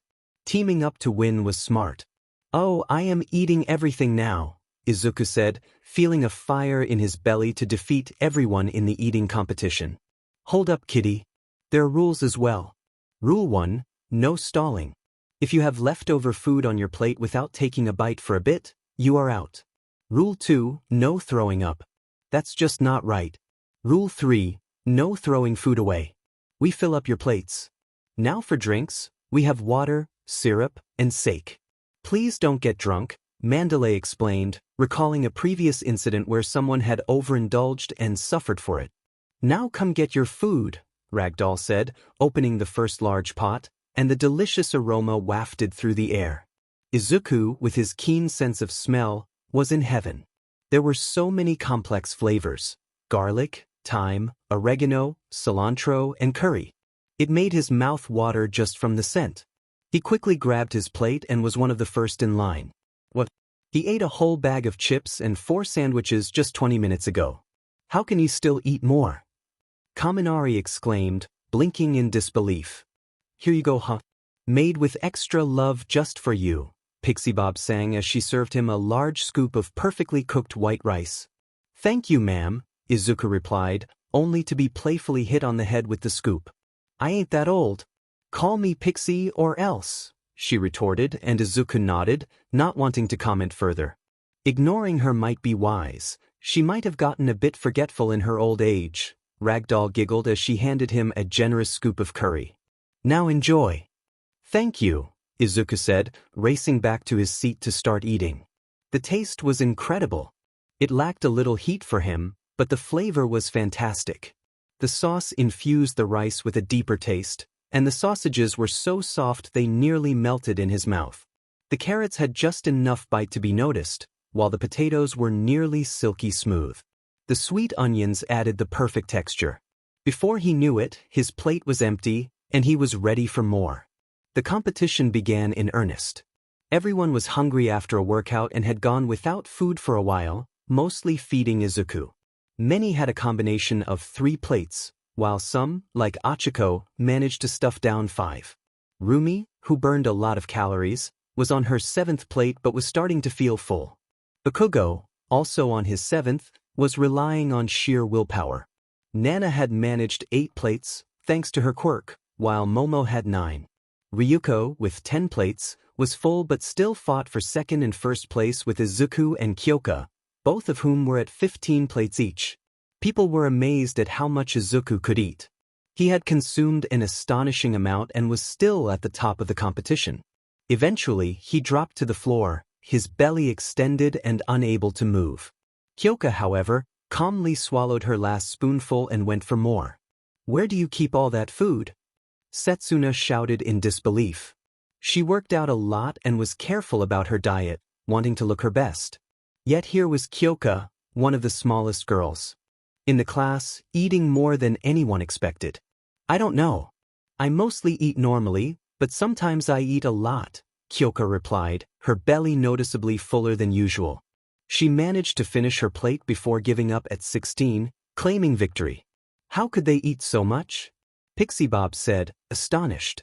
They had seen the plan to give Izuku snacks and were now curious about how much he could eat in one sitting when truly hungry. Well, Miss Jiro, you are excused from cleanup duty. We'll make a schedule tomorrow. The first group is out, so please help clean up, Mandalay instructed. Those with only 3 plates nodded, while the rest, exhausted from the competition, would assist later. Anyone need some sake? Mandalay asked, and a few hands went up. Could I take some sake to the hot springs later, perhaps? Izuku asked, struggling to speak with his full belly. Sure thing. That's more than possible, Mandalay replied, watching as Izuku closed his eyes and began to doze off. Let him rest, he'll be awake soon, Hitoshi explained. Izuku often ate his fill before falling asleep, ready to tackle whatever came next. He was unusual. While everyone enjoyed themselves, Shigaraki stood inside the bar, a sickly smile on his face as he observed the group in front of him. Now take note of the plan, he instructed.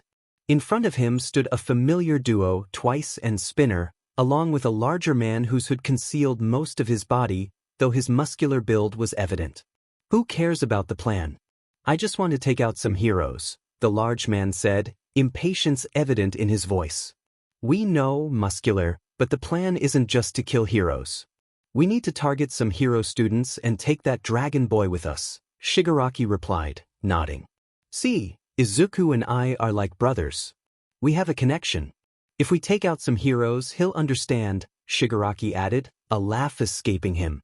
In his mind, the plan was flawless. When Izuku witnessed these future heroes fall, he would grasp the necessity of embracing villainy. Even if Izuku didn't kill them, those false heroes would blame him, leading him back to Shigaraki. Should we offer him something? You know, like money or power, someone suggested. Yes, a voice from the television confirmed. This voice belonged to the leader of the team, a veteran villain with a quirk that allowed him to create flame weapons, perfect for taking down heroes. Offer him everything, women, power, money, status. Offer him your loyalty if necessary, he continued. I'd be happy with that little hunk, a curvy older woman chimed in, her quirk known as succubus. She had a notorious reputation, having drained the life energy from many victims. The thought of taming a strong dragon like Izuku excited her, and she absent-mindedly groped herself, lost in her thoughts. But we still need more people. So rest, prepare, and relax. All in good time, the voice instructed calmly from the shadows of a dark room, where he sat, mostly concealed. He wore a dark navy suit, his sharp teeth glinting in a grin as he surveyed the group with bright red, slitted eyes. It was a good night for everyone. After 20 minutes, Izuku stood up, ready for anything. He felt a bit anxious but headed to his hut to grab some extra shorts, underwear, slippers, a towel, and shampoo. He planned to clean himself before heading to the hot springs. On his way, Mandalay handed him a bottle of sake and advised him to be careful. He nodded in appreciation before continuing on his path. The walk was calming, allowing him to reflect on one of Kai's theories. Between games of Wordle, Kai had suggested finding a peaceful place to meditate and connect with the dragon heart within him.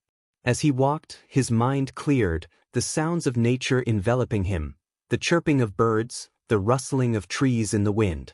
Upon arriving at the hot spring, he quickly cleaned himself, wrapping a towel around his waist before settling into the warm water, leaving the towel beside him. He leaned back, savoring the warmth and tranquility of the forest. After a minute, he poured himself some sake and sat in silence, enjoying the moment. He finished half the bottle before deciding to meditate. Stepping out of the water, he stretched and let out a loud sigh. On the other side of the hot springs, Nana sat with wide eyes, arms crossed over her body, battling the urge to peek at Izuku. She wanted to see him fully but quickly punched herself in the face to regain control. The next morning began roughly. Everyone was tired and sore from the hike, needing a few more hours of sleep. But Tiger had other plans. "Get out, maggots! Get out, get out, get out!" he shouted, his voice booming. He had set a wake-up time of 7, but it was only the boys scrambled out in various states of dress, some like Ida in full pajamas, others like Bakugo in sweats, and Kaminari in his underwear. The oddest sight was Izuku, who emerged fully dressed from the side, wearing shorts, a t-shirt, and shoes. "Sorry, sir. I went for a morning walk. I don't sleep well in new places," Izuku explained, but Tiger was unyielding. "I didn't tell you to speak, maggot. Now get in line." Izuku quickly nodded and joined the line. "I will give each of you maggots a total of 5 minutes. In those 5 minutes, I want you all dressed and ready at the main camp, which is a 5-minute walk away. Am I understood?" The boys responded in unison, yes, before rushing back to their huts to prepare. Izuku had already started following Tiger. Thankfully, everyone was at camp, the last to arrive being Kaminari, who made it just in time. "Now get in a line. 2 lines facing each other, now." Tiger commanded. The line split, and they stood face to face. "Take 2 large steps back, and I want 50 push-ups together. Am I understood?" Everyone dropped to the floor, chest flat, arms next to them. As a group, they pushed up together. "That's not 1, Kirishima. I said with the class, not before. Do it again." For some, like Kyoka and Toru, push-ups were a challenge, but they managed to complete a total of 92 push-ups as a group. "Now stand up and give me 100 squats. I want batio grass, people," Tiger ordered. Most thought this was the workout plan for the day, but they were mistaken. This was merely the warm-up for the extreme workout ahead. Thankfully, the squats were easier, and they completed a total of 133 before moving on. "Well done, you pathetic group. Now give me 10 rounds across the camp. If I see anyone slacking, everyone will do 10 more." Tiger shouted, motivating the group to start running. They had begun to understand the importance of teamwork, running together and ensuring no one fell behind. Tiger smiled proudly, organizing who would train with whom. His group included Sato, Ojiro, Kirishima, Achiko, Izuku, Bakugo, Rin, Owaze, Kamakiri, Tetsutetsu, Shishida, Kaibara, Kendo, Himiko, Shinso, Nana, Rumi, and Ryuko. It was the largest group, but Tiger was confident in his ability to lead them. He wondered how his battle against Izuku would go, knowing that dragons could be intimidating. Meanwhile, Mandalay would take charge of the combat generals, those best suited for strategy and planning. This group included Kyoka, Momo, Tsu, Pony, Ibara, Hananuki, Minoma, and Mei. Each could support their teams with calm ideas and effective strategies. Mandalay was highly respected as a leader, even among top heroes, having successfully led teams in challenging situations. Next was Pixie Bob, known for her exceptional quirk control. While some might underestimate her, she could create and control large dirt beasts with ease, demonstrating remarkable mental strength. She planned to teach the newbies how to maximize their quirks and push their limits. In her group were Mineta, Aoyama, Kaminari, Tokoyami, Todoroki, Kurwaro, Kodai, Bondo, Subiraba, and Nijire. Tiger knew he was pushing his students hard, but he believed in their potential to rise stronger. Pixie Bob's training, however, was intense, focusing on growth through challenging experiences. Lastly, there was Ragdoll, whose sweet and caring nature contrasted sharply with her chaotic personality. She had an uncanny ability to read people's minds, knowing their stats, likes, dislikes, and even their locations, making her incredibly useful in finding others. When they had seen them before, she knew how to train people based on their strengths and weaknesses. Ragdoll used this knowledge to her advantage as she moved around the battlefield like a chaotic dancer, performing cartwheels, jumps, and spins, effortlessly dodging all attacks. The unfortunate ones facing her were Toru, Hanta, Mina, Tenya, Kiniko, Manga, Reiko, Setsuna, and Nemuri. They either needed a break from their serious lives or thrived in chaos. It would be amusing to see who would survive by the end of the week. Tiger was aware of their immense potential. Ragdoll, this is your 8th round. Maybe it's time to wrap it up, Tiger suggested. Ragdoll nodded, finishing her notes. She had been assigned a simple task by Nezu. Since dragon quirks were not well studied, there was a lot of information to gather, and Nezu and Kai were working to fill in the gaps. Ragdoll was diligently documenting facts for Nezu. Meanwhile, Kai was on a call with a new Thunder, having contacted her mother's old best friend. The friend connected her with an elder dragon, a high-ranking individual. Kai had always heard of different ranks among dragons: common, lords, high lords, and emperors. However, she realized she was missing some ranks. While those four were the most common and safest, emperors were formidable, capable of toppling entire countries. The elder she spoke with was known as an archdragon, one of the few so powerful that hardly anyone could challenge them. Their strength was comparable to an emperor unless they found their horde, which could grant them near invincibility. The most fearsome of all was the divine dragon, stemming from a rare bloodline. The elder, who had lived for 217 years thanks to dragon blood, only knew of one in his lifetime. This dragon had a dark history, having harmed many in pursuit of an heir. Legends spoke of two possible outcomes for such dragons. One could become a power-hungry monster, seeking gold, women, and gems, or they could longing peace and protection for what they cherished. The outcome depended on their soul, whether they valued the world or only themselves. Kai thanked the elder for his insights, uncertain of their reality but grateful for the information. He concluded with a warning: a fully matured arch or divine dragon can sense others of their rank or lower. Ragdoll smiled as she looked at her group of 9 students, each with unique lessons to learn. Now, you might be wondering why you're training with me. I may seem small and unable to fight, and you might think you'd be better off with Tiger or Pixie Bob. She spoke playfully as she moved around, making random turns. That's where you're wrong. They fight with order. Some of you do too, but I thrive in chaos. Ragdoll suddenly performed a cartwheel and sat down. I act to confuse my enemies. Like you, engine feet kid, I'll call you Tanta. She knew his name was Tenya Ida and that he needed juice as fuel for his quirk, but teasing him was more fun. It's Tenya Ida, ma'am. Tenya, he corrected her. Yeah, Tanta Idol. You run in straight lines, which means both you and your enemy know the points A and B. With me, that won't be the case. I might sit down halfway, turn around, or even visit point Z. That's what you'll learn. Some, like Mona Lisa over there, will need to apply my lessons in daily life, while others like Hangman Zero will need it to adapt better in the norm. How do we train, miss? One of the students asked.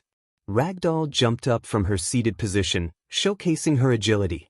She leaped again, nearly clearing a distance of 150 centimeters, and landed on Tenya, pushing him to the ground. To either attack me or avoid my strikes. Haha.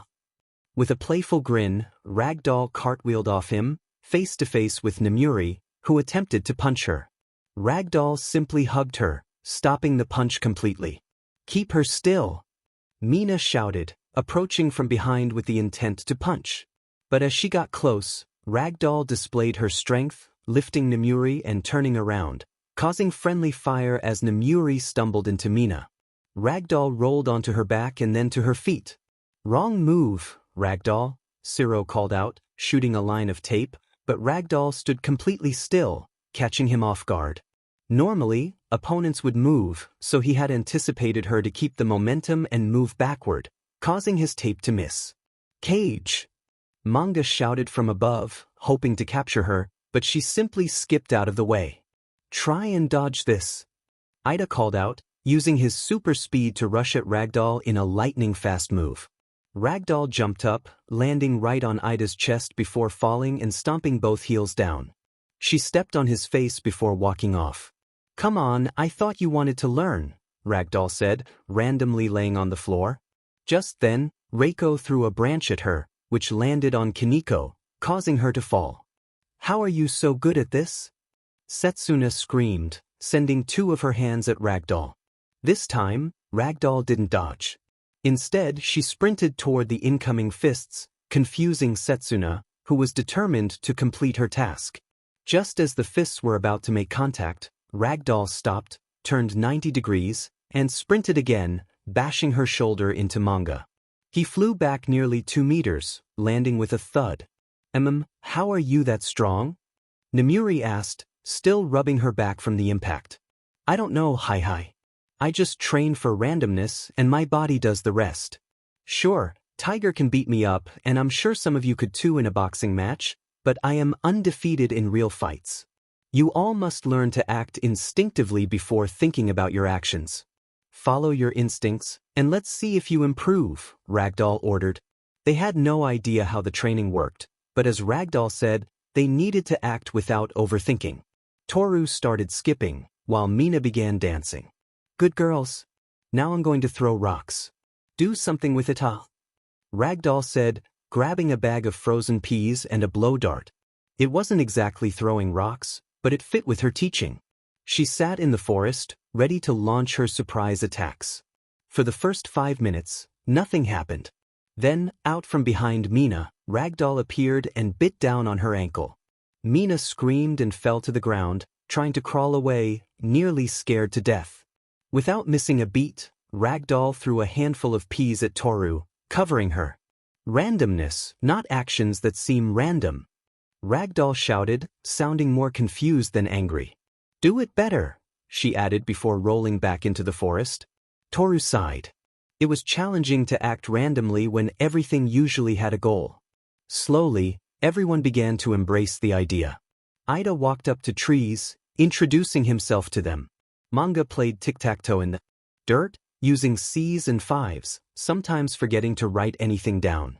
Reiko played patty cake with a stone, Kiniko talked to the grass, Siro wrapped himself in tape like a mummy, and Setsuna tickled herself. Everyone was trying their best to act with randomness in mind, but they struggled to grasp the challenge. They didn't understand how Ragdoll chose her actions. To them, everything had to have order. If you ran, you had a destination. Every action had a reason. But Ragdoll made it seem effortless, her insanity appearing completely normal. As Ragdoll sat a little away, Aizawa walked by. I still don't get why you want to embarrass them. Your actions aren't random, you calculate each possibility before acting, he said. Ragdoll laughed. It wasn't entirely wrong, but it wasn't completely right either. She thrived on randomness because everything, in her view, was calculable. She could predict how someone would act based on their personality and preferences. Ida, for instance, was the embodiment of order. Everything about him screamed structure. His movements, his likes, his personality. When he fought, he acted in straight lines. That was the change he needed to make. No matter how fast he was, if he always ran in a straight line, he would eventually fall into a trap. Oh, randomness, you could say. Ragdoll replied to Aizawa before walking away. It made no sense to him, but then again he couldn't really fight Ragdoll. While he enjoyed sparring with her, landing a hit was beyond his capabilities. Only someone as fast as All Might could hope to catch her. Even then, he had seen her dodge some of his grapple attacks. That woman was a force to be reckoned with, but he couldn't observe her. He had his job to do. Tomoko went back to training her kids. Okay, so you guys are not doing well. But that's a good thing because everything I just asked you to do was a joke. Ha! She laughed at the shocked faces of all the students. Ida had spent the last 15 minutes talking with a tree about its roots. But now you understand the first lesson. Don't assume someone knows what they are talking about. Make your own assumptions. Just because I am a teacher doesn't mean I know everything. In reality, my fighting style may seem random to the untrained eye, but it's a type of martial arts, Tomoko's fighting style. After fighting a lot of different people, I realized something. People tend to act a certain way, no matter who they are. Ragdoll pointed at Nemuri. Come stand here and punch when you want. Nemuri stood right in front of Ragdoll, who had her eyes closed. As Nemuri moved her hand to go for a weak jab to the chest, Ragdoll moved out of the way, grabbed her wrist, and executed a shoulder toss. See?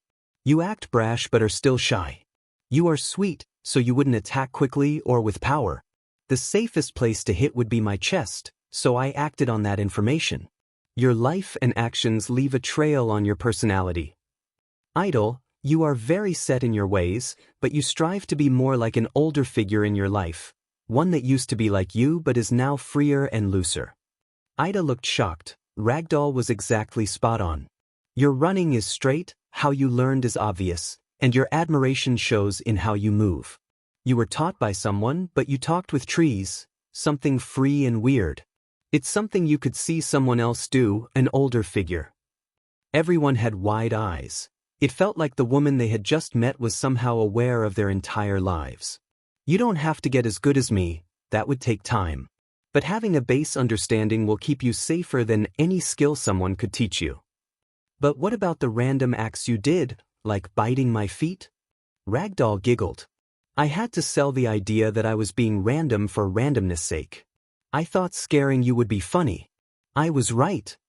But my real lesson is this: go around and look at people you know. Observe your classmates, your friends, and how they train. Make the connections. Someone with pride, how do they walk? How do they throw a punch? Learn from your classmates and use that to grow. Before dinner, I will ask each of you about one person. You don't have to be right, but I want to feel like you've tried to understand the assignment. Good. Everyone nodded, and Ragdoll smiled. Good, now peas out, nerds.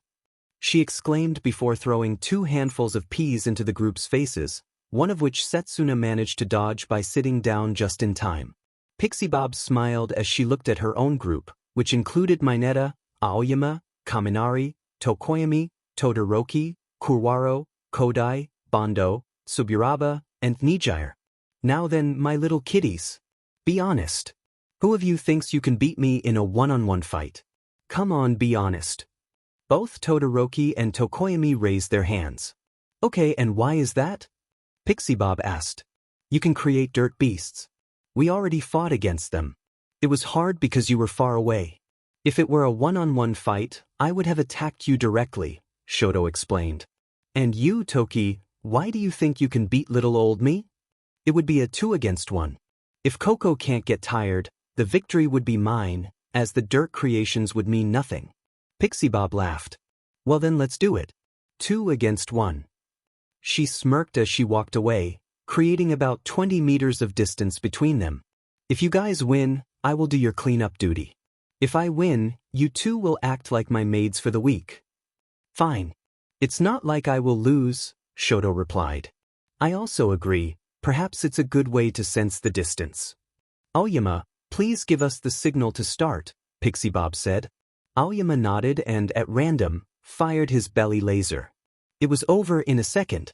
As the signal was given, both Shoto and Tokoyami sprang into action. They moved, but Pixie Bob's hands were already on the ground.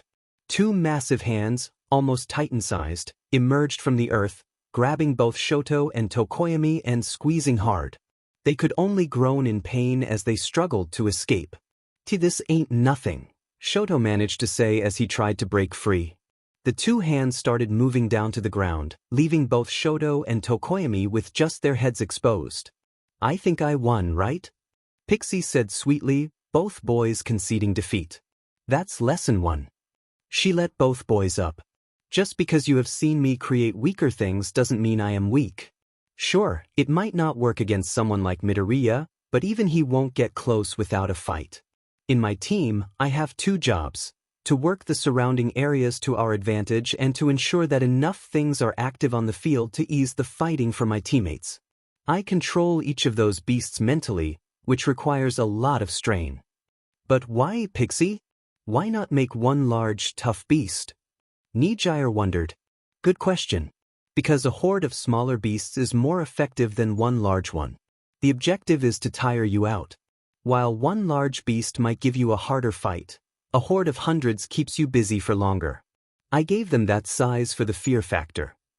Pixie Bob pressed her hands down on the ground, creating a wolf-sized beast that looked much cleaner than her usual creations. The rough look makes it scary. The size makes it scary. These things are important in a fight. Mineta was curious. What does fear have to do with a fight? Fear causes people to act on instinct. They either run or fight, giving the other side an advantage. Some of you use your abilities incorrectly. Like Tokoyami. While that little birdie looks for Coco, the simple fact is, it's not scary. You look more like a chicken than a shadow monster. Remember your sports festival? When Todoroki went against Midoriya, which one would you rather fight? Normal Midoriya or that version? Everyone instantly knew their answer, normal Midoriya. The other version seemed like a monster, and it was clear they understood what she meant. Exactly. When faced with something people fear, they are more likely to surrender. But that's not the only emotion you can play. Every emotion is playable. But first, I'm going to break you all down so I can build you up correctly. This will cause you great harm, but it's the only way to succeed. To train my quirk, I have gone through countless migraines and headaches. Now then, Mineta. Your training will consist of 2 parts. Not only will you repeatedly pull those grapes off your head, but you will also throw them. I want you to throw them further and further until you reach that tree. You need both range and aim. Pixie Bob had given him a target about 50 meters away. Mineta swallowed as he nodded, knowing it would be pointless to argue. He walked over and started. Pulling off the first few ball was easy, but as he reached the 100th ball, irritation set in. Aoyama, your belly starts to hurt if you use your laser for too long, right? Aoyama nodded. Good. I want you to fire that laser and run around while doing so.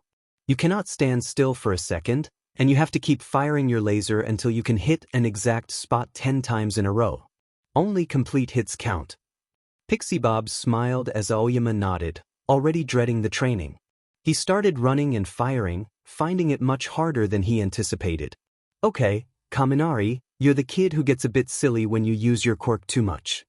Kaminari sheepishly nodded. Let's see how silly you can get. Over there, we have a few empty car batteries. Fill them up, then empty them before filling them again. I'll come by to check on you. Kaminari didn't like how she ended that, but he nodded and started walking, hoping she would show up. Tokoyami, you and Coco need to work on the fear factor and control. I heard you still can't keep your shadow under control.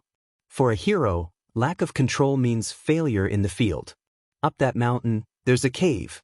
Enter it and focus on gaining control. Go deeper the more control you get. Start light, but aim to reach the end. I want a scarier version of Coco to grab something hidden there and bring it to me. If I don't like how Coco looks, you will redo it. Tokoyami and Coco nodded. Cute little lady killer, Shoto Todoroki, Pixie Bob said with a smile. I think it's best for you to use both sides of your quirk to the max. More importantly, your body needs to get used to big changes in temperature. Soon, we'll grab a large pot. I want you to boil water, sit in it for 30 seconds, then freeze the water and sit in ice for 30 seconds. Repeat this until the water reaches your hips. Fill the pot back up and do it a total of 5 times. Shoto nodded as Pixie turned to Kurwaro. The Shadow Man of Yue, you need to stop hiding in shadows and start controlling them. I don't know if you can, but you need to try. Jump in my shadow and force me to do something. Maybe take my top off. Pixie laughed as Kurwaro blushed. Kidding, kitty. But yes, force me to walk or to stop walking. The idea of a shadow being the soul of a person is very interesting, and perhaps it's possible. Pixie explained, with Kurwaro nodding and jumping in. One of the 2 ladies in this group, I want you to find 10 items in the storage container and make them as big as you can. Then, make them as small as you can. Do this over and over again. When the items have gone big and small 100 times each, you can start fighting with them. Throw them, use them as cover, defend with them. Have a mental battle with yourself and find ways to creatively use your quirk. I will stop by once I want to fight you and see how well you can use your quirk. Pixie smiled at the next 3.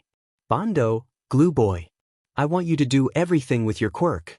Make weapons, covers, use it to move or to stop moving. I want you to continue making glue for hours on end. I want you to make a glue mountain the size of that mountain over there. I want it to be even bigger. I don't want you to ever stop making that mountain. Understood? Bondo nodded and started working. Making armor and weapons sounded smart. He tried making a glue shield and club, which was harder than it looked. Suburaba, you can go ahead and create a shield, Pixie said. His eyes went wide. You want me to do what? Pixie Bob started laughing. Your shields are too small. I want you to create a shield big enough for me to stand behind. And I want you to do that 12 times in a row. And no, you can't sit while doing it. I want you to run around as you do so. Because if you can't do that, then how will you ever be able to save anyone? Suburaba nodded his head. Yes, Pixie Bibi. I swear I won't fail. Lastly, miss, I die if I overuse my quirk. Thankfully, killing you during training is a tiger thing to do. So instead, follow me. Pixie Bob and MidoRyuu went to the storage container. Pixie Bob gave a large pan to Shoto and the 10 items to Yui. She also pulled out an old workout bike for MidoRyuu. It is an air bike. You not only move your legs but also your arms. I want you to bike as hard as you can for 1 minute, then have a minute's rest. You will do this for an hour. After that hour, you will get 20 minutes of rest before you continue to bike for 40 minutes. That's a 2-hour workout. Repeat that until I come back to get you all for lunch. After that, keep going.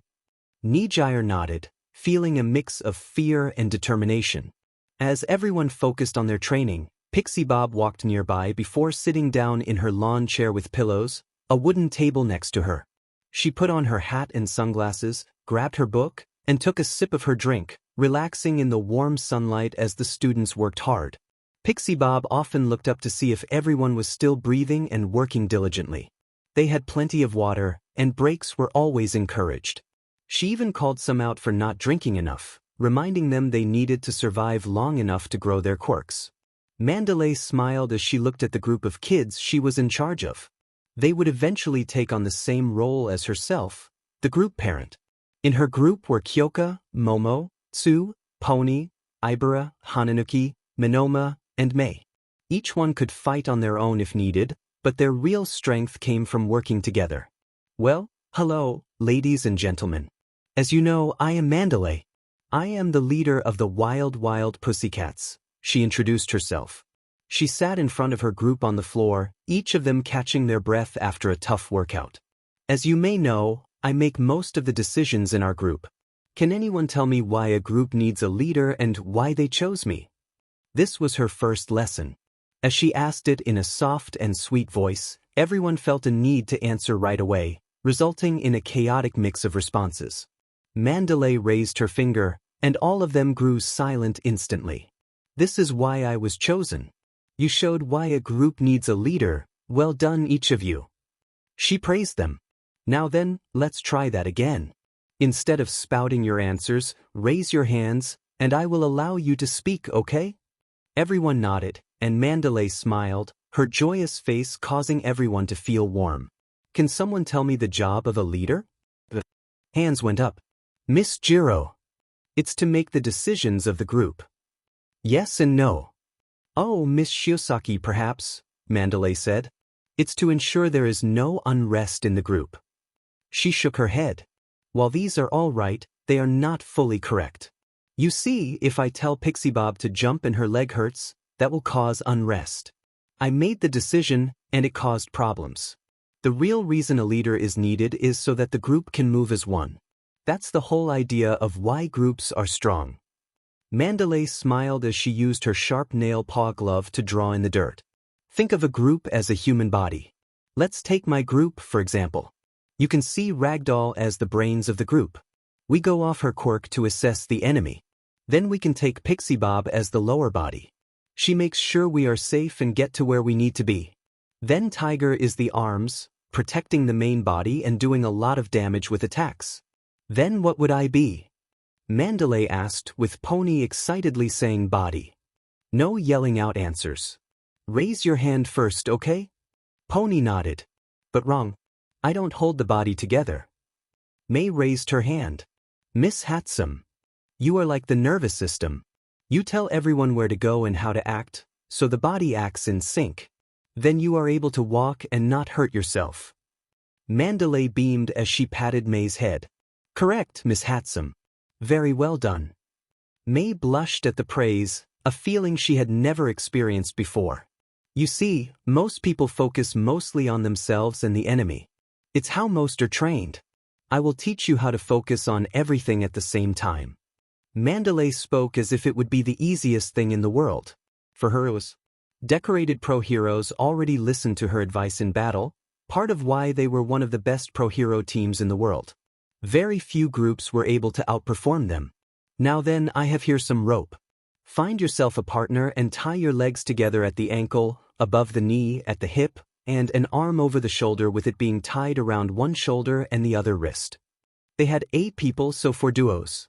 Momo teamed up with Kyoka, both believing they would be able to work together perfectly. Pony and Ibra did the same, having a good connection. Mei and Tsuyu were next, with the two boys, Hananuki and Minoma, teaming up last. Now that you are all tied nicely together, we will work out together. But there is a special point, Mandalay smiled. While this training would not be as intense as Pixie Bob's or as unusual as Ragdoll's, it would still present challenges. All around the area, I have hidden small pieces of paper. Some of them are hidden well, some not at all. During our training, I want each of you to find as many as you can while we train. So no going off and searching for them. We will do this as we hold a full conversation. I want your full focus on each of them. Now then, let's start to get our muscles warmed up with a soft jog around the area. Do keep up. The first problem came instantly. None of the groups could move, let alone run. Kyoka, come on. It's first inside, then outside. First inside, then outside. It's you who is taking those massive steps. Shorten them. Minoma, come on dude. Move in rhythm, not before me. I don't want to be dragged around, nor drag you around. There were dozens of problems that caused the group to stop not 10 meters in. Ma'am, is this even possible? Minoma asked, wondering if she was just pulling their legs. Mandalay looked around. Oh, Vlad, sweetie, can you please assist me here for a moment? Vlad King was sitting near the camp, just observing. He stood up and walked over. Of course. We will walk in sync, yes? We will do a small jog around this area, and then we will proceed to do an overhead lift with 60 kilos, okay? Vlad nodded as they were tied together. The students assumed this was going to fail hard. Mandalay was a head shorter and half his weight. But as the first step happened, it was smooth. Vlad lowered his gait to accommodate Mandalay, and she quickened her steps to keep up. Both moved perfectly together, almost as if they had worked together for years. The jog went perfectly. It took them the normal time to run it, not much longer than it would have taken alone. But with that, they were at the lift. The 60 kilograms bar was placed on the ground. Both had one arm to grab the bar, bring it up to their chest, and then press it over their head. They grabbed the bar, and without a sound, moved in sync. First, they rolled it forward and back a little before grasping it strongly and lifting it to their chest. As they swung the weight up, Vlad bent slightly at the knee.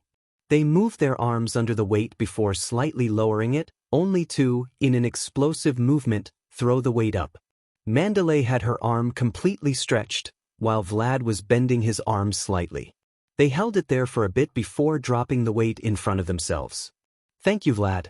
You are a sweetheart for helping right away, Mandalay said with a lovely smile, softening the normally stern demeanor they had come to know. Vlad walked away. I didn't know Vlad could smile, Pony said softly, glancing at Vlad, who was staring back at her. She eeped and tried to duck, but Ibra didn't move, causing them to nearly fall face-first into the ground due to the shift in weight. How did you do that? Momo asked, puzzled. She and Pony were struggling to agree on the situation. A leader doesn't always give orders, they also make compromises. Vlad was taller, so he adjusted his behavior. I was smaller, so I sped up. We both did something we don't normally do to find common ground. Since Vlad has a more aggressive persona, I, as the leader, chose to let him lead the movements. As Mandalay explained, confusion spread among the group. Ma'am, how does that even make sense? As the leader, you gave up leadership, one of them questioned. Mandalay smiled. Very good question. But if I give you all the answers, you won't grow. I'll tell you at the end of the day, but you must come up with an answer yourselves while we work out and search for those papers. The group followed her, though they struggled to keep up. Mandalay and Vlad made it look effortless, while they had to pay close attention to where their feet were placed. So, May, what have you been working on? Mandalay asked. My latest project is... May stammered, unable to focus with everything happening around her. Pony, what were your favorite things to do in America? Mandalay redirected. Pony perked up, though she struggled with the language. I totally love going to my uncle's ranch. It's where I learned to shoot my first gun. I have two at his ranch, a Glock 17 and a Remington 870. In Japanese, she added, I fire often at Uncle. I heard you were a Christian, Ibra. Were you born into it, or did you find your faith later in life? Mandalay asked as Ibra struggled to keep up. I found my paper, Pony exclaimed as she suddenly darted off. What did you say? Mandalay asked. Oh, sorry. I found my faith, Ibra replied, but before she could finish, she and Pony crashed to the ground, their legs tangled as they both reached for a piece of paper hidden near a bush. It was absolute chaos, but thankfully, moving at walking speed made it easier. Gradually, they picked up the pace, and soon the entire group was jogging together. Now then, students, since we can all run around, why don't we move on to our workout? Perhaps weights are a bit advanced for now, Mandalay suggested, observing how long it took them to adjust to running. Let's start simple with a burpee. We will raise our hands up high, then bring them to our hips, tap our hips, bring our hands to the floor, kick our feet back, and do a push-up. Then back up, feet to the body, kick them back once more, push up, and jump back up with arms raised. I want you to do a total of 20 burpees together. Please try your best, and if any problems arise, let me know. Mandalay looked at all three groups at once. Ragdoll was her usual chaotic self, playfully teasing the others. Pixie Bob was pushing her group to their limits, and Tiger was working his group hard, ensuring they learned how to fight effectively. Tiger looked down at his group of students. He had the largest group because they all needed to learn how to fight. They knew how to swing their arms and take a punch, but now it was time to learn how to throw one. Now you bunch of weaklings. You kept up with the warm-up, but now the real training begins. If you don't think you can handle it, get down on your belly and crawl away like the pathetic worm you want to be. None of the students moved. They were determined to prove themselves. We are here for it all, they shouted in unison. Tiger stepped closer. I didn't allow you to speak. Get down and start giving me push-ups. I want your faces in the dirt. Am I understood? Sir, yes, sir, they responded, dropping down to the ground. I want at least am I understood? Yes, sir, they yelled back. Tiger smirked. Now, for the rest of you, let's see what you've got. Does anyone think they can beat me solo? Bakugo and Izuku raised their hands, followed by Nana and Roomi. Why do you think you can beat me? Tiger challenged. No, sir, they replied, ready to prove their worth. It's just that you are a normal man. You won't really be able to hurt me. Tiger released an aura that almost brought people to their knees. Oh really now? Then try me. Tiger crossed his arms. Izuku shrugged and charged at Tiger, knowing a bit about his quirk. He wanted to limit Tiger's mobility, so he rushed in to tackle him but failed as Tiger easily jumped over him. At least I can touch you, Tiger smirked as Izuku punched the ground and pushed himself up again. Don't think I will stay down. Izuku rushed Tiger, swinging haymaker after haymaker without caring about being hit. But that mistake cost him. As Izuku swung, Tiger sidestepped or bent in an inhuman fashion. With one twist, Tiger's arm bent nearly 720 degrees before he swung with force, landing a blow square on Izuku's jaw. Izuku had prepared for impact but hadn't guarded himself, and he dropped to his knees, breathing heavily. Strength is but a small world of pain, Tiger said, slithering around Izuku before quickly choking him out, wrapping his arms around him. This was Tiger's first clash with a dragon of Izuku's caliber. Izuku's hand grabbed Tiger's wrist. Oh wow, Tiger thought, wanting to assure Izuku that it wouldn't work. But Izuku, with surprising force, pulled apart Tiger's arms. For the first time in his life, Tiger felt overpowered. I ain't that easy, Izuku said as he rolled off Tiger. Well, you won't win, but you're more of a shot than these losers. Alright brats. First, we train the fist.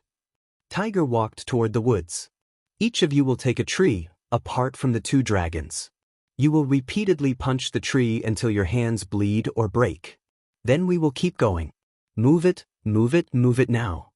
Tiger yelled as the entire group ran to the trees, each starting to swing their fists despite the pain.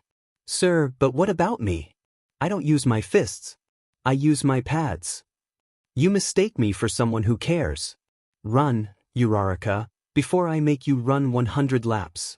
Sorry, sir, Achiko screamed as she ran to the trees. Now you two, come with me. Tiger took Ryuko and Izuku to the mountain area. You both are a lot stronger than you think. Instead of breaking trees, your punching bags will be the mountain walls. You will be done when you have carved out a nice large chunk. Move it to the trees and break that in half. I expect you to be done in 5 hours. Any extra hour, and I will require 100 more push-ups.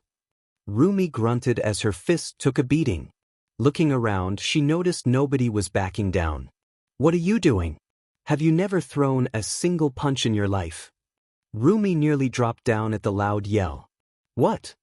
Your wrist, keep it straight. Next time I see it move, I will break it myself. Tiger walked around before grabbing Bakugo. We are sparring. He threw Bakugo easily 20 meters. What the heck? Don't throw me, I'm not a ball. Tiger showed his teeth, veins bulging on his head. I will use you any way I want to. You have earned the right to be anything but what I deem you to be.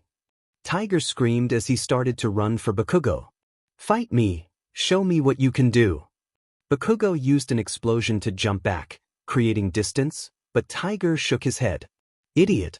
Only dead heroes can't fight those in the air. Tiger grabbed a rock and threw it. Just like how he threw Bakugo, this rock was fast, slamming into Bakugo's arm before he could dodge. How did you throw that so hard? Bakugo struggled, realizing dodging was impossible against Tiger. Try and find out yourself. Tiger threw 2 rocks this time. A blast in front stopped one rock, but the other exploded and hit Bakugo's hands. He fell roughly to the ground, barely rolling to avoid serious injury. I know. As he looked up, the only thing Bakugo saw was a fist. Tiger had jumped on him and swung, knocking Bakugo out completely. What a weakling, Tiger said, grabbing Bakugo's leg and tossing him aside. Mantis boy, you're next. Kamakiri rushed with enthusiasm. Yes, sir. I will cut you up nicely. He created 2 large blades on his forearms and swung them at Tiger. If your opponent is faster, you are a fool for allowing him to grab more, Tiger said as he grabbed the blades and swung Kamakiri away. At this point, that dragon boy will be the most fun I get, so each of you is just a pathetic worm compared to him. Nana, nearly breaking a tree in frustration, hated being called weak, especially when Izuku was mentioned. She was strong enough to stand nearby. Kamakiri rushed forward, shouting, Don't think that about me. I will defeat you. He charged at Tiger, who retaliated with a swift kick. You Shimura, you're my next victim. Tiger taunted, dominating the fight. The other students watched in disbelief as they struggled against him. Why were they all training normally while they faced the worst opponent? It was true, Tiger was formidable, but their training would ultimately prove their worth. Nana stepped up, determined to take on Tiger. I won't hold back, just be ready, she declared, charging her quirk. Energy surged through her, making her skin almost glow. Then here I come. She sprinted toward Tiger, her speed impressive. However, she underestimated his experience in hand-to-hand combat. As she attacked, she left herself open, and Tiger swiftly countered, landing a powerful blow to her gut. The air was knocked out of her, and she struggled to recover. Fu F dash, she gasped, trying to regain her breath. But before she could react, Tiger wrapped his limbs around her, applying pressure until she lost consciousness. He tossed her aside and stood tall. Now let's see who gets to be hurt next, he said, systematically taking down each student in turn. Hours later, Izuku arrived, carrying a large boulder on his back. He dropped it, surveying the scene. What happened here? He asked, shocked to see his classmates scattered around. They were weak. Now will you fight? Tiger challenged. Izuku transformed his hand, scales forming as he punched the rock, reducing it to rubble. Sorry, it was hard not breaking the mountain as I carved the rock, he said, preparing for his turn. He knew he might lose, but he aimed to land at least one hit on Tiger. Bring it, kitty cat. Tiger rushed forward, eager to show Izuku how to fight. He threw a punch, but Izuku dodged, determined not to take another hit. To Tiger's surprise, Izuku absorbed the blow instead, smiling as he said, Now you're close enough. With incredible speed, he swung at Tiger, landing a hit on his shoulder. "Well done, Brett. You're the first to hit me in 2 whole years. Now I should get serious," Tiger replied, flexing his muscles. Izuku jumped forward again, swinging low, but Tiger countered, grabbing his wrist and yanking him down. Tiger's knee collided with Izuku's face, but he brushed it off, stepping forward and wrapping his arms around Tiger's waist. "Now it's over," he declared, applying pressure. For most, this would have been the end, but Tiger was anything but normal. His quirk, pillow body, allowed him to stretch and flatten his body at will. He easily maneuvered to grab Izuku's ankles. "Perhaps it is," he taunted, letting go of Izuku's ankles and grabbing the ground instead. With a powerful motion, he flipped Izuku into a suplex. Izuku hit the ground hard, losing his grip as Tiger stood above him, ready to stomp down. Yet, Izuku's durability had improved, and he quickly jumped back up. "I will just brute force my way into kicking your butt," he shouted, charging forward once more. Fast, but wrong. Tiger countered, landing a punch to Izuku's face, using his own speed against him. Tiger's fist landed, causing Izuku to stumble back. The pain annoyed him more than it should have. Izuku dashed forward again, but Tiger anticipated his moves. Each punch Izuku threw was sidestepped, blocked, or deflected, followed by a counterattack from Tiger. With each hit, Izuku's endurance waned as Tiger targeted the same spot, fueling Izuku's frustration. Tiger couldn't understand why Izuku's confidence was shaken by someone he deemed weaker. It seemed to stem from a deeper issue within Izuku, perhaps a lingering resentment from his past experiences. As Tiger landed another punch, Izuku fell to the ground, blood trickling from his nose. "It's done, go back to training," Tiger said. Izuku, seething with rage, ignored him and charged again. Tiger sidestepped, ducked under Izuku's arm, and wrapped his arm around Izuku's neck, choking him until he passed out just as Aizawa walked by. "Why did you do that?" Aizawa asked, surprised by Tiger's actions. "He chose to attack me after our fights. I'd rather he cool down than lose control." Aizawa sighed, grabbing Izuku and wrapping his scarf around him before dragging him into the woods. He lifted Izuku onto a branch, leaving him hanging slightly above the ground. Aizawa was apprehensive about this moment. He understood Izuku's struggles all too well. After gaining his quirk, Izuku had faced bullying at school for having a dragon quirk, which made him feel weak and insignificant. Recently, surrounded by heroes, he had started to realize his strength. However, losing to someone he perceived as weaker reignited the anger he felt from his past. Aizawa knew that if Izuku's anger continued to grow, it could lead him down a dark path. "Shut it," Aizawa said firmly, cutting off Izuku's protests. "Hate me if you want, but this is for your own good. You want to be a hero and break the stigma of being a dragon, then you need to control your rage. You attacked your teacher in anger." Izuku's head dropped in shame as he realized the truth in Aizawa's words. "I'm sorry. I don't know what happened," he admitted, feeling remorseful for losing sight of what it meant to be a hero. "I'll leave it at that for now, but you need to apologize to Tiger, and then you will train with Pixie Bob." "Am I understood?" Aizawa said. Izuku nodded, head bowed, and walked toward Tiger. "Sir, I apologize for my actions. I am ashamed it happened, and I swear it won't happen again." Meanwhile, Shigaraki was in a frenzy, demanding to know the whereabouts of his brother. "Kurogiri, where is he? I want my brother here now," he yelled, throwing a tantrum. Kurogiri tried to calm him, but it was futile. The television turned on, and a voice reminded Shigaraki to be patient. He retreated to his room, which resembled a shrine to Izuku, filled with pictures of him from various events. Despite the chaotic atmosphere around him, Shigaraki found solace in his gaming, trying to ignore the noise from his fellow villains. The boss took care of him personally, which meant no distractions all day. The leader of that group was Ash. A wooded area with a flame quirk was too easy, only Izuku would survive. The loudest and most annoying by far was Lilith, who constantly sought attention. Shigaraki found it hard to focus with her distractions. He had noobs to deal with online, including Mustard, a brat younger than him, and Compress, who he didn't mind. Compress understood Shigaraki's connection with Izuku and had a knack for magic, which Shigaraki enjoyed. There were still 3 missing members. Once they were all together, they could head to Izuku and get Shigaraki's brother back. They would have so much fun hunting down those who had wronged them. Shigaraki imagined the chaos they would unleash together, dreaming of a world where they ruled as kings. Meanwhile, Izuku was on the floor, looking up at the sky. Pixie Bob had put him through intense training to master his flame breath, which he struggled with. After several attempts, he fainted from exhaustion. He shot up, startled, to find Pixie Bob standing over him with a bucket of water. "Focus on getting the flames smaller and don't pass out again," she said with a smile. Izuku apologized and promised to do better. As she walked away, she jokingly commented to herself about him, unaware that Kurwar overheard and cringed at her words. Izuku pondered how to improve his flame control. He thought about heroes who might help him, like All Might or Endeavor, but wasn't sure who to contact. He missed his mother's cooking and looked forward to returning home after training. The first day of training was over, and the Wild PP Cats gave their students 3 hours of free time. Most of them were exhausted from the day's challenges.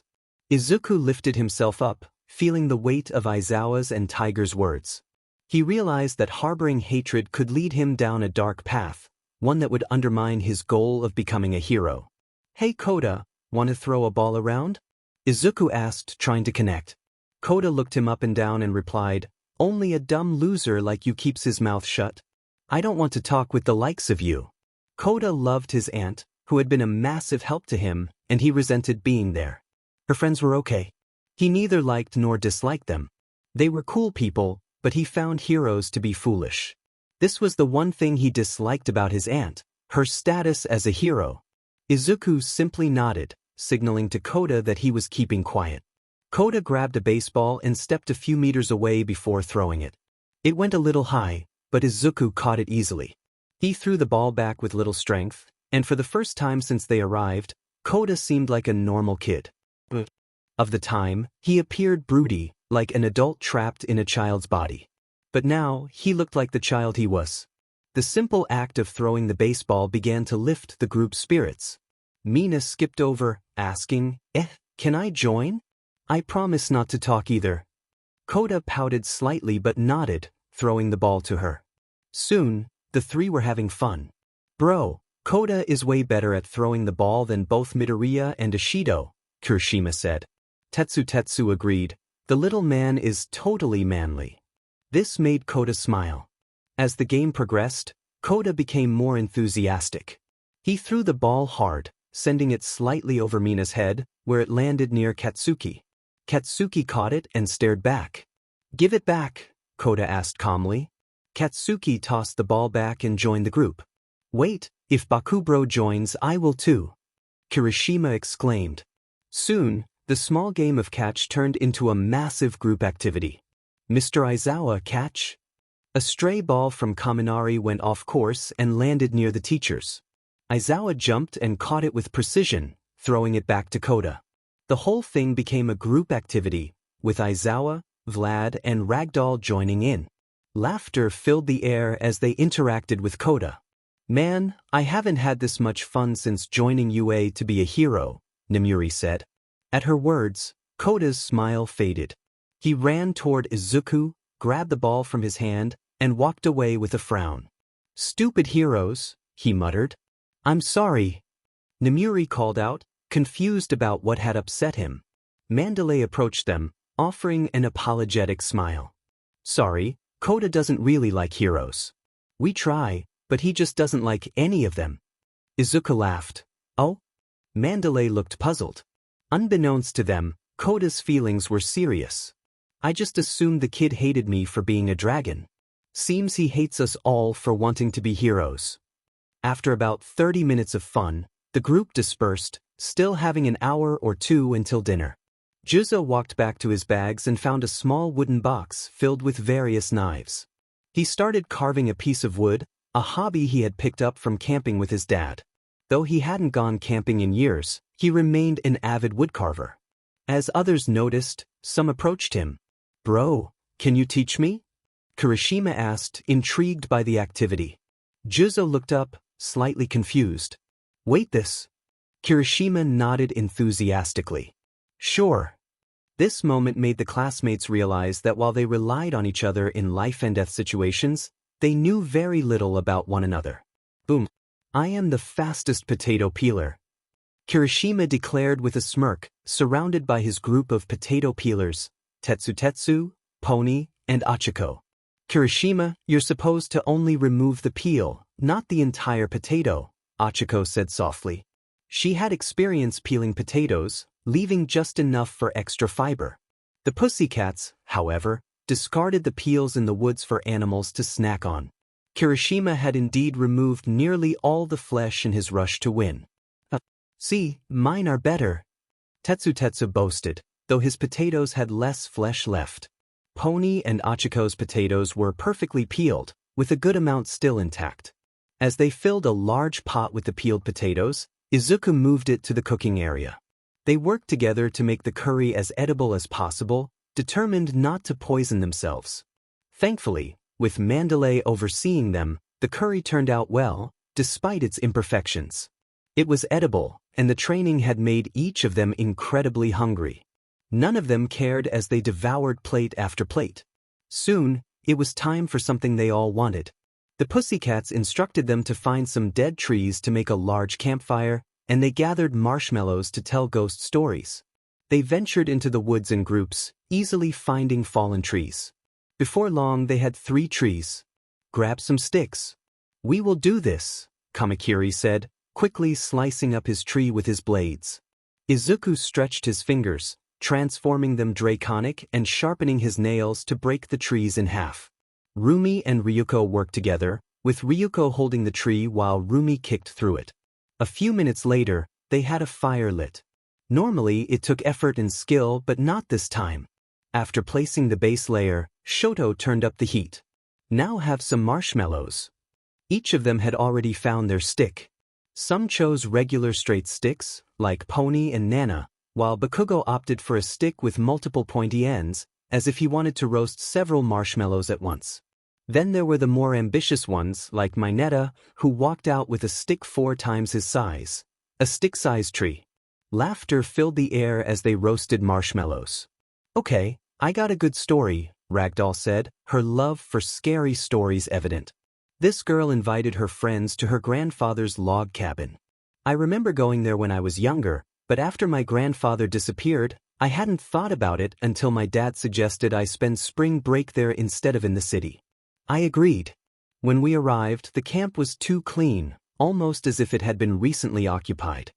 Of course, the girls started drinking and being loud, but their fun fell silent in the dark woods that held secrets. One of the girls had to pee, and as she walked outside, the music faded into the shadows. While using the outhouse, a massive alligator crawled through the pipes and bit down on her. She was never seen again. Ragdoll finished her story with a laugh, but most looked bored. Really? That was the scary story? Someone asked. Ragdoll shrugged. That happened right here. A large green humanoid alligator showed up and ate 9 different people. That's why we live here. It's cheap, and we're still searching for the killer. This made the group swallow deeply. Well, good night. Don't be eaten by the monster of the woods when you need to urinate, Tiger said as he headed to bed.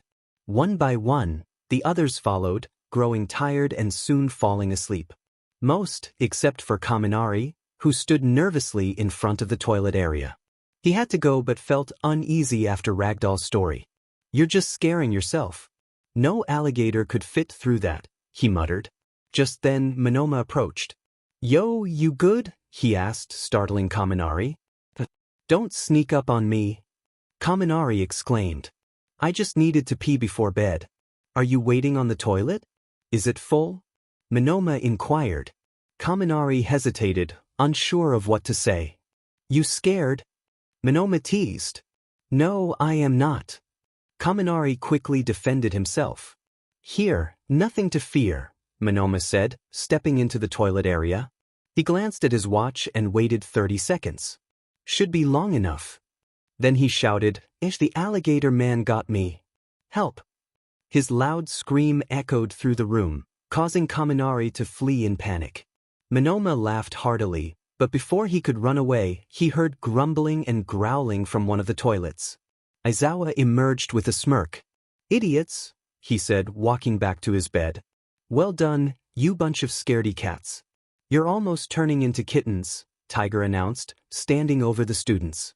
After 3 days of hard training, they were exhausted. Now you just need one more day of hard training to become kittens. But since the other cats believe play is just as important, you get to have fun today by doing 999 push-ups. So get started. Tiger shouted. Many students groaned in fear before sluggishly beginning. Mandalay intervened, smacking Tiger. "No, you get to really play. After dinner, set up a fun activity. You'll split into pairs. Half of you will hide in the forest to scare the others while the other half walks through the entire forest before making it back." The group loved this idea, but Aizawa interrupted. Each of them shook from the late-night training. The students who had failed each and every night spent in the building studying felt like they were in hell. "The lesson won't happen today. You all improved and I am proud. I will give you this chance once. Fail again, and my wrath will be worse than before." All the students yelled, "Yes, sir." Their voices were tired. The training had worn them to the core. They felt like nothing more than a puddle of flesh. Thankfully, they had nothing else to do apart from having fun. "Hey, Koda, wanna throw the ball again?" Izuku tried to reconnect with Koda. He understood Koda's hatred for heroes. At one point, he had felt the same way. But Koda ignored him. "Hang around your own loser kind," he said. "There ain't a loser like him here," Bakugo added, mostly meaning that Izuku was a loser like no other. Koda just stared back. "I see two of the biggest losers now." Bakugo nearly rushed at Koda. "Come here, you little."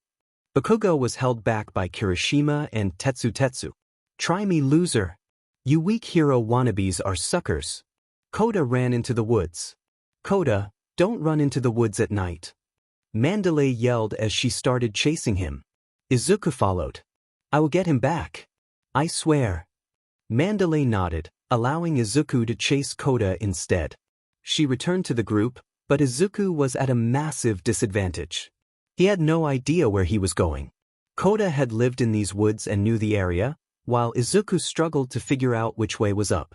"Now that everyone is here, go have fun, and bring me back my brother." Shigaraki screamed as they stepped through Kurogiri's portal, all 10 members together. "Okay, we need to act smart here. Don't kill anyone. That dragon brat might be stronger than all of us. Don't fight him alone. Use the heroes as hostages to get him to join us. That way, we do our job and we won't die," Muscular sighed. "Forget that. I'm gonna have some fun. I need to scout first." He ran into the forest, knowing just the mountain to look down from to spot the action. "Well then, us 9 can work smarter. Mustard, you take the south side. Push the pass north but try to create a barrier around the area to lock them in." "I will do the same," Ash said, embers sparking from his hands. "Twice, make a copy of me. We will close in from the north and east. Compress, you hide and try to snatch that ragdoll for the big boss. The rest of you are on collection duty. Subdue and funnel them into the west. That open area gives us the best shot at Midoriya." Ash had a clear game plan, which was why he was chosen. He liked to have a strategy to win the fight. "Fine. I will listen only because tasting Midoriya is so close. I wonder how it feels to face him," Lilith said, her thoughts lingering on Izuku. They spread out, knowing they needed a smart plan and the right moment. "Keep in the shadows for now. There are way too many of those brats. We might not walk away if we fight now," one of them said. "Dumb losers. They think they're cool for being heroes," Koda said with his arms crossed, dangling his legs over the side of the mountain. It was his hideout, filled with snacks, toys, and comics. Whenever the wild pussycats were busy being heroes, he escaped there. "Hey, brat, you know a guy called Izuku Midoriya? I want to take him down," Muscular said as he stepped up the mountain, blocking Koda's path. Koda shriveled up at the sight of him. He recognized the man responsible for his parents' deaths, the reason for his hatred of heroes. In his child's mind, if heroes didn't exist, his parents would still be alive. What? Do you know me or something? Wait, don't tell me. I killed your family. Who was it? Your mom or dad? Maybe a sister? I killed so many I can't remember.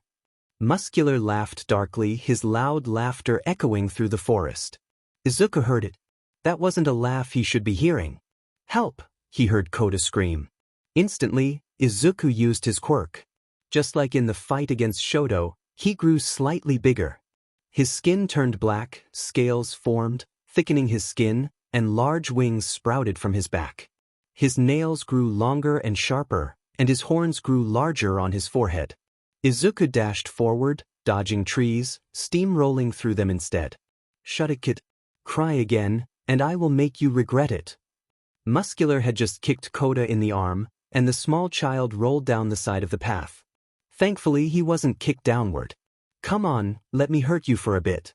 Then I will send you to your family, Muscular said, his muscles bulging as he prepared to enjoy hurting Kota before targeting Izuku. Get away from him, you be. Izuku shouted as he dashed forward, flapping his wings. He grabbed a tree and swung it like a bat. Muscular barely blocked it, feeling the impact as his arms hurt and his back slammed against the wall. Kota, get back. Don't worry. I will keep you safe, Izuku said, clenching his fist. Knuckles cracking, Muscular grinned. Oh please, let me have a good fight. His muscles bulged, growing larger as he transformed, resembling All Might in size. He dashed at Izuku with incredible speed, swinging low in an attempt to uppercut him. However, Izuku blocked the attack with a single hand, stopping Muscular in his tracks. OH, Muscular exclaimed, realizing he had underestimated Izuku's abilities. Izuku retaliated with a wide hook, which Muscular managed to block with his massive arm, but the force still knocked him back. Why your way fun? I can finally let loose for a good fight. Don't die easy now.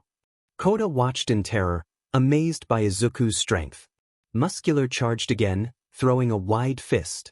This time, Izuku took the offensive, and they both landed powerful jabs to each other's faces, sending them both reeling. Izuku remained on his feet, a slight cut on his lip, while Muscular fell back, laughing. Haha, this is fun. Muscular's muscles swelled even larger, and he lunged forward, slamming his fist into Izuku. Izuku welcomed the challenge, grabbing Muscular by the shoulders. Try and take this. I ain't losing to anyone. His fingers dug into Muscular's skin, holding on tightly. Muscular managed to break free, but Izuku used all his strength to headbutt him repeatedly. Each impact left Muscular's face bloodied, while Izuku himself was also covered in blood.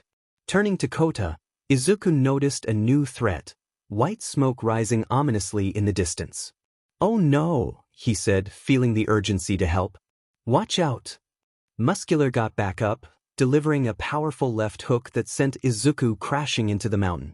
The impact was brutal, and Izuku felt the pain coursing through him. We ain't done yet. Muscular shouted angrily. Stop. Don't hurt him. Kota screamed, desperate for Izuku's safety. Brat, shut up before I kill you. Muscular roared. Fueled by rage, Izuku leaped forward, slamming his fist into Muscular's chest with all his might. Muscular was sent flying into the woods. I won't let you touch anyone here. Try and kill me, you be. Izuku's voice echoed through the woods, sending chills down the spines of everyone nearby. Aizawa felt a wave of fear wash over him, something he had never experienced before. I don't want to fight him, Ash said, hiding behind a tree, trembling. Meanwhile, in a distant home, the older dragon Kai sensed the commotion. Pup, did you feel that? He asked his granddaughter Toru, who peeked into the room. I did, sweetheart. Please get Rex for me. Rex, a well-built man in a suit, stepped out, holding his daughter Kanna, who had silver hair and horns. Get free next week. I want you to contact that boy I told you about before. He has piqued my interest, Kai instructed, recognizing the significance of Izuku's roar. Minutes before the fight, Mustard prepared himself, still in his school uniform and wearing a high-tech helmet. He felt the weight of a revolver against his chest, ready to take down even the strongest heroes. As he checked his wrist for the locations of his allies, a gust of thick pink smoke erupted around him. He smiled under his mask, feeling the power of his quirk as smoke swirled around him like a whirlwind. He sensed each disturbance in the smoke, a testament to why Mustard was a dangerous villain and why the League of Villains was fortunate to have him. The real Ash stepped out from the east side, his hand glowing with heat. He pressed his hands against the trees, igniting them effortlessly. The flames spread quickly, consuming tree after tree as he walked through the woods, unaffected by the fire. The fake Ash mirrored his actions on the north side. In moments, the south, east, and north sides were engulfed in flames, their plan in full effect. Suddenly, Muscular's roar echoed through the area, alerting everyone. The teachers sensed something was wrong as they noticed the class of 45 was now reduced. Around 14 students had gone to grab items for the scare walk, while half the class had ventured east, hiding along the trail to scare the remaining students. Aizawa felt a surge of panic. "We need to act fast," he said, sweat forming on his brow. He wanted to rush to his students, especially his son, but he had to ensure everyone's safety. "Mandalay, what's the plan?" Mandalay, familiar with the area, quickly organized the heroes. "Tiger, go north and gather the students. Pixie, check the south. Vlad, move east. Aizawa, stay with me to protect the students. Our fallback point is west, they're leading us into a trap. Ragdoll, head back to West Camp and meet up with Vlad." Mandalay sent a mental message to each student, hoping they were still within her range. "Students, this is Mandalay. Please make your way to camp, there's a villain attack. Midoriya, ensure Koda is safe." Her voice trembled with urgency, a secret weighing on her heart. Koda lived with Mandalay and the Pussycats because his parents, both well-ranked heroes, had been lost to a villain she despised, Muscular. Koda harbored resentment towards heroes for the loss of his parents, and Mandalay feared losing him too. Meanwhile, the students were in a state of panic, divided into groups. The 14 who had gone for their bags noticed the fire and were worried. "Stay calm. Move as a single group," Ida instructed. His group, including Denki, Sato, Rin, and others, gathered together and began to move back. Unbeknownst to them, the clone of Ash was stalking them, intent on luring them into a trap. The 20 students who had gone to scare others in the woods were spread thin when they noticed the pink smoke creeping toward them. The mist thickened, prompting them to flee. The east group, facing Mustard, included Kamakiri, Kaibara, Itsuka, and others. They were numerous but scattered, unsure whether to investigate the mist or confront the source of the smoke. "I'm going in.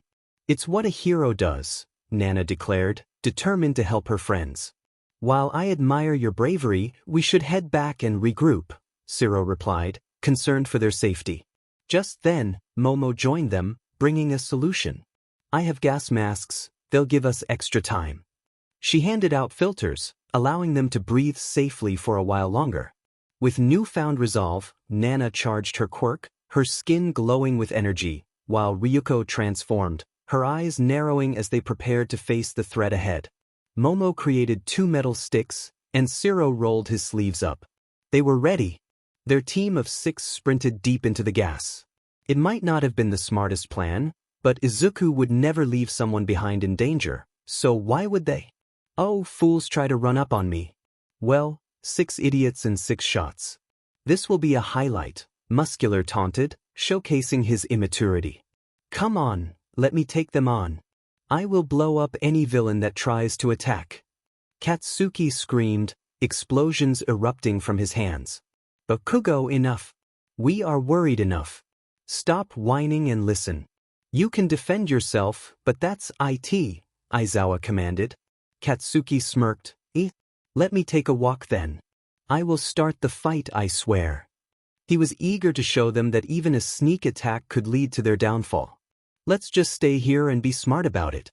If anything, they'll arrive here sooner or later. If we fortify this location, we have a better chance," Momo suggested. He was right. They needed to secure a place that wasn't where the villains wanted them to go. They had enough to hold their ground, but then the villains appeared, 2 heroes against 4 villains. Spinner wielded a large sword made from a mix of various blades, while Twice held a sharp-edged support item. Magna had a large beam hidden by cloth, and Collider had mechanical pistons on his arms. "Back up or die," Katsuki shouted, standing next to Aizawa. Magna raised the beam, trying to create panic. But Katsuki smirked, exploding behind him to gain speed. In a flash, he kicked Magna back. "You started it. This is self-defense," he bragged, unaware that the other three villains would retaliate. Spinner swung his massive blade at Katsuki. "He ain't alone, we're all here," Kirishima yelled, his arms hardening as he punched the blades, breaking them into pieces. "Nice work, shitty hair. We can handle this," Katsuki said, though they were all exhausted. Each of the 10 students could barely move, but they couldn't back down now. "Fine, just don't get hurt. Back off if you're tired. I will show you why I am a hero," Aizawa said, ready to face all 4 if it meant saving his students. "Collect, not kill," Collider said, which only fueled Katsuki's determination.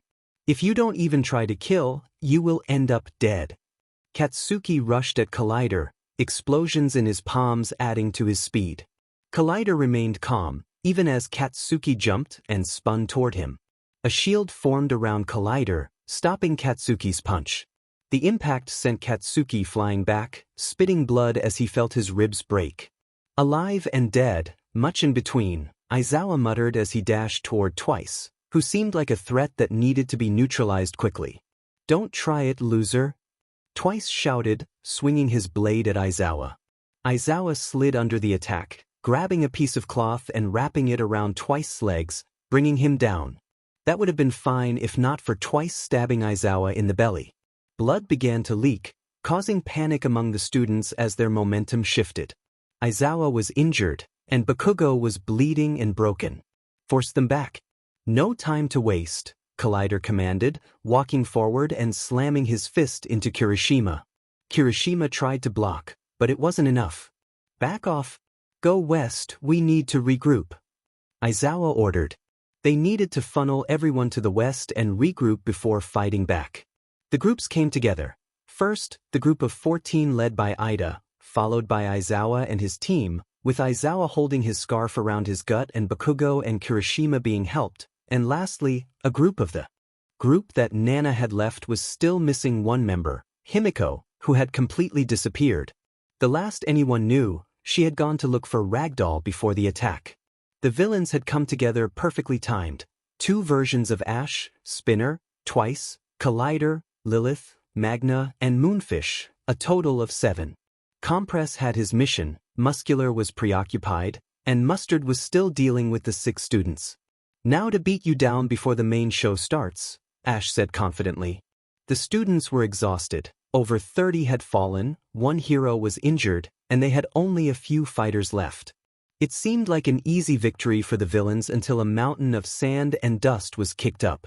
An impact landed in front of them, revealing Muscular in a small crater, one arm charred and defeated. "Must be the man of the hour's work," Ash remarked, starting to sweat. A heavy thud echoed behind them, and they turned to see what they had feared, a true dragon. "We need to be smart about this," Momo said. "We're all tired and we don't know how many villains we're up against. We need to fight strategically." They understood the gas was thicker in the middle, indicating where the villain responsible for it was located. "Nana, can you help move it?" Momo asked. Nana nodded. Momo pulled up her shirt, revealing a large object she had retrieved from the ground. It unfolded into a massive fan. "Here," she said, handing it to Nana, who charged it with her quirk and began swinging it to clear the gas. Mustard felt the shift in the air as the gas was pushed aside. They might have more visibility, but it won't save them, he thought, unzipping his jacket to pull out a revolver. He aimed at the open spot where the gas had cleared. "Die, losers," he shouted, pulling the trigger twice. The bullets flew forward, and the students ducked in shock. That was a gunshot. "Is anyone hit?" They checked on each other, relieved to find that a tree had blocked the bullets. "They're toying with us. Let's finish this quickly," Kamakiri said, pressing a blade from his fist. "To scout in the trees. Zero, fire your tape forward to locate them." Momo created a large shield for protection. Nana, however, was cutting her way through the gas. Mustard, annoyed by the visibility, decided to play dirty. He cut off the gas, but with Nana's help, it soon dissipated, revealing Mustard. "Oi, villain! You're dying next!" Kamakiri yelled. Mustard pretended not to hear, smirking under his mask. Kamakiri, in a rush, threw off his mask, thinking the gas was still present. But it wasn't, and Mustard seized the opportunity. He activated his quirk again, releasing a cloud of pink smoke that engulfed the area. Kamakiri inhaled deeply and felt the effects immediately. His head spun and he collapsed. "Kamakiri, no!" Momo cried, rushing to him. She dropped her shield, desperate to get his mask back on. Mustard raised his gun, aiming at Momo. Before he could pull the trigger, Nana swung the fan, redirecting the shot. "I won't let you hurt any of my friends," she declared, charging forward. But Mustard vanished into the thick smoke, taunting them. "You won't be able to harm me, I am my smoke. You and your friends will face a painful end. It's that dragon's job to kill you, but I don't think anyone will miss you." The 5 hero trainees shared the same thought. They were here because of Izuku, they were going for Izuku. Mustard uses this small moment to fire his gun twice. Even with Tsuyu hitting Nana once, she was still shot. One bullet pierced her shoulder. She fell to the floor in pain. The heroes needed to go on the offense. UBSD. Momo made a shield once more. She really couldn't do any more. She was reaching the bottom of her tank. Holding it up to protect herself, she started running forward. Tsuyu used her tongue as a poker, stabbing it in the thick smoke to try and get a feel. Zero did the same thing. Yet unlike Mustard, they hit trees. Mustard felt the trees around him. He knew where to stand to attack. He felt safe there. Momo's running had caused some problems with feeling what was where, but it was nothing he couldn't handle. That was until the smoke stopped. Nana used the other shield. She slammed it down with OFA. Her arm broke, her skin ripping as she started bleeding. The bone broke as she went over her limit. But all the pink gas was forced out of the area. "Found you." Zero wrapped his tape around Mustard's legs. He raised his gun, but Tsuyu wrapped her tongue around it and pulled it out of his hand. And it was over. Nana dashed for him. She jumped forward, her one arm already shot with a gun. The pain is incredible. The only thing that kept her from passing out was to find out if Izuku was fine. Her fist connected with the mask. Mustard had one singular final support gear. The mask popped out spikes all around it, easily piercing Nana's hands, her hands bleeding and unusable as Mustard's head snapped back. The tape broke as he flew back, breaking through one of the trees nearby. The heroes' victories. One Muscular was punched into the lower woods. His ribs hurt, he coughed up blood, the air pressed out his body. "Fuck that bee." The muscle fibers grew thicker. He got back up. Before then jumping up, dashing forward back at Izuku, who stood waiting in his dragon hybrid form. He saw Muscular's movements easily. He sidestepped Muscular's speed, shocking himself, but still slamming his fist in Muscular's ribs. He flew into the wall. "Die evil BSE." Izuku dashed at Muscular. He held his arms up, his forearm muscles growing more and more. He needed to protect himself. One Muscular's arms felt each and every punch. The muscles took the brunt, but still, each punch cracked Muscular arms. "Stop," Muscular said softly. A pathetic turn from the killer he was supposed to be. It stopped Izuku. Was he turning into a villain? Was he taking it too far once again? His hand shook in fear and doubt. Muscular in fear pushed Izuku. Koda, who stood watching this, thought Izuku was losing now. He needed to help. Izuku needed to survive. He couldn't die like his parents. Raising his arms, he with all his might pressed outward. A small soft spray of water hit the both of them. "Don't hurt him." For Izuku this was the last straw. He was a villain. He was so bad that even Koda thought this had to stop. "Don't hurt Midoriya." Koda screamed, a new spray of water hitting Muscular. "Kid F or I will kill you." Izuku snapped again. Muscular felt it. Izuku was on him again. Muscular tried swinging his fist at Izuku's head, but he saw the embers come out of Izuku's mouth. Izuku's hand on his chest. his fingers digging into the flesh and muscles of Muscular. When he breathes out, the flames forced out of Izuku's mouth. The flames covered and burned Muscular's arm. The muscles charred and black as Izuku stopped. The mountain nearly melted at the heat. Muscular, barely awake. Izuku threw him away in the air. Koda come. Izuku transformed into a massive dragon. The massive being flew up as it grabbed Koda, holding him in his paw to protect him. Izuku flew up at Muscular before slamming his head down at Muscular, shooting him down. Izuku follows behind, seeing the large group of people together. Hide as we land. Izuku landed, hiding Koda so he could run behind the trees without being seen. Everyone saw Izuku and was worried. Hello Midoriya-sama, Ash spoke. Worried he was going to die. He had met a couple of dragons in his time and each reacted weirdly. Some wanted to be treated like kings, others barely wanted to be alive. This could go really well or really bad. Izuku transformed back into his hybrid form. His wings spread wide. The villains could feel the aura around him. It was the aura of death. We are here are the request of Shigaraki in order for you to join our ranks. Izuku looked. Your ranks? Ash started shaking. Mentally he yelled at himself, and not like that. We will join you. You would take your rightful place at the top. Working only under the big boss, Shigaraki. Ash quickly shook his head.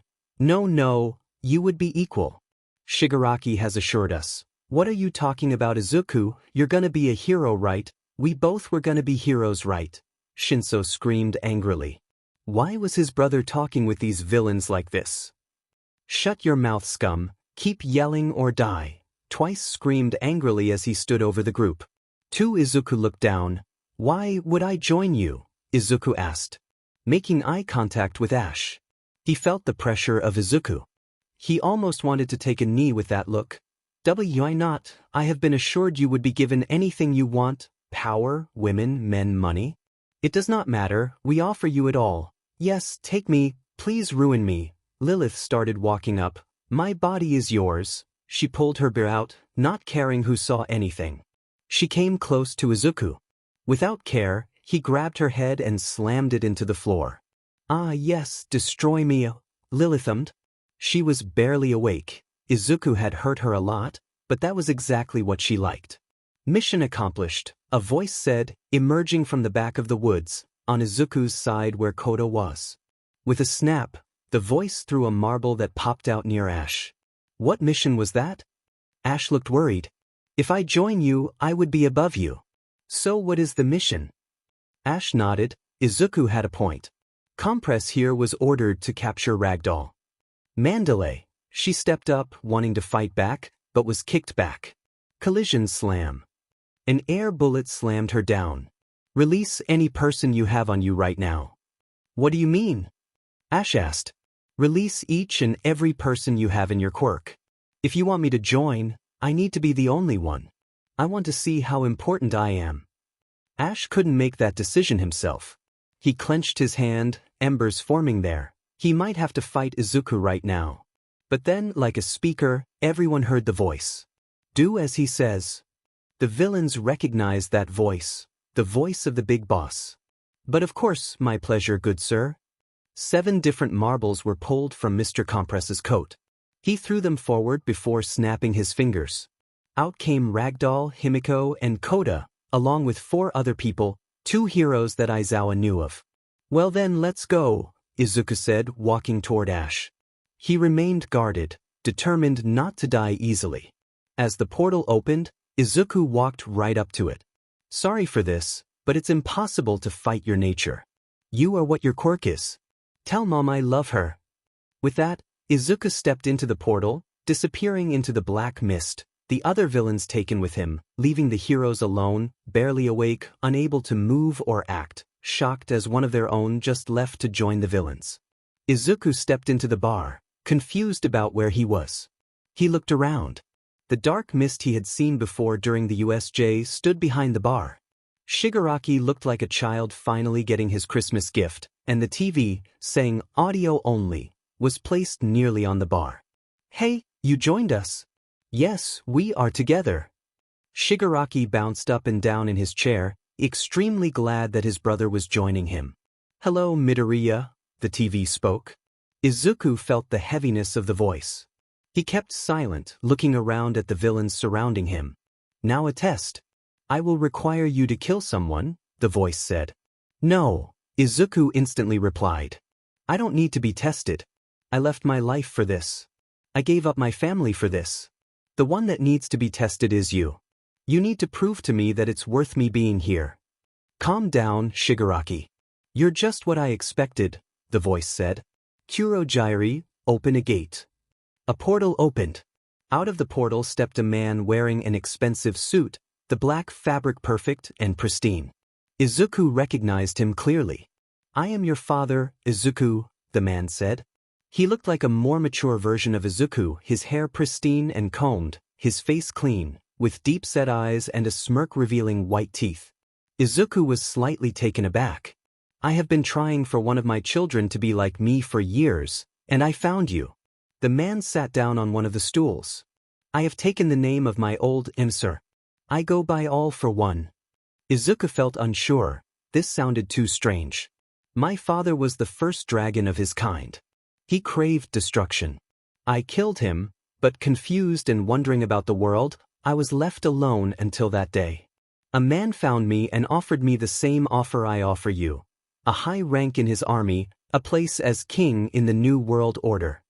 Izuku maintained eye contact. "My MSTR fought and lost. In a last effort, he tried to take over my body. By doing so, I took his quirk. I gained the ability to steal quirks." The man's smirk sent a shiver down Izuku's spine. "That's my proof, a story very few have heard, and even fewer have lived through." Izuku nodded. "I will train you. You are but on a stool for a journey toward the moon. With my training, you will become more powerful than All Might or whatever pathetic successor took his quirk." Izuku's eyes widened. "So what about them?" "I don't care about them. They, however, will need to die in the future. You will do as much." Izuku nodded. "That will then be my final showing of proof.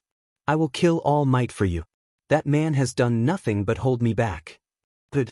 Now I will apologize, but you will take the revenge you can choose." Izuku looked confused.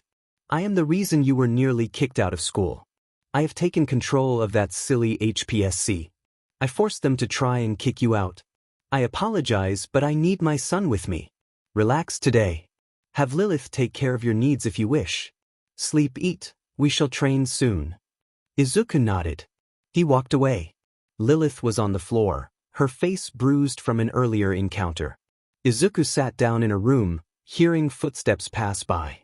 It was clearly Shigaraki, as he heard someone lean against the door. Izuku looked down at the floor, thinking of everyone he was leaving behind. Tears fell onto his hands. Back at camp, there was complete silence. Izuku had just joined the villains. His classmates, the students who were supposed to be on his side. One of the most powerful students, he had personified heroics more than most. How could he do this? The girls who had recently dated him were struggling emotionally. Help arrived shortly after everything unfolded. A distress signal had been sent quickly. Nezu showed up with multiple teachers. "Where is Mr. Midoriya?" he asked, noticing Izuku was the only student absent from the group. A broken Aizawa replied. He joined them. The teachers felt the same heaviness as the students, but Nezu remained composed. He nodded before walking away. It was the end of the week, and each student was checked by the hospital to ensure they were healthy enough to return home. They were not required to attend school for a week, and each of them had trouble believing what had happened. What will we do about this? We have to find him and arrest him. This cannot be left unresolved. All Might yelled. Who was behind this? Aizawa had mentioned a voice. Tashinori, I understand your concerns. But we don't have the resources to take that group down, nor do we fully understand what they are planning or where they are. We need to gather more information first, Nezu said, standing on the desk. We all share the same feelings of betrayal.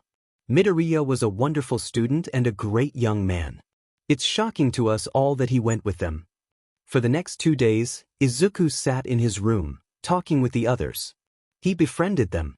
Shigaraki wasn't the worst. Despite their past, he was almost like a younger brother. They played video games together, and Shigaraki would run to Izuku each time he scored a win for his team. The others were unique in Izuku's eyes. Spinner and Magna shared experiences similar to his own. Spinner, with his gecko quirk, faced discrimination for his appearance. He had fought back against the hatred directed at him. Magna, a trans woman, had been rejected by those who were supposed to support her, leading her to embrace a new identity. Izuku could connect with them to an extent. The others had chosen their paths for various reasons.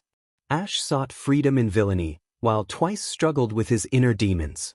Lilith, on the other hand, had her own desires and seemed drawn to Izuku in a way she couldn't fully articulate. After some time, Izuku asked to be trained. He wanted to grow stronger, especially if he was to confront All Might. But with your new transformation, we figured out your horde, AFO said. Izuku looked confused, having transformed into his hybrid form in a warehouse that didn't seem Japanese. Those horns on your head, that crown, that's what happens with a horde. Mine was power. It grew with strength. What is yours? Izuku thought about it. Power. The same as you, father, he said, clenching his fist. Defo smiled. Good. I will give you a new power after you have killed All Might. The final test reward. You shall make me proud. But before that training, I noticed you have unlocked a single ability from that video. Izuku nodded. That's one of many. First, what do you know about dragons? There are 4 ranks: common folk, who have no abilities; lords, who can use one ability and transform into a hybrid; high lords, who have 2 abilities and are much stronger; and finally, dragon emperors, like us, unlimited potential. FO laughed, slightly offended. Wrong. In reality, there are 6 rankings. Next to an emperor, you have an archdragon, which is stronger as long as they have their horde. And lastly, a divine dragon. AFO scoffed. It's a terrible name, but that's what my father named them. You must always honor thy father. AFO spoke, and Izuku nodded, listening intently. I am not sure which you are, sadly. A dragon child can always be below their parents, yet they can never grow above them. That energy you feel within your chest will give you power. HRS it correctly and... AFO showed his hand, which appeared almost demonic, covered in a pure black scaly glove with long, sharp nails. It will allow you greater feats than you ever dreamed possible. Your first training will be simple. Use that energy to strengthen yourself. Pour it into your muscles, into your being. Then look at what you can do. With enough skill, you can do it like me. FO had him shred it, having the energy run through himself constantly. His strength and durability were sky-high, allowing him to confront All Might. I do have one question for you, father. Not related to training. Sure, my child. What do you want to know? Izuku looked him in the eyes, almost challenging him. The air turned heavy. If you are that powerful, why not kill All Might alone? Why keep him alive and allow him to find a successor like you said? While I am more powerful than that blonde baboon, he is as hard to kill as weeds. I did not leave the battlefield without injuries. AFO placed his hand over his ribs, revealing he was not in perfect health. And now that I have you, this death will allow you to grow. Be grateful for the opportunity. Izuku nodded. I am father. I will get stronger, strong enough to defeat him. He walked away to train. And he did. Each day, after eating with Shigaraki, he trained. Until Lilith came to him, offering herself and food to her. Then more training until around 6 when he joined the group to learn more about them, their quirks, and their behaviors. Afterward, he went to his room and slept, ready to repeat it the next day. The training paid off.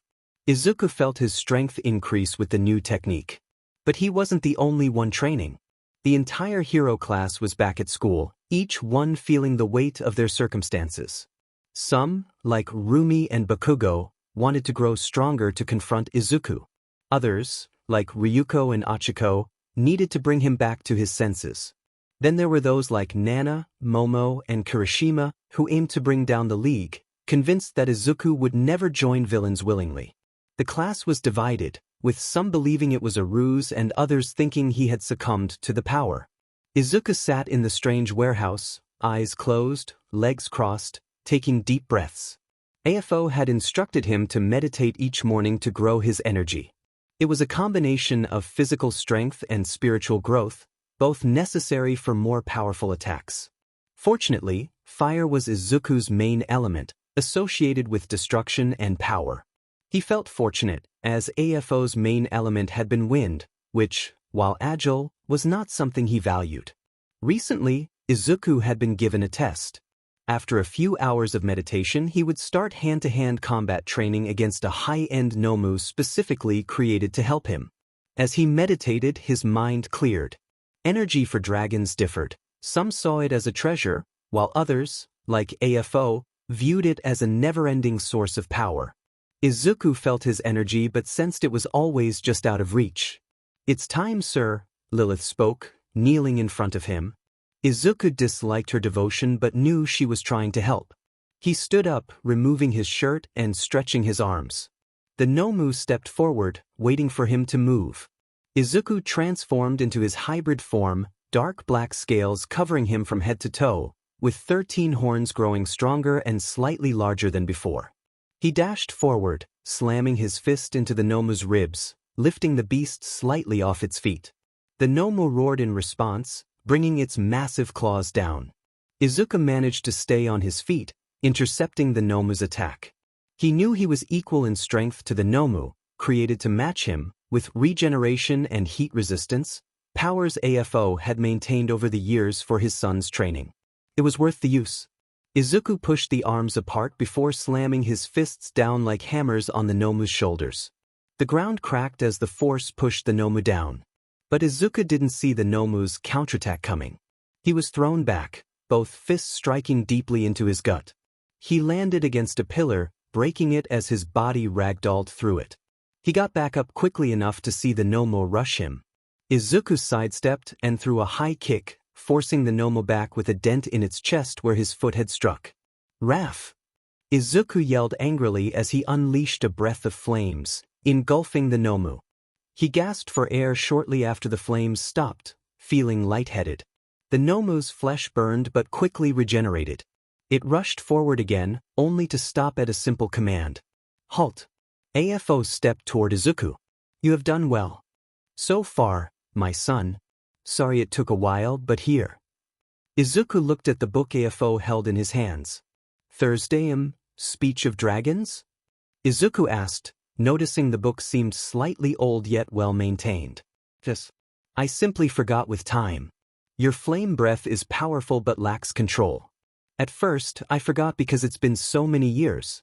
But when I first started, apart from some wind attacks, I had to use this book for other attacks. Once you find your energy within yourself, you will understand. Just read the book and look through the runes and incantations." Izuku didn't understand. "But what does it do?" "Other attacks. Look." AFO turned toward the Nomu. With a small breath, a thin line of flames came forth, removing the shoulder of the Nomu. It quickly healed itself, but the power was evident. "But YOL." AFO demonstrated again, and the line of fire expanded, almost obliterating half the Nomu. The incantations make it stronger. Not only that, it allows you to force other attacks forward, like some you haven't known before. "Study well, my son, but carry on training if you please." AFO walked away again. Izuku looked at the book in wonder, a tome of knowledge he could use for years to learn more useful attacks. Plopping down on the floor, Izuku opened the book. It contained more than just a language. It had pages of information on dragons and what the attacks could do. Ryu, meaning run. The first in the line of attacks. Ryu can force those nearby to start running in fear. The difference in power must be large for it to work. Phase, meaning fear. The second state for the attack, making those fearful and more likely to run. The power difference has to be less. Mar, meaning terror. The last line in the group, making those very likely to run away or pass out. "How cool!" Izuku exclaimed. Dragons earn their power from their name. Know and learn the name of your dragon to open the doors toward mastery of your power.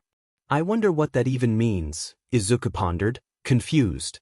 "A dragon name? Was that something like his hero or villain name? Or did it hold some other meaning he had yet to figure out? "Hey, has brother come back from training yet?" Shigaraki asked, shaking his head. The media had yet to catch wind of this, but the heroes had gone out looking. It didn't matter, they had moved from the bar to a location somewhere deep in Russia, hidden from everyone. Everyone was still terrified of Izuku. While he showed no day-to-day hatred toward any of them, they glimpsed the unbridled anger in his eyes. Lilith loved that. She came because of it. Yet those like Ash feared it. He was planning on surviving whatever happened. That was his goal. It didn't matter if everyone else suffered, he was going to make it out. Yet those eyes made it hard to think of running. FO explained why he was the way he was. He had done research into him. That hatred came from the brainwashing the heroes had done to him, but a lot came from within Izuku, the hatred he felt for those who bullied and fought him before, those who suppressed his might. DMN wanted to play games with him, Shigaraki said. He never wanted to train. If MSTR or brother asked him to, he would, but apart from that, he just wanted to play video games, eat, and sleep. Walking back into his room, he started playing games again, smiling as he thought of his brother Izuku. In his mind, they were the best of friends. Nothing would ever come between them. They were friends forever. "Brother Izuku," Shigaraki said with a large smile on his face. "Lilith, can I try some on you?" Yes, you can use me however you want, sir." Lilith smiled, ready for whatever Izuku had in mind. "Are you?" he yelled, feeling the energy being used. Yet Lilith didn't show fear. Instead, she seemed exhilarated. "Oh, Emester, that was amazing. I felt terrified. Do it again, please." "I will be a good girl," she begged, confusing Izuku slightly. But she was a good test subject. Faz. Izuku collapsed instead, most of his energy drained, while Lilith remained in the same state. "But that one was supposed to be better, right, sir?" Lilith asked, still exhilarated. In reality, it felt the same or even slightly worse than before. Izuku felt a sharp pain coursing through his body, causing him to drop to his side. He struggled against the overwhelming sensation before he was sick, expelling everything from his stomach. After what felt like an eternity of agony, he finally regained consciousness to find Lilith sitting beside him, liking her fingers. "What happened?" Izuku managed to ask as he tried to sit up. "You attempted to use a skill you're not ready for," AFO said, looming over him. "Lilith told me you used Faz after Ryu once. Your energy was too low, and the backlash was severe. Be thankful you didn't use Mar. It could have been fatal." Izuku winced, feeling the full impact of his actions. His body ached, his head throbbed, and every muscle felt strained. "It's good though. In pain we can learn. Push your limits. Go plus ultra," AFO added with a chuckle, referencing the UA slogan. I understand. I can't move. Could you help me back?" Izuku asked. AFO nodded, and a portal opened, swallowing Izuku and transporting him back to his room. He collapsed onto his bed, too exhausted to do anything else. His body felt utterly defeated, and he lamented the absence of Recovery Girl or his mother's comforting meals. But he knew he had to endure this. If they truly cared for him, they would understand. Inko had not left the house since the troubling news. The blinds remained closed, and she was rarely heard from. Thankfully, Aizawa and Hitoshi reassured everyone that she was doing okay, just struggling. Izuku was her son, and she loved him more than anything. Yet, he had called her evil by association, a statement that perplexed Hitoshi. He loved Inko. She was far from evil. She was an angel. "Do you really think that's true, Kai?" Raven asked, shaking her head. "I don't know what to think," Kai replied. "It's just what he said.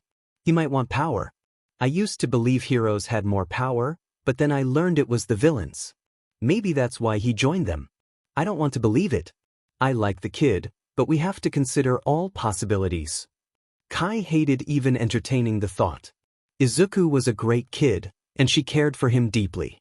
She sent him memes and game requests, feeling a connection with him. But now, with his recent actions, she felt betrayed. "I know," Raven said, dropping onto the couch. He seemed eager to get stronger when he was with them. "Is it true, Or is this all part of some plan? All we can do is wait and see if we can get answers from him, Raven concluded, leaning back in frustration. If you all will work for me, I need to know how you fight. So, you will spar, Izuku commanded, his tone leaving no room for argument. He stared down each villain, some still believing they were above him. Collider doesn't train, one of them protested. Izuku grabbed him by the neck, squeezing tightly. It wasn't a question. You do as I say. Am I understood? His hand transformed, the cold, hard scales of his dragonic form pressing against Collider's skin. The villain struggled to breathe but realized any attempt to fight back would be futile. For the first time, he saw Izuku not as a hero student but as a true monster. He nodded and Izuku released him. Kurogyri, open a portal, Izuku ordered. The purple mist complied, and the remaining League of Villains members stepped through. Izuku took a seat, ready to observe. Shigi, you go first. Fight the Nomu, he instructed. Shigaraki nodded, eager to prove himself. Of course, big brother. I'll show you just how strong I am, he replied, excitement evident in his voice. The Nomu charged at incredible speed, but Shigaraki sidestepped effortlessly. He pressed his hand against the Nomu's chest, decaying it as it missed its punch. The Nomu regenerated, demonstrating its programmed intelligence. Shigaraki followed up with a swift counterattack, showcasing his impressive speed. Good job, Shigi. You're pretty strong, Izuku praised, a sick smile forming on his face as he relished the acknowledgement. Ash was next, but instead of facing the Nomu, he would battle Collider. Flames and smoke erupted from Ash's hands as they both prepared to engage. In a synchronized move, they launched their attacks, Ash's flames colliding with Collider's defensive maneuvers. Izuku observed intently, noting their experience and tactical approaches. It's fine, you can stop, Izuku said after gathering enough information. Spinner, Twice, you're up next. Both nodded, stepping forward to continue the training. Spinner grabbed a knife and faced Twice, who swung a ruler at him. You're dead, boy. Live and learn, Twice shouted as Spinner jumped over the ruler. With his knife drawn, Spinner realized he was now outnumbered. Twice unleashed a carbon copy of Ash, who quickly used his quirk, putting Spinner at a disadvantage. The fight paused as Lilith and Compress entered the fray. Lilith sprouted demon-like wings and charged at Compress, pressing a sharp nail against his neck. Did I do well, Mr.? She asked eagerly. Very impressive, Lilith, but don't think you had the win that easily, Compress replied. If Izuku hadn't paused the fight, Compress would have captured Lilith just as swiftly. Both were much faster and more impressive than he initially thought, and Izuku now understood how Compress had managed to capture Ragdoll and Himiko. The last fight was between Moonfish and Magna, the only match that drew blood. Moonfish attacked with his razor-sharp teeth, but Magna countered with a wave of magnetism, sending Moonfish crashing back. You are all powerful enough, I guess, Izuku remarked, gathering the information he needed. He began writing in one of the notebooks he had received, which contained notes on his dragon abilities and strategies for training. He also had notes on the villains, which he intended to use to help them grow stronger. He wasn't giving them a choice. If they wanted to work under him, they had to improve significantly. The next day, Izuku requested to go out. I can't just allow my son to be captured. Ash, Kurogyri, go with him. Follow every order as if they were mine, FO instructed through the television. Izuku bit his lip, unhappy about the SRT, but he complied. He visited an arts and crafts store for drawing and writing supplies, but fate led them to an unexpected encounter. Nana Shimura stood face to face with Izuku, dropping her bag in shock upon seeing him, Kurogyri, and Ash. She was confronted by the man who had betrayed not only her but the entire hero society. Izuku smirked and nudged his companions. Let's run. He dashed toward a secluded underground parking garage, with Nana in pursuit. Alone against three, she felt the weight of her rash decision. Let's burn this corpse, send a message, Ash suggested, eager for action. Suddenly, a group of villains emerged, ones Izuku recognized from previous encounters. He scowled as Nana grew frightened, realizing she was outnumbered. Back off. Yue is OFF the menu, Izuku warned, glaring at the villains. You is my prey. If I hear you attack one of them, I will rip you in half. Nana swallowed hard as the villains hesitated. Izuku turned back to her, stepping closer. Nana, I hope you've been well. In a moment of anger, she swung her fist, tears streaming down her face as she hit him. Izuku caught her wrist, recalling their first meeting. Reminds me of the good old days, he said with a smile. What do you want? You're going to kill me, she stammered. No, why would I? He replied, his tone shifting as he addressed the villains. Why ruin the main course? I was hoping for a quiet day out. He leaned closer to Nana, his expression serious. But I can finally say something I've wanted to say. Just wait for me. I will come back to you. To the villains it sounded like a threat. But I have a more important target to face now. Nana's worries grew. Was he referring to All Might? He tightened his grip on her neck, causing her to lose consciousness before gently laying her back on the ground. Why not kill her instantly? Ash asked, confused. I plan on making my name known by taking down All Might. That will be my grand entrance.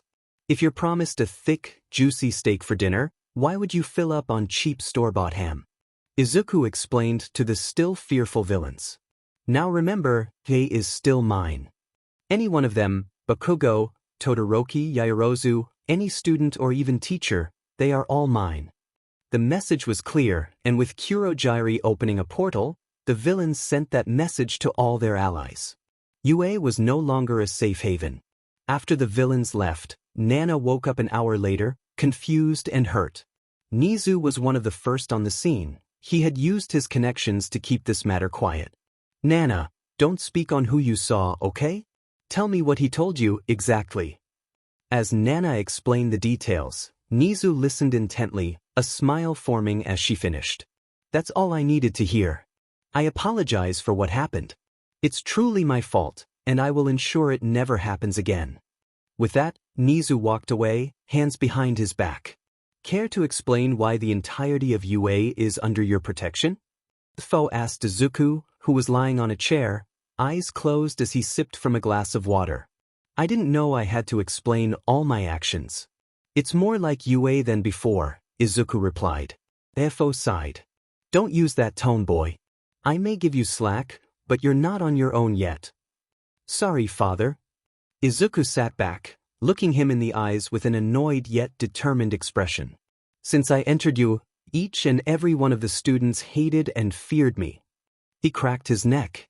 I was attacked and bullied, and none of the teachers did anything. I was alone against them all, yet stronger than all of them combined. I could destroy them, break them into pieces like they were nothing. I will, after I'm done with All Might. I will find each of them and give them exactly what they deserve. Fo smiled, sensing the truth behind his words. Then I apologize for my earlier actions, son. Your reason is valid. I will ensure it's enforced. Don't worry, son. We are close to finishing all preparations. Then, you can enjoy dining on All Might. His power will fuel you. I have the perfect plan for you to be stronger than ever before. He said with a smirk as he walked away through a portal, leaving Izuku and the League of Villains in the bar. I don't get it, brother. If you want them gone, why not just kill them? Izuku looked at Shigaraki. You don't have to understand. But it's important for me. You made a statement during the USJ, remember? Shigaraki nodded. That's exactly what I plan. My message will be just like that. Izuku explained his strategy. Sometimes, in games, you had to hold off on the easy kill first so the rest of the team could advance, earning more in the process. Kill one and the rest go on lockdown, but let the one run away and take them all down together. Oh brother, you are so smart. You are cool. Shigaraki praised, clearly proud of his big brother. Now, students, I understand the worry and shock you all must feel.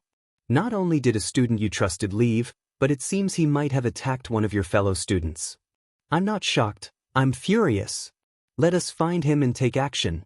Bakugo yelled, his anger palpable. Half the school felt the same way. Please, refrain from such outbursts. As of now, Izuku Midoriya's location is unknown, as is that of the League of Villains. Nezu spoke as he stood before the entire school. "Sir, why are the villains evading us?" one of Aizawa's former students, Mirio Togata, asked. Nezu nodded. "I am not fully aware, but from the information I've gathered, Midoriya has placed the entire school on a no-touch list. The reason remains unclear." Nezu tried to calm everyone, understanding the worries and confusion. "However, I did not come to discuss that. Due to recent developments, UA will undergo some changes." This announcement caused concern among the students. UA will change into a housing school. The dorms have already been constructed. I understand it's a significant change, but for the safety of both teachers and students, I believe this is the best course of action. Additionally, if you wish to leave UA grounds, you will need written permission from your homeroom teacher.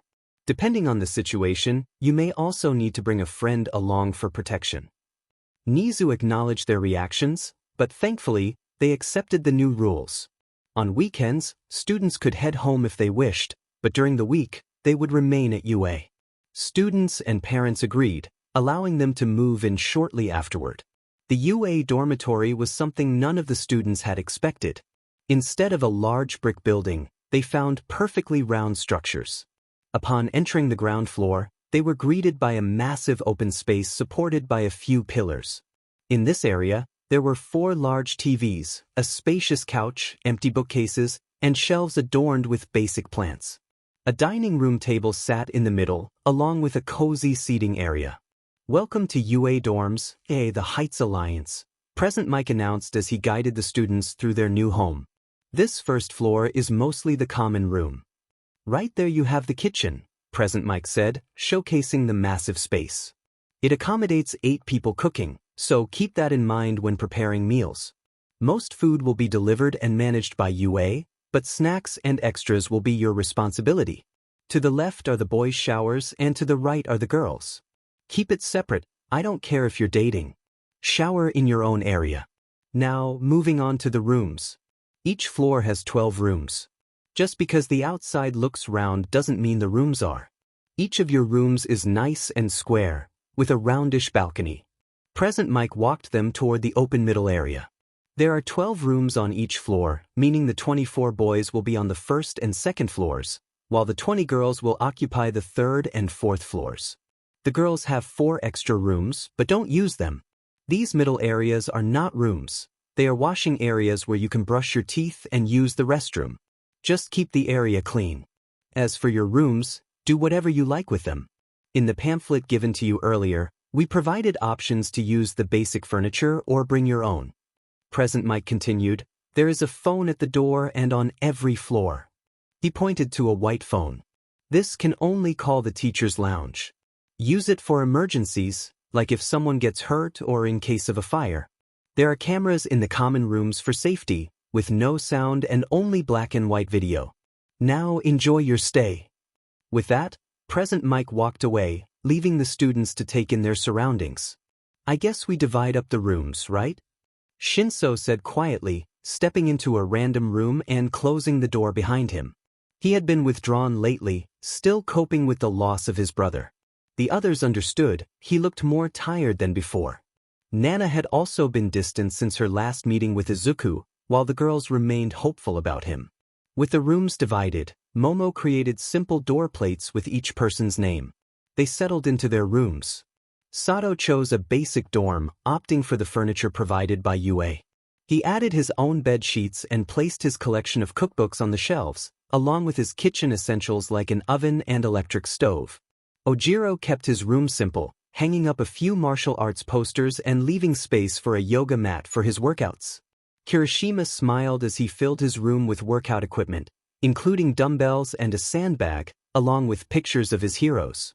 Achiko kept her room basic as well, adding a few posters and a fan from home, along with a box of pictures she kept hidden under her bed, those of Izuku and their group. Katsuki brought his own mattress and blanket, prioritizing comfort.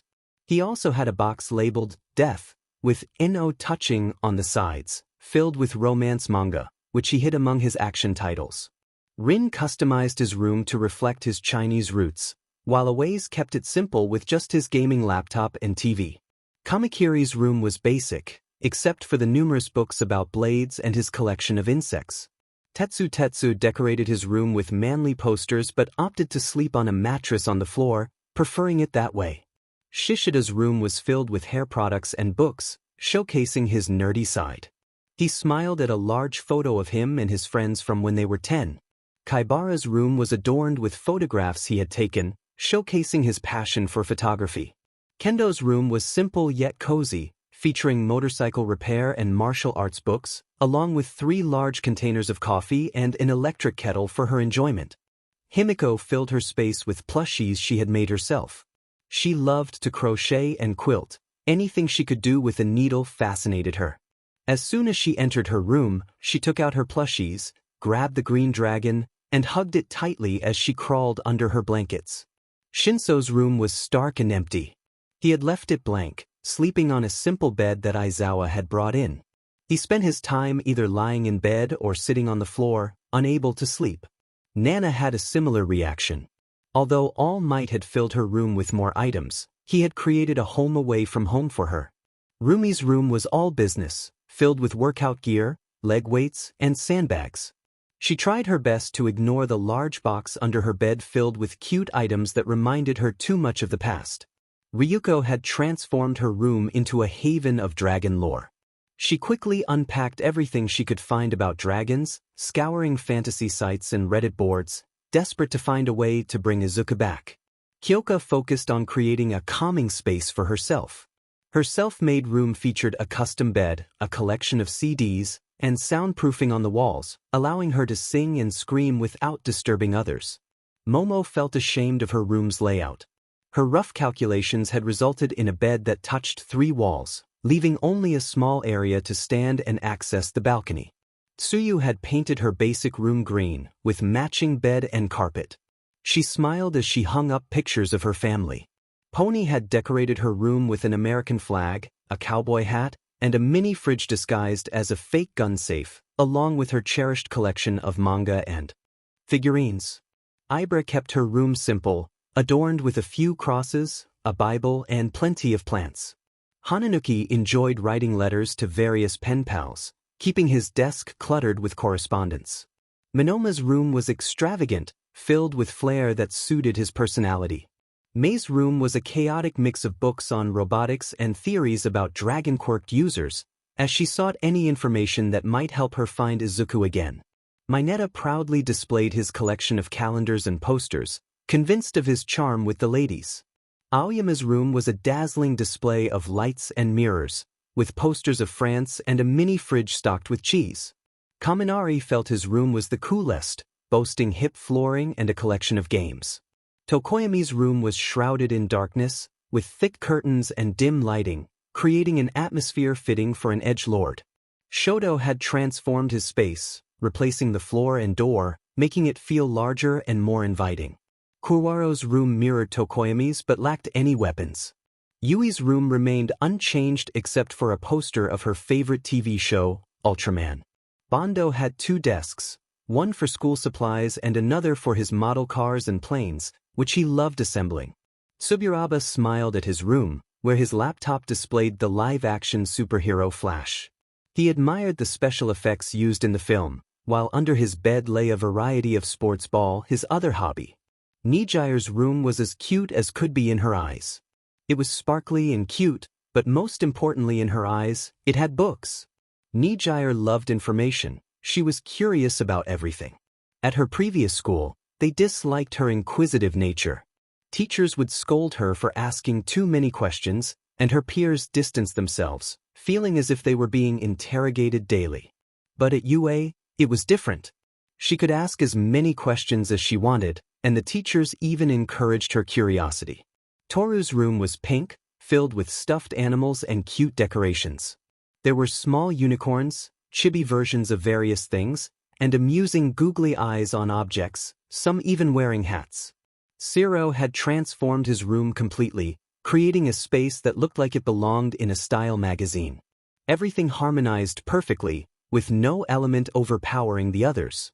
Mina embraced the pink rock vibe, leaving a large open space in the middle for dancing, which she did to keep her mind off things and stay in shape. Ida took great pride in his room, one side covered from floor to ceiling with books, while the other featured a shelf filled with exact copies of his glasses. Kiniko's room resembled a garden, with planters everywhere for her mushrooms. Reiko's room, on the other hand, had a haunting atmosphere, with cobwebs in the corners and torn wallpaper, giving it the look of a haunted house. She even created blood-like drips on the walls with paint, adding to the eerie effect. Setsuna's room looked like that of a young child, adorned with dinosaur-themed blankets and shelves filled with dinosaur toys and books. After finishing her decorating, she eagerly went to her gaming PC to play a game where she was creating an army of dodos. Nemuri smiled at her completed room, decorated with cool toys and posters she had made of herself in various outfits. She even kept the key to her locked toy box hidden under her bed. Meanwhile, Izuku sat in his bare room, with only his bed and blanket present.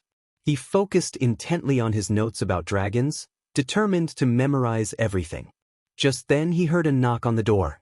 "Son, I believe it's time," Efo said. Izuku stood up, ready for what lay ahead. "All right, father. Let's take down All Might." AFO smiled as he opened a portal at the docks, a location chosen based on Izuku's suggestions to avoid disruption from heroes. He raised his hands, using one of his quirks to create a massive explosion. Standing atop the rubble, he was joined by Izuku, Shigaraki, Lilith, Spinner, Twice, Magna, and the rest of the League of Villains, all witnessing the BRH of the new villain, MidoRyuu. "Now what, sir?" Shigaraki asked. "Now we wait. Some heroes will show up. Then we deal with them and wait for All Might."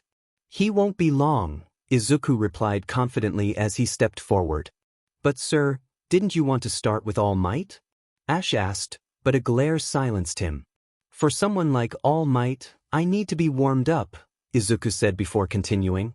It wasn't long before two heroes arrived, Blaster and Owlman, who often patrolled the area. "Halt. You cannot be here after this hour.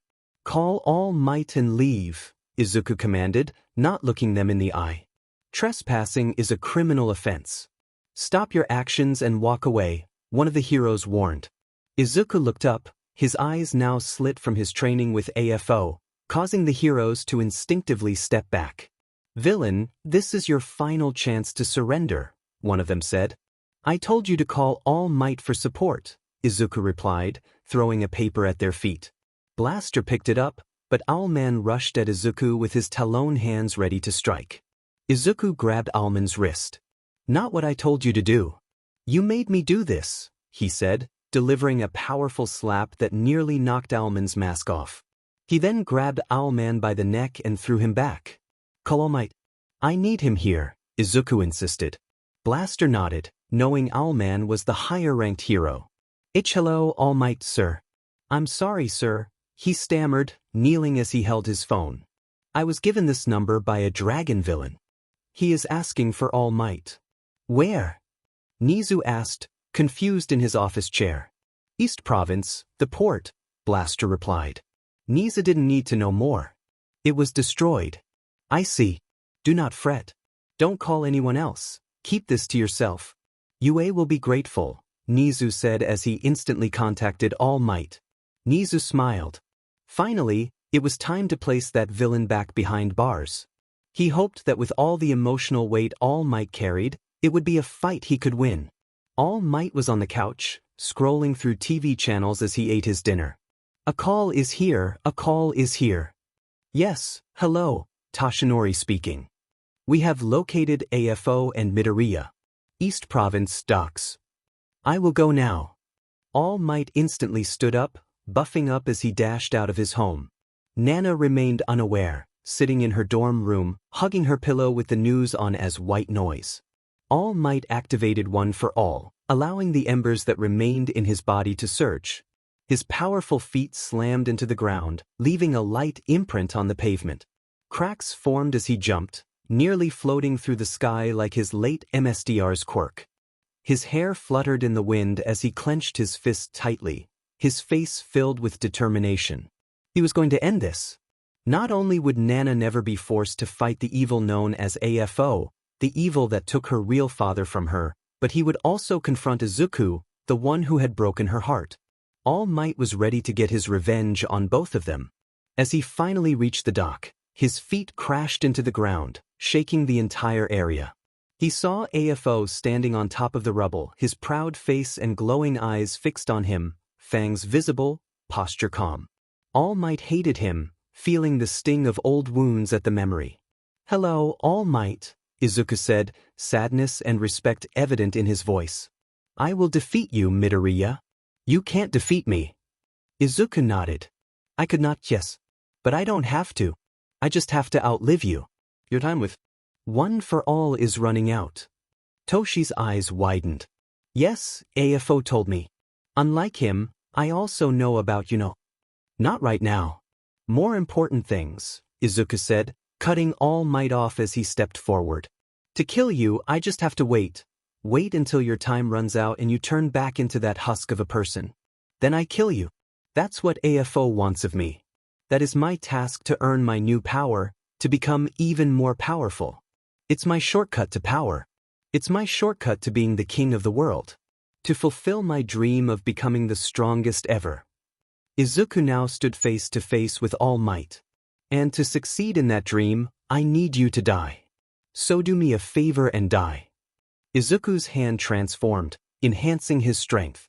His sharp nails dug into the flesh, and blood dripped down his hand. All Might's eyes widened as he felt the sting of the nails, unable to find his words as he dropped to his knees before darkness closed in. "I want to make a world where everyone smiles, where everyone lives together happily. For that to happen, people need a symbol," a 17-year-old All Might said, his blonde hair messy. He looked at the man in front of him, who smiled down at him, fist clenched. "A symbol, you say?" The taller man, a hero, responded. "Yes, a symbol of peace."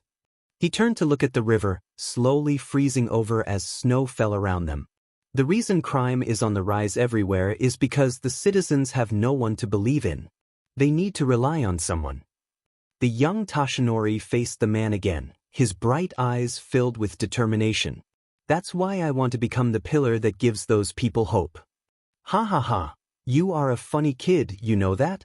A quirkless nobody wants to be the pillar to keep society protected, ha ha ha." The man laughed. "But kid, I like you. I like your spunk. I will help you fulfill your dream, so take my quirk." From that day, Toshinori trained as hard as he could, meeting with the man known as Paragon each week. "Come on, newbie, where is your spunk? Where is all your might?" Paragon yelled at Toshi, who struggled to bench press. While Toshi was strong, he lacked real training, and Paragon believed that to save people, one must set an example for them to follow. "I don't know why you bother," Gran Torino spoke, standing at 6 feet 2 inches in his prime. "Don't be like that, Torino. He has everything I'm looking for in a successor, the drive, the will, everything the world needs. But who knows, maybe after I defeat AFO, I will take an early retirement." "And Owns, please don't go alone. You can't. Think of your family." "No." Toshinori screamed, tears streaming down his face as he struggled to move, being pulled back. Blood ran down his lips as he fought against Gran Torino, biting them to resist. "Do not worry, Toshinori. I know you will take care of everything in my stead. Be proud and show the world all your might. Face them with a smile, and always go beyond," Paragon yelled as he raised both fists and prepared to confront AFO once more. Both struggling to survive, both ending the fight. Toshinori sat in his room, surrounded by destruction. He had caused it himself. Swiping everything off the desk and breaking his closet, he cried out, Why did you have To fight him alone? We could have fought him side by side." His fist was bloodied from punching the ground. Toshi bit his lip, swallowing his words as he looked down at the young child, his MSDR's daughter. His wife, a kind angel, had treated Toshi as one of their own but had died during childbirth. The small child would be alone in the world if not for Toshinori. He vowed to do his best for her, to go beyond and become the greatest hero, an image that Nana could be proud of. Nana Shimura, daughter of the greatest hero, Paragon, he thought. "Nana, please be careful." The muscular Toshinori stood at the playground, watching over her. "Toshi, I love you like a brother, but I can't make you something just to get Nana's attention. I have my kid, and I know you want to protect them, but that's not the way. Toshi frowned. I'm not asking for much, just a full-body suit that's invisible to the naked eye but strong enough to withstand damage. How is that too much to ask? His worry was evident. Don't cry, okay? It's going to be fine. Just for a couple of hours and I will be back, Toshinori reassured from the car as a 6-year-old Nana laughed and nodded, excited for her first day of school. Unlike Nana, Toshinori was a mess, tears streaming down his face as he stood outside the school, peeking in through the windows, only to be shooed away by the teachers. I want to be a hero, a 10-year-old Nana declared. Nana, you know this isn't a job for most, All Might replied. Yes, it's very dangerous. You might want to reconsider, Sir Night-Eye added, sitting at the dinner table with them. Nana shook her head. No, I want to be just like both of you. I want to save people, to come down from the skies with a smile and make sure people are safe, like All Might. Toshinori fell out of his hospital bed, completely bandaged and sore from his fight. He crawled forward, trying to move. His emissary had seemingly defeated AFO, but it appeared that AFO had a successor as well. The battle had left the city nearly leveled, with broken buildings and blood everywhere. In the end, the claw of the dragon had torn into his body, while All Might had obliterated AFO's lungs, both barely escaping alive. As he looked up, he saw the feet, nice tailored shoes and custom-fitted breathes. Izuku dropped All Might's body at AFO's feet. I have done what you asked of me, Izuku said, his hands dripping with blood, leaving a trail from where All Might had fallen. To smiled. Well done, son. You have done perfectly. Now let's reward you, shall we? The news crew was filming when a massive explosion occurred nearby. The cameraman quickly turned to see the aftermath. We need to check that out, the journalist yelled as they ran over. Hiding in the shadows behind broken buildings, they caught sight of All Might landing. As you can see behind me, All Might reached the large explosion first. We don't know what happened, but it seems like he just killed All Might. They began live broadcasting, desperate for views. As they saw Izuku's hand move, shock spread across the crowd watching at home. Damn it, they shouldn't be there, Nezu said, watching the news with concern. He tapped on his desk, hoping everything would still work out. His calculations were done, but he knew the outcomes could be unpredictable. He didn't, Raven yelled, slamming his hand on the table. He rushed out of his house, needing to hear from Izuku himself why he did what he did. Kai followed, determined not to sit back. They took the bullet train, glued to their phones, not wanting to miss a moment. I can't believe it. There's no way he would, Kai said, worry etched on his face. That is not Izuku, Chi-Chi shouted, nearly kicking the table in half. The entire street had gathered at the Midoriya household, watching the news as it changed. Izuku, Inko said, tears in her eyes as she witnessed her son's actions. We are missing something. We have to be, Mina said, trying to make sense of the chaos. There was no way Izuku could have done that. He might not have loved All Might, but he wouldn't harm him. Izuku was too good for that. He wasn't evil, he couldn't be evil. No, no, no, no. Nana screamed as her legs lost strength. She had already lost her real parents, and now she felt the loss of All Might, the man who had raised her as his own, the man she could call father. I don't believe it. What am I missing, Izuku? Tell me. Tell me, what don't I see? What is your plan? There has to be some sort of plan. She screamed at her television, hoping her voice would somehow reach Izuku. Everyone at UA was trying to reach out to him, their voices echoing in desperation. Let's reward you, shall we? Lefo spoke, reaching his hand out toward Izuku. Izuku saw the true intent behind AFO's eyes. He was going to take over Izuku's body, just as his emissary had tried before. Yes, but I will earn it with my own 2 hands. Izuku grabbed AFO's wrist. What are you doing? I am doing what I wanted to do from the moment I saw you. Izuku's left leg moved forward, and with a quick twist, he drove his fist deep into AFO's ribs. The force lifted AFO off his feet, forcing spit and blood from his mouth. Izuku held his arm tightly. Now All Might. Tears filled his eyes as he remembered his life, fueled by rage as he stood before the man who had tried to kill him. All Might roared back to life. All Might is alive. Everyone reacted in shock. The villains were thrown into confusion, and the news team nearly fainted. But then they noticed Izuku's left hand, still bleeding. He had pierced his own hand to make it seem like All Might was hurt. Izuku strained, applying a strength boost to All Might. He felt his muscles surge with life, powerful enough to crush mountains. All Might felt like himself again for one last time. He pushed fuel into the fire, the last embers burning brightly. The small light transformed back into the raging inferno it once was. Today is your last day, all for one. All Might's voice roared, echoing around the area, amplified by his might. Efo struggled to breathe.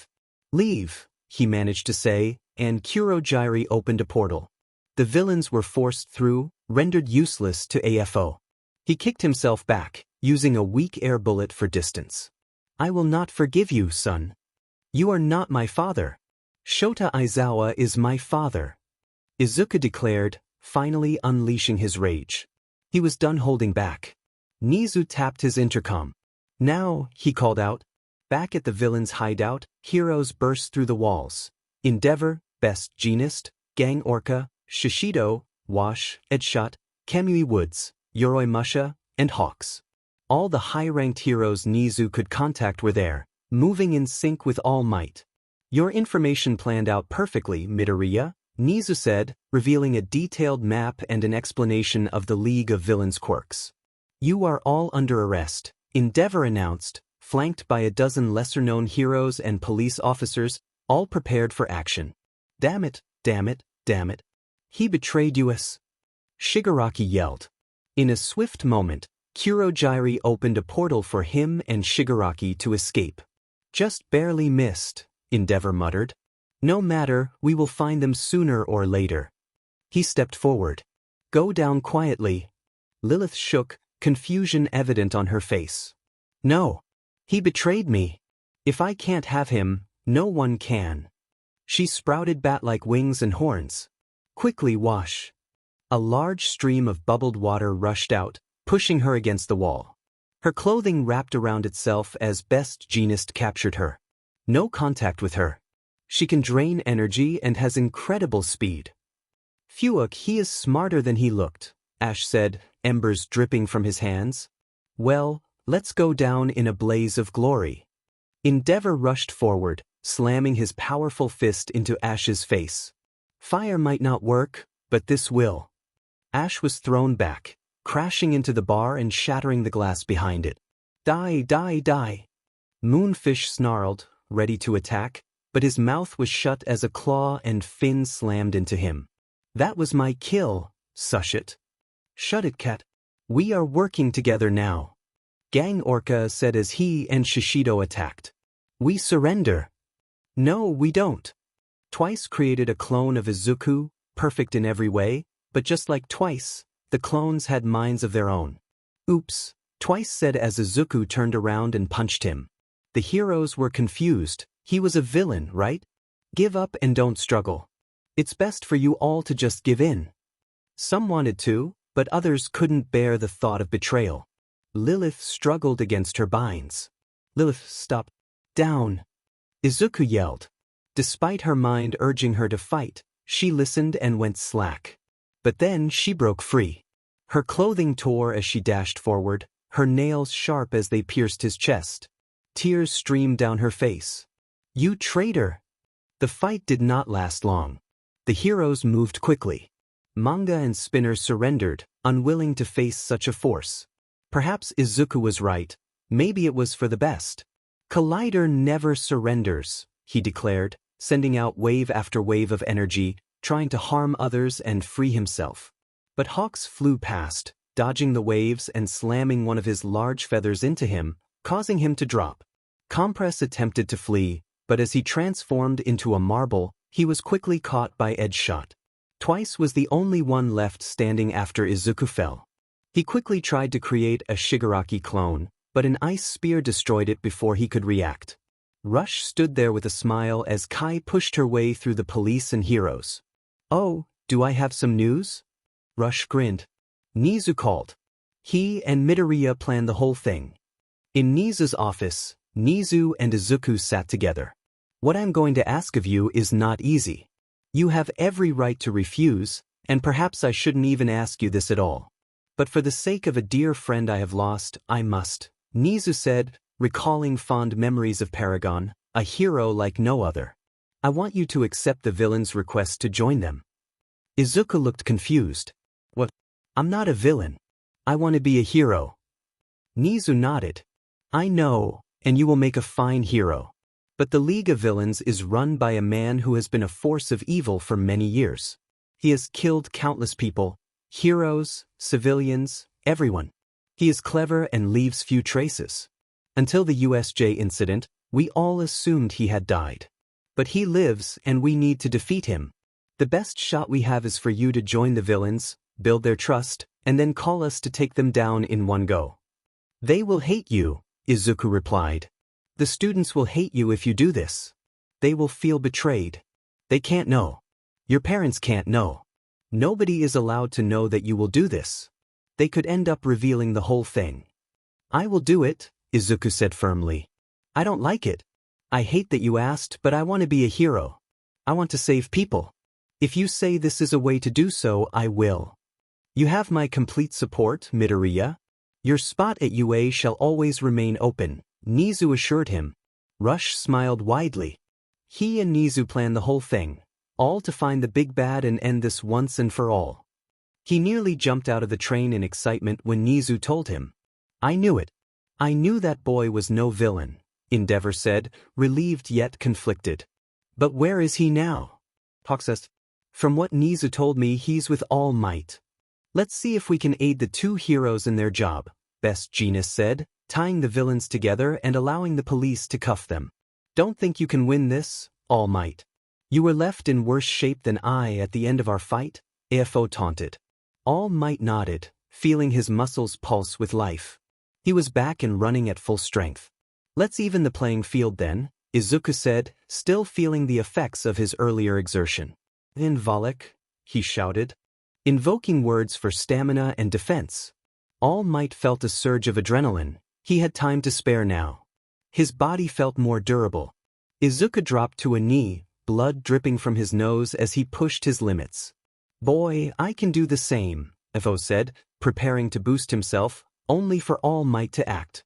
Their speed surprised everyone, even All Might. His large fist swung overhead, breaking the sound barrier as he struck. AFO barely blocked it, aided by the extra quirks he had stored over the years. But All Might didn't relent. He dashed to AFO's side, catching him off guard and slamming his fist deep into his ribs, the same spot Izuku had attacked before. AFO spat out blood, his body ragdolling across the ground.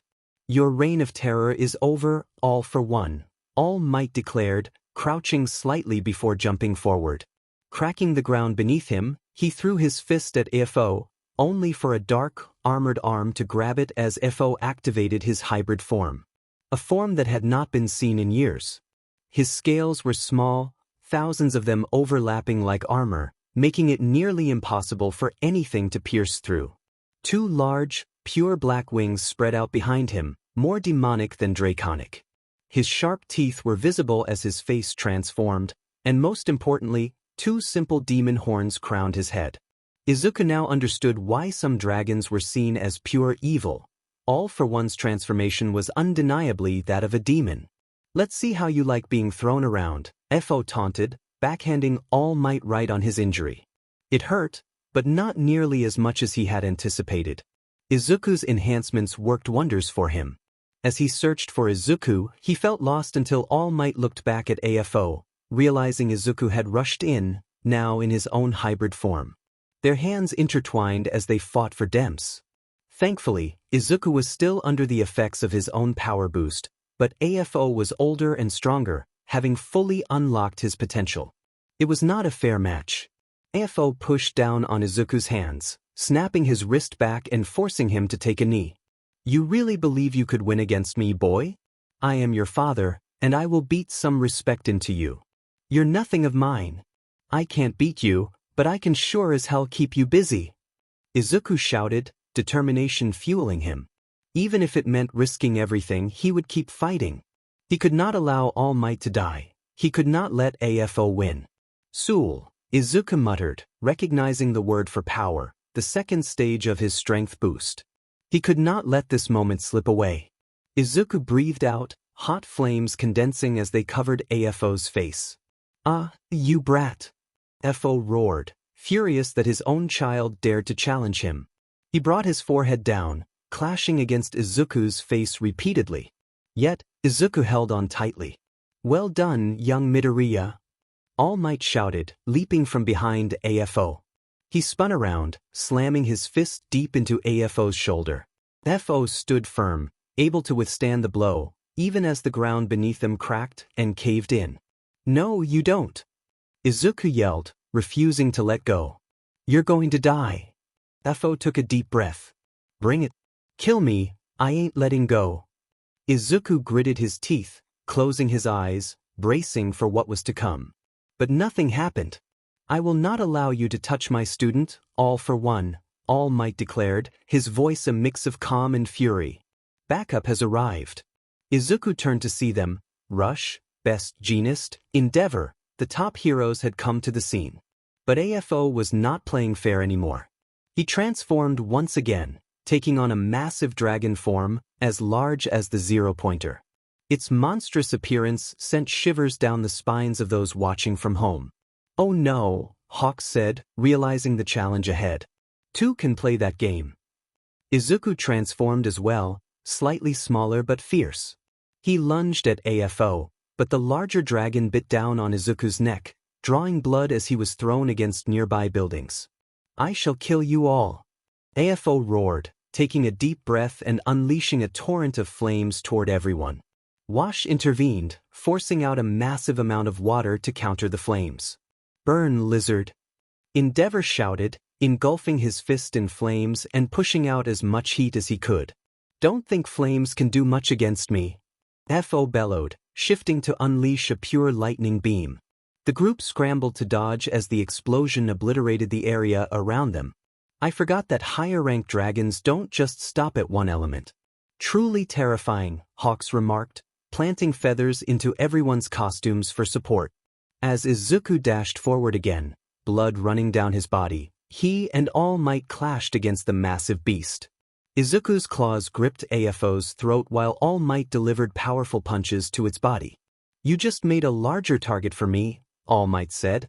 Izuku felt his energy waning. He needed to make a last-ditch effort soon. "All Might, I have to go." "Sorry," Izuku said, running to find cover. AFO laughed mockingly. "Too weak to fight, too weak to join the battle.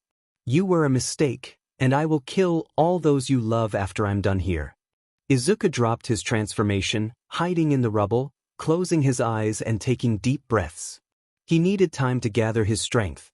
The countless hours of training had prepared him for this moment, but he was scraping the bottom of his energy reserves.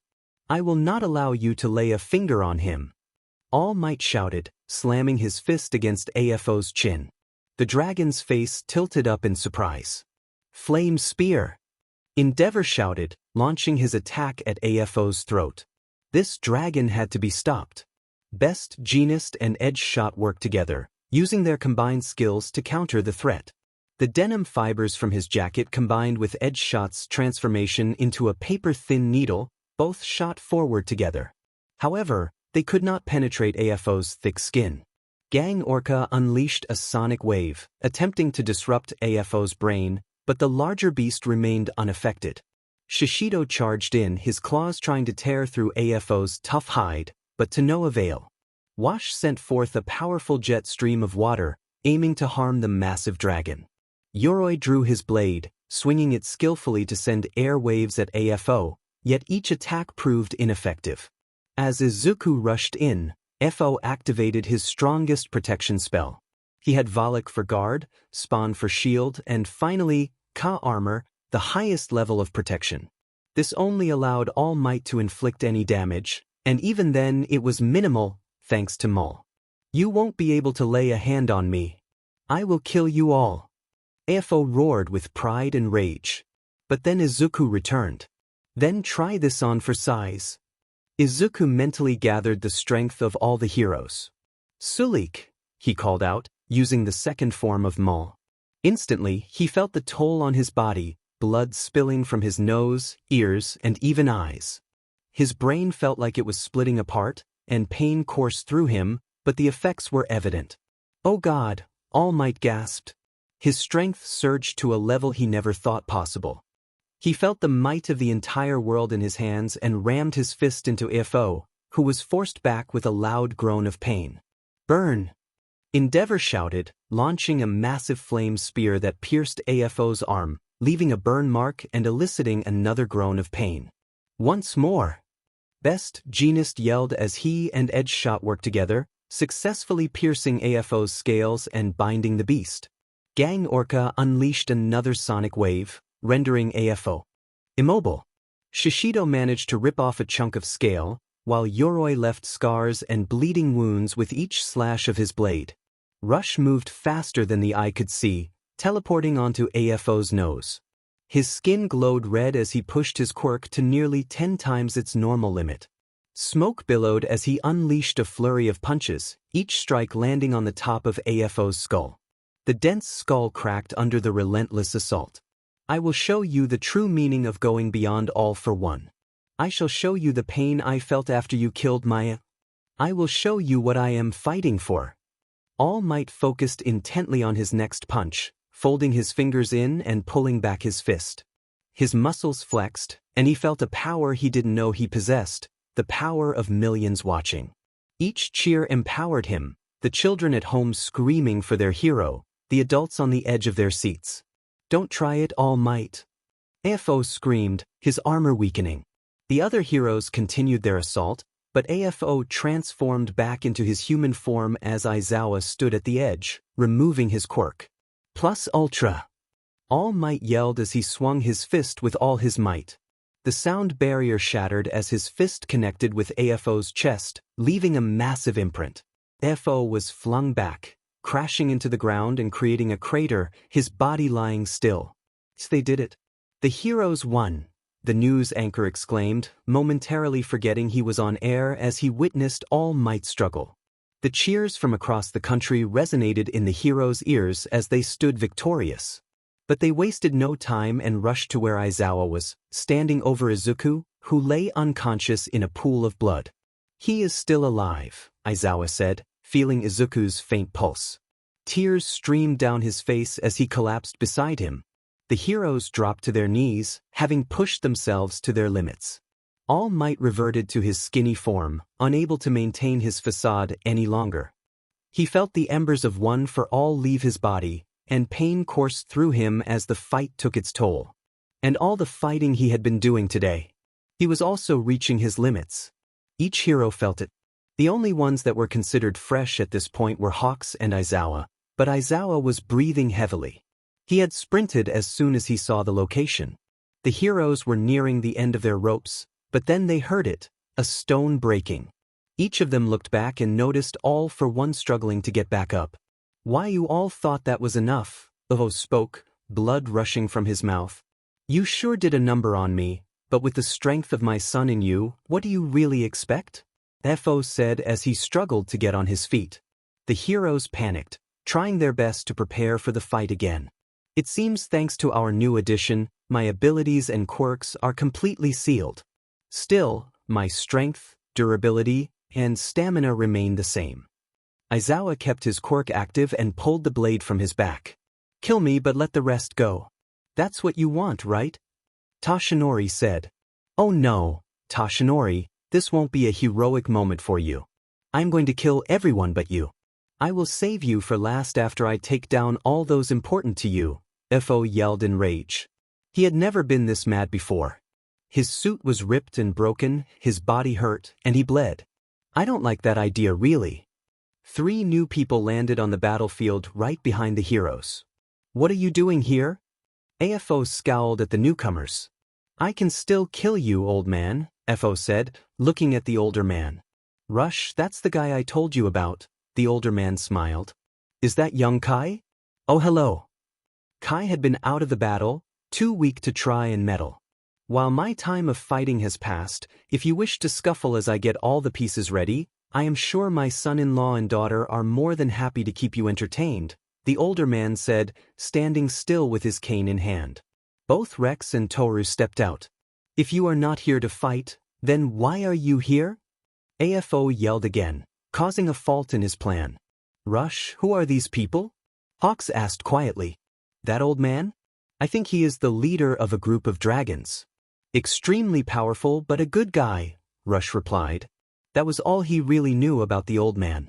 You see, I like this boy's dream. I have heard it from Kai. I was planning on trying to train him, but this moment left me no choice. He will make a great name for himself. Please stand free. Rex, please boost his defense. Toru, darling, his stamina, the older man instructed. Both nodded. Has, the older dragon said as he looked at Izuku. AFO's eyes went wide. He didn't like where this was going.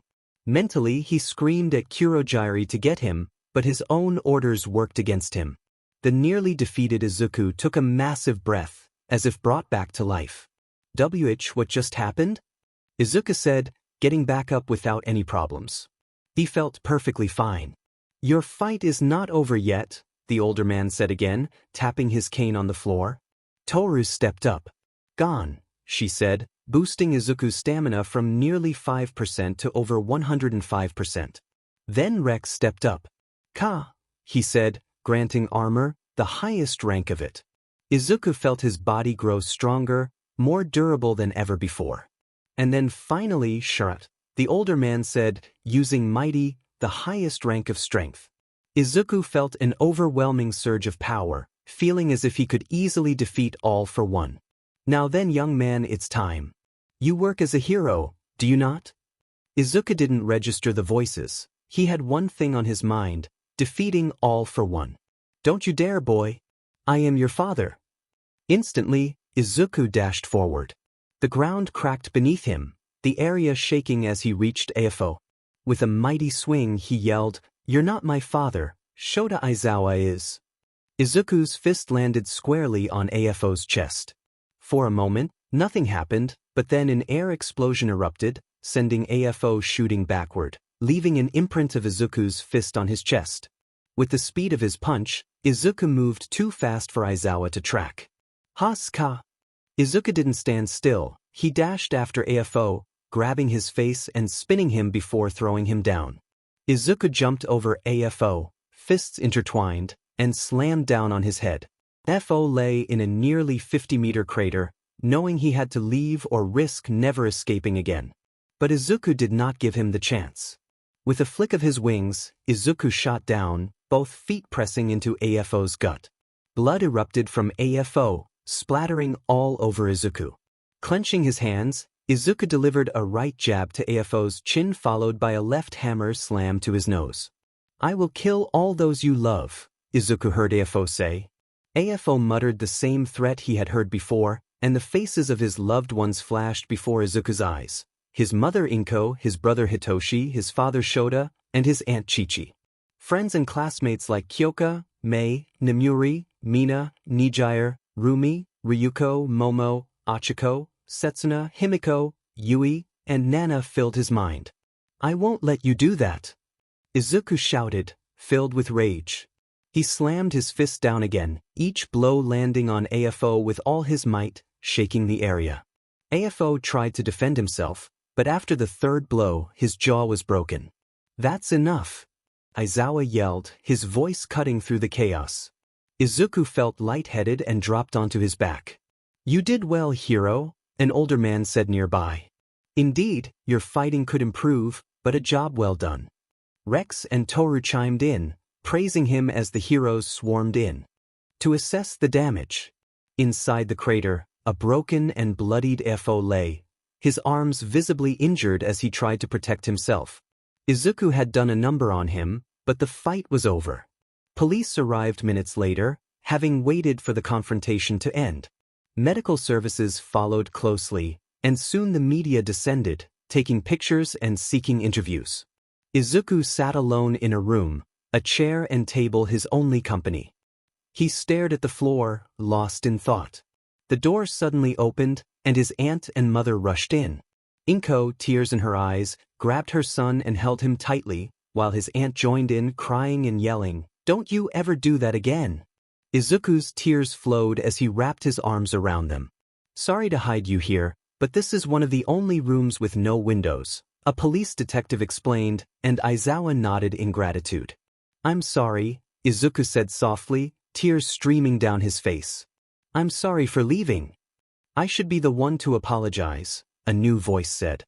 Nezu stepped in, acknowledging Izuku's bravery. "Because of your actions, an evil being has been taken off the streets. You've made Japan safer." He had already explained this to the Midoriya family. Inko had initially worried about Nezu's intentions when he entered, but that fear quickly faded. "Please head home. Hitoshi, you too. Shoto, take a break. You all deserve it," Nezu instructed.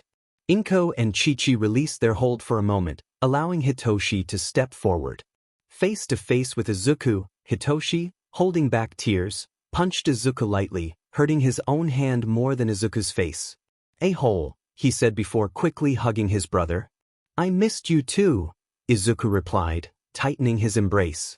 Soon, Inko and Chi-Chi joined in, pulling Shoto into the group hug as well. The warmth and safety Izuku had longed for enveloped him, and exhaustion washed over him as he slumped and passed out. During his time with the League of Villains, Izuku had trained for hours each day, learning about their tactics and behaviors. Now, he could finally rest. With closed eyes, Izuku felt himself back in his room. The brightness from the curtain on his left was familiar. Suddenly, he opened his eyes to find Fo standing over his bed. "Hello, son," Fo said. Izuku screamed and jumped up, only to find his room empty. The door burst open, and Inko rushed in, wielding a kitchen knife and a spatula, followed by Aizawa and Hitoshi, ready for a fight.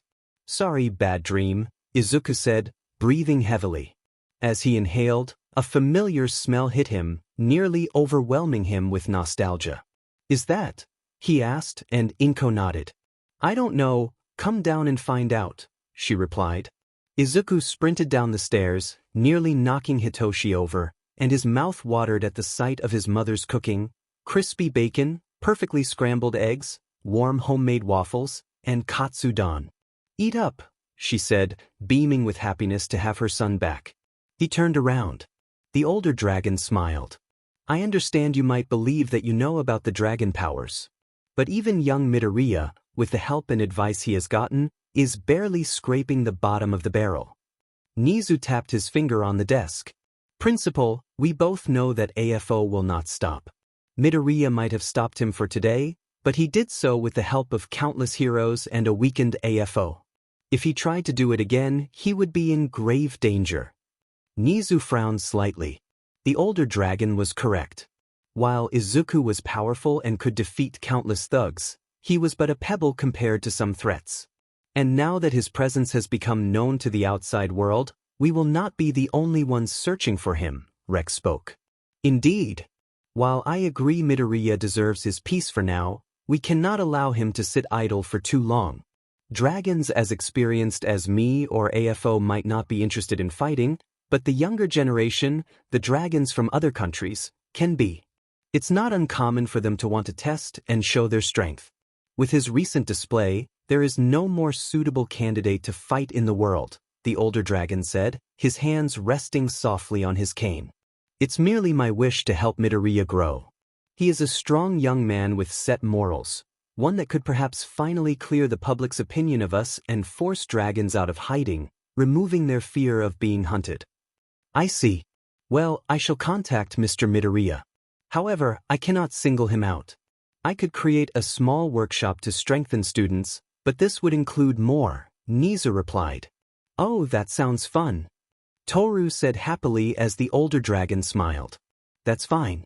Rex can focus on the technique part of the training while the others can entertain Toru." Rex nodded, fine with the plan, and looked at the small picture he held in his hands. Toru nodded happily, excited to play with others. "Well then, Mr. Kobayashi, I do hope your training will be of use to both Ryuko and Midoriya," the older man said. Nezu nodded. "I am certain it will." He stood up with Rex and Toru following. I do hope I can be of use to the newer generation, the older man said as he walked off, his cane tapping on the floor as he left Nezu's office. Nezu spun his chair around, a slight bit of sweat on his fur as he let out a breath of relief. That man had an aura like no other, bringing Nezu's own instincts to the forefront, making him want to flee. Now then, the other part one I'm not looking forward to. Nezu looked at his agenda. In around 45 minutes, he had a meeting planned with the entire school. They would be told the full truth, something Izuku should not have to disclose. The 45 minutes flew by as he stood on the podium. The entire school filled the auditorium. The 3 heroic classes were present in the front. In Izuku's own class, all 43 students were present in the first row. The second and third years were mostly there as well. Nezu noticed some of them, mostly the big 3 hanging in the back. While most of the other classes would have never shown up, now it was a full house. The support courses, general studies, and even business courses were all represented. Every seat was filled, with some students and teachers standing at the back. Welcome everyone. I know you all have questions about what has just occurred. A voice from the crowd shouted, yeah, is that dragon kid a villain or not? What the hell was that on the TV? Mr. Midoriya is not and has never been a villain, Nezu said calmly but with conviction. The actions Mr. Midoriya took were actions I advised him to take. The slight whispers quieted. For the longest time I, along with some other heroes, was aware of a criminal stalking the shadows of the world, dealing with murder, theft, corruption, and the like. While the heroes might have the powers to face a threat like that, we had no clue of his location as his cunning and skill were unmatched. Nezu continued, yet we saw that the actions at the USJ were very similar to his normal behavior, and I believed it was his doing. I was informed about what they told Mr. Midoriya regarding their longing for him to join their ranks, something he was against. But I saw an opportunity. The students listened intently, and silence fell over the room. I told Mr. Midoriya that in their next meeting he should join them. He should not tell a soul about this plan but should join their ranks and report back their location as quickly as possible so the heroes could launch a full-force attack. Nezu paused, reflecting on how the plan had slightly gone off track. The plan was only a 2-day idea at most. However, Mr. Midoriya went beyond what was expected. While behind enemy lines, he located their safe house and even documented their fighting styles, giving us the edge in any upcoming battle. Nezu sounded proud. He was. Midoriya had done something Nezu had never anticipated.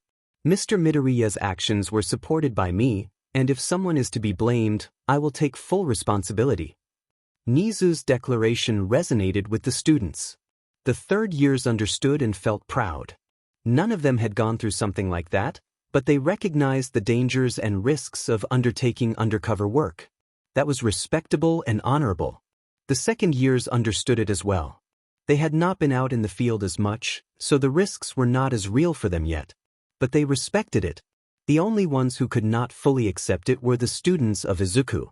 They had heard all the words and understood why he did what he did. But why did he not tell them? It was a shared feeling among them. They were heroes just like him. They could have been informed. Some understood their frustration was misplaced. Bakugo was one of them. Why should he care? Just someone who helped push him to the next level. Nezu had told him to let it go, but he felt Izuku could have given some sort of signal. He could have just told them. Any and all questions can be asked now. Instantly, hands went up. Mr. Togata, where is he now? A fair question, Nezu thought. Due to the stress and burden placed on him, I have allowed Mr. Midoriya a leave of absence. Now Miss Yaoyorozu. Will he still come back? Momo asked, voicing a question many others had. Yes.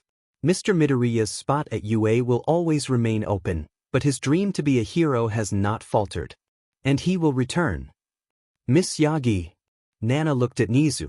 Then why did he attack me? The room, filled with small whispers, fell dead quiet. The heavy silence smothered all sound. While that was less than ideal, Mr. Midoriya caused you to pass out and used that moment to slip me a note through you, Nezu explained, with Nana nodding. She felt horrible. Her emotions were all over the place. She had experienced the worst feelings she had ever felt. One moment, she had someone she loved leave, then he attacked her, which was not truly an attack. Before seeing that same man she loved now fighting side by side with her father. Now that it's over, I can finally tell you what really happened to your father and mother, Toshinori said as he sat up in his hospital bed. The fight had taken a toll on him. Nana sat next to him, shocked. She had heard small stories about who they were and how great and kind they had been. Your mother was one of the kindest and most caring people I ever had the pleasure of meeting. The loss of her husband, your father, weighed heavily on her, Toshinori spoke. It took all her strength to carry you for those months, her heart broken. But she did it with her last bit of might. You were born. Your father, my Emistu, taught me everything I know about life and being a hero.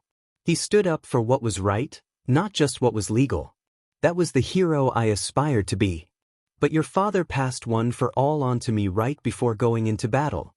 His cheeks turned slightly wet as tears escaped. 5 months before you were born, he fought against a villain known as All for One.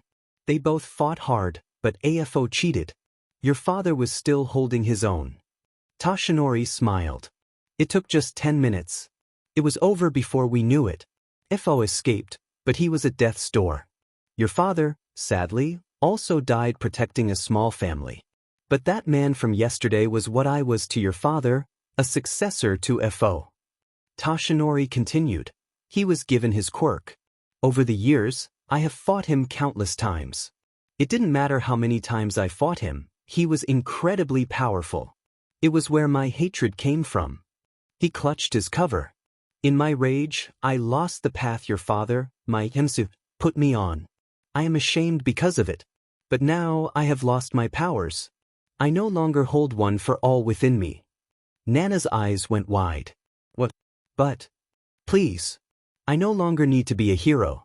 My duty is over, and now it's your turn. Nana teared up. I won't disappoint you, she said proudly, tears on her face as All Might opened his arms.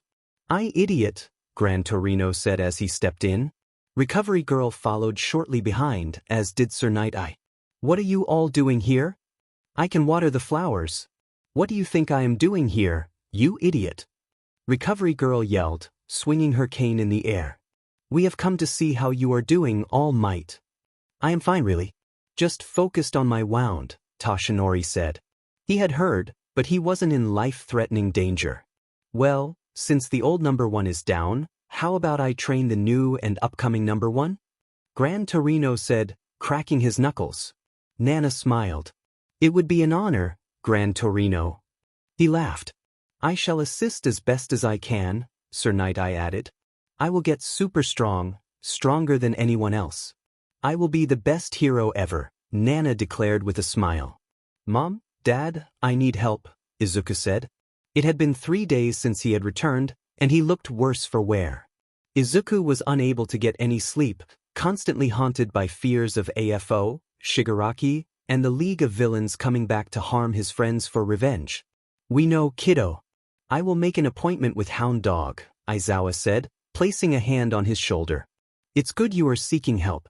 In some battles you can't win alone, no matter who you are.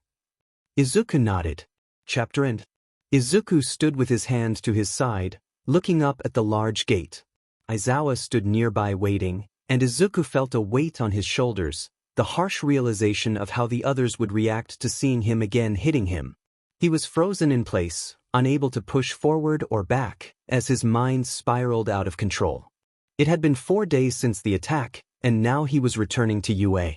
He loved spending time at home, and he knew he would be going back every weekend for at least a year, or Inko would drag him out of UA. But now he had to come face to face with others, and he was scared. Would he lose his friends as he feared? Would he gain more enemies? Take your time, Izuku. We don't need to hurry into anything, Aizawa spoke. I am fine, Izuku said, clenching his fist by his side as he took the first step, crossing the threshold and following Aizawa once more. Their first meeting was going to be with Hound Dog. I will be right outside. Take your time in your talk, Aizawa said with a soft smile as he walked away. Some eyes were on them, staring at Izuku from a distance. Everyone knew him, his name was known around the area, better than almost every other student. He was Izuku Midoriya, the dragon of Yu, the boy who stood side by side with All Might and the other pro-heroes. But Izuku didn't notice. He was looking straight at the floor until they reached Hound Dog's office. With a knock, they entered. "Take your time," Hound Dog said. "Thanks, Dad," Izuku replied, looking at Aizawa with a smile before walking in and closing the door. He talked for nearly an hour about his problems. Hound Dog remained still for most of the conversation, writing down his thoughts and giving quick responses, but allowing Izuku to mostly talk. "I was scared. I felt useless against AFO. I couldn't fight. I nearly died just trying to help. I don't know if I can save everyone. I don't think I can. Protect everyone from Shigaraki and those that escaped," Izuku admitted, while Hound Dog tapped the pen to his lip. "But why do you need to protect them?" he asked simply, wanting to understand why Izuku felt this way. I don't know," Izuku replied. Hound Dog smiled slightly. "Is it because you want to protect those you care about? Perhaps you don't believe they are strong enough. Maybe you care for Shigaraki and are more afraid of what they would do to him instead of what he would do to them." Izuku didn't have an answer. "I see. You can't say which reason it is because you don't know, or perhaps you don't want to admit it. If you fought Shigaraki, do you believe you could win?" Izuku thought about it for a second. "I do, yes." While Shigaraki was strong, Izuku felt he was stronger. He knew how Shigaraki would fight and would plan against it. "All right, and in your class, is there someone you could lose to?" Hound Dog asked. Izuku pondered again. "No." "I see. Do you think your entire class could defeat you?" Hound Dog pressed. Izuku thought about it again. No. He felt bad saying it, but his class lacked power. While some might give him a challenge, he believed he would still come out on top. "Perhaps your fear would go away if you started believing in your classmates. They are a lot stronger than you might think. But I believe we should call it for today. I have a lot to think about, and I think it's best we talk again sometime next week. You can consider why you believe you would win against everyone." Izuku nodded as he stood up. "Also, welcome back, Midoriya. We missed you at Yu," Hound Dog said with a smirk. "It's good to be back, sir. Want to head home?" "No. It's time to face it and go back."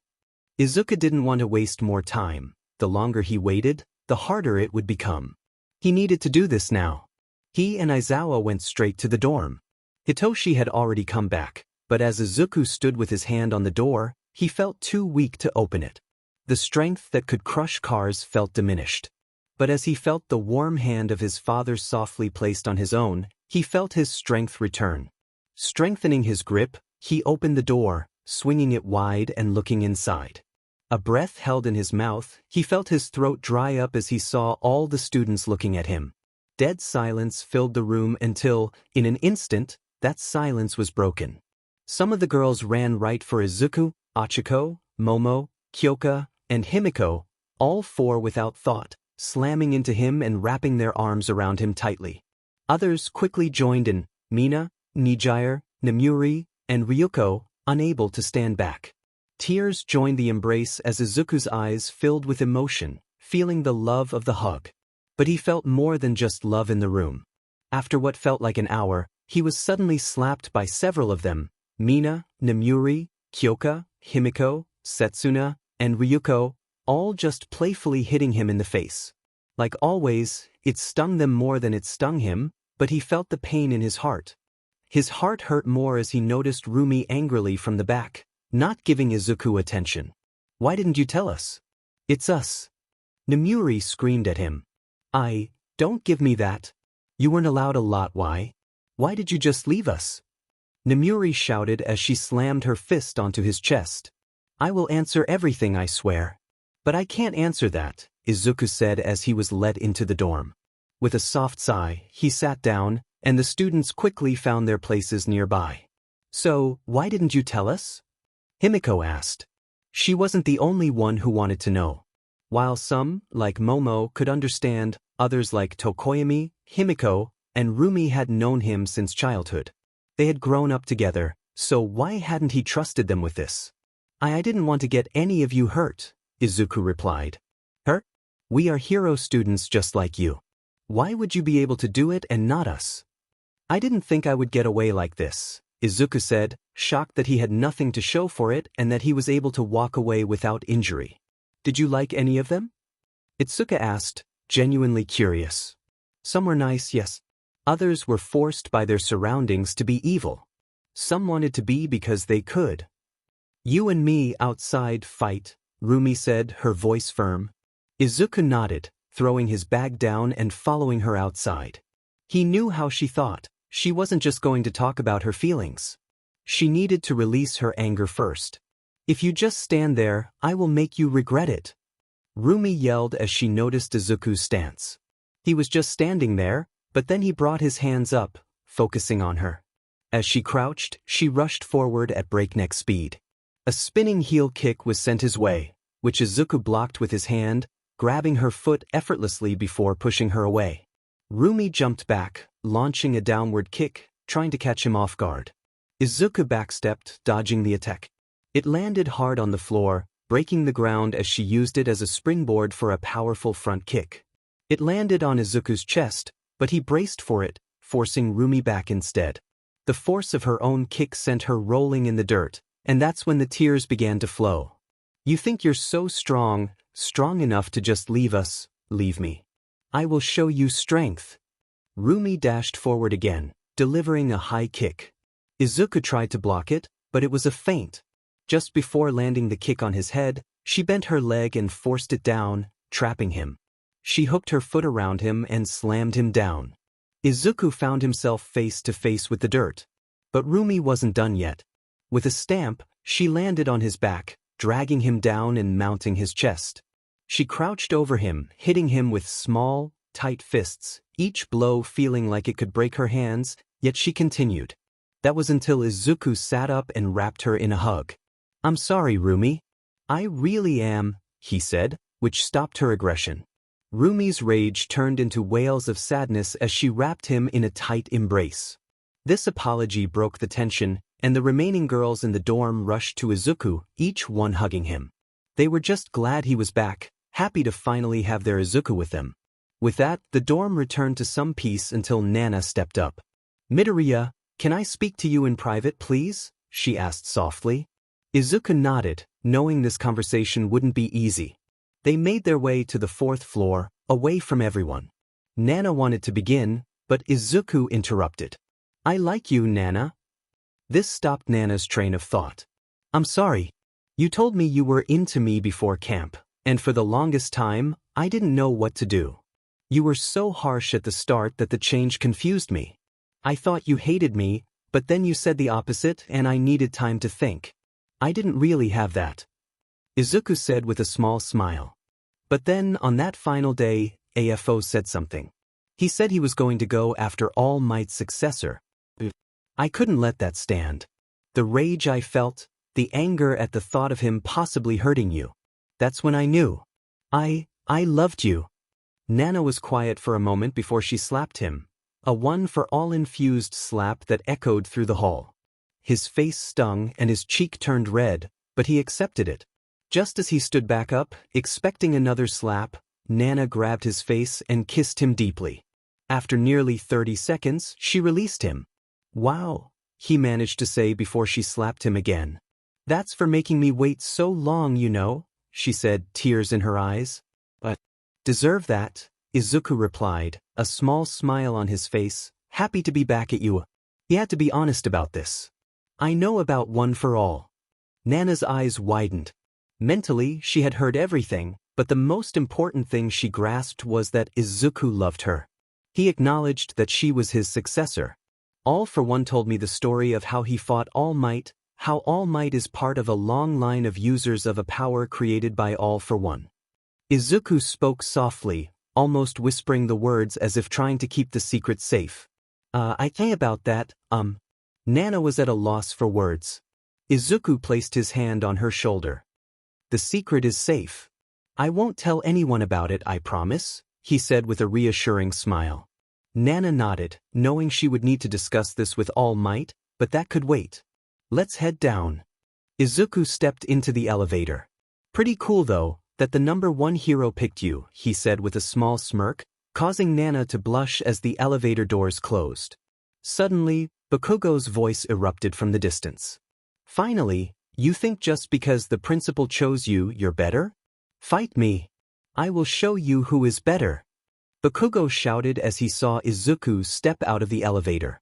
Izuku nodded, observing the class. Some seemed happy he was back, like Nomuri, Ochiko, and Kirishima, but others, like Minoma, Itsuka, and Ida, were distant. Stepping out onto the grass, he faced Bakugo, who challenged him. Show me why you don't call for backup. You thought they were stronger, right? Now I will show you how I would kill you. Bakugo sprinted toward Izuku, fist raised. Izuku leaned back, dodging the punch, but Bakugo spun and landed a blow with an explosive backhand. The impact stung, and Izuku felt a ringing in his ear. Grabbing his ear in pain, he prepared for Bakugo's next attack, which came as a palm strike to his ribcage, pushing him back a few feet. Izuku quickly regained his footing. Don't just stand around, let me see you struggle. Bakugo yelled, leaping into the air for a double-handed slam. Izuku intercepted him, grabbing both wrists to stop the attack. You might be able to hit hard, but how hard can you get hit? He said before pushing Bakugo back with a swift kick. Bakugo stumbled, but he was not down. He stood up, determination in his eyes. Come on then, do it, he taunted. No, it's useless to fight and frankly I don't want to, Izuku replied, turning to walk away. As he made his way to the guys' area, he noticed all the rooms were occupied. I asked Present Mike about it. You're up with the girls? Hitoshi said with a smirk. Wait, what? Izuku responded, surprised. Yeah, the only free rooms are with the girls. Izuku headed to the 3rd floor, where he found his room. He opened the door and was pleasantly surprised to see it filled with his belongings, clearly arranged by his mother. The soft colors and personal touches made it feel warm and inviting. With a smile, he dropped onto his bed, surrounded by pictures of him with his family and friends. Overwhelmed by the day's emotions, Izuku closed his eyes and fell asleep. But as had happened before, his dreams quickly turned into nightmares. He found himself in class, frozen in place with a smile, while the door opened to reveal All for One, who walked in with an evil grin. Ochiko Uraraka, FO called, and as she stepped forward, a horrific scene unfolded. One by one, each student was called, only to meet a grim fate. Izuku! He heard his name echoing in the nightmare. Gasping awake, he sat up, heart racing. Izuku woke up in a panic, sweat covering him as he found all the girls from his floor standing in his room, looking worried.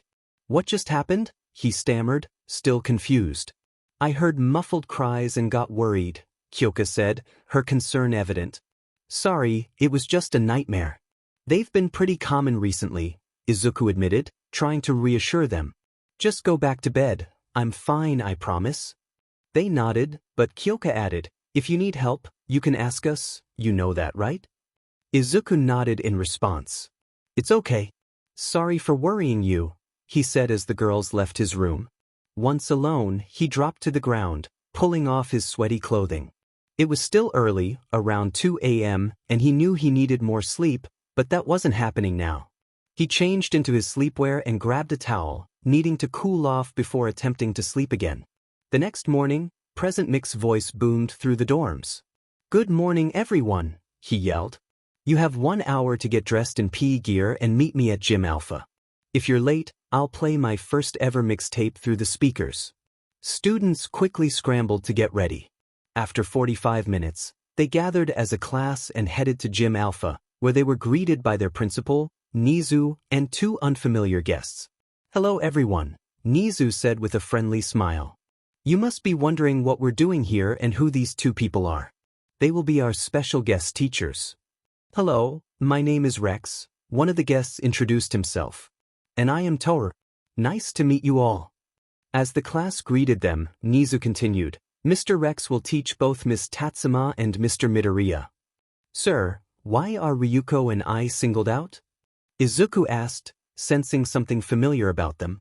Well, both of us are dragons, Rex explained. I will teach you about dragons, and my wife Toru will keep everyone entertained while they spar with her. Bakugo scoffed, what do we do for the rest of the day? Fighting a dragon won't take long. Rex chuckled. Dragons come in ranks. Apart from one rank, Toru and I are among the strongest. So don't expect an easy workout.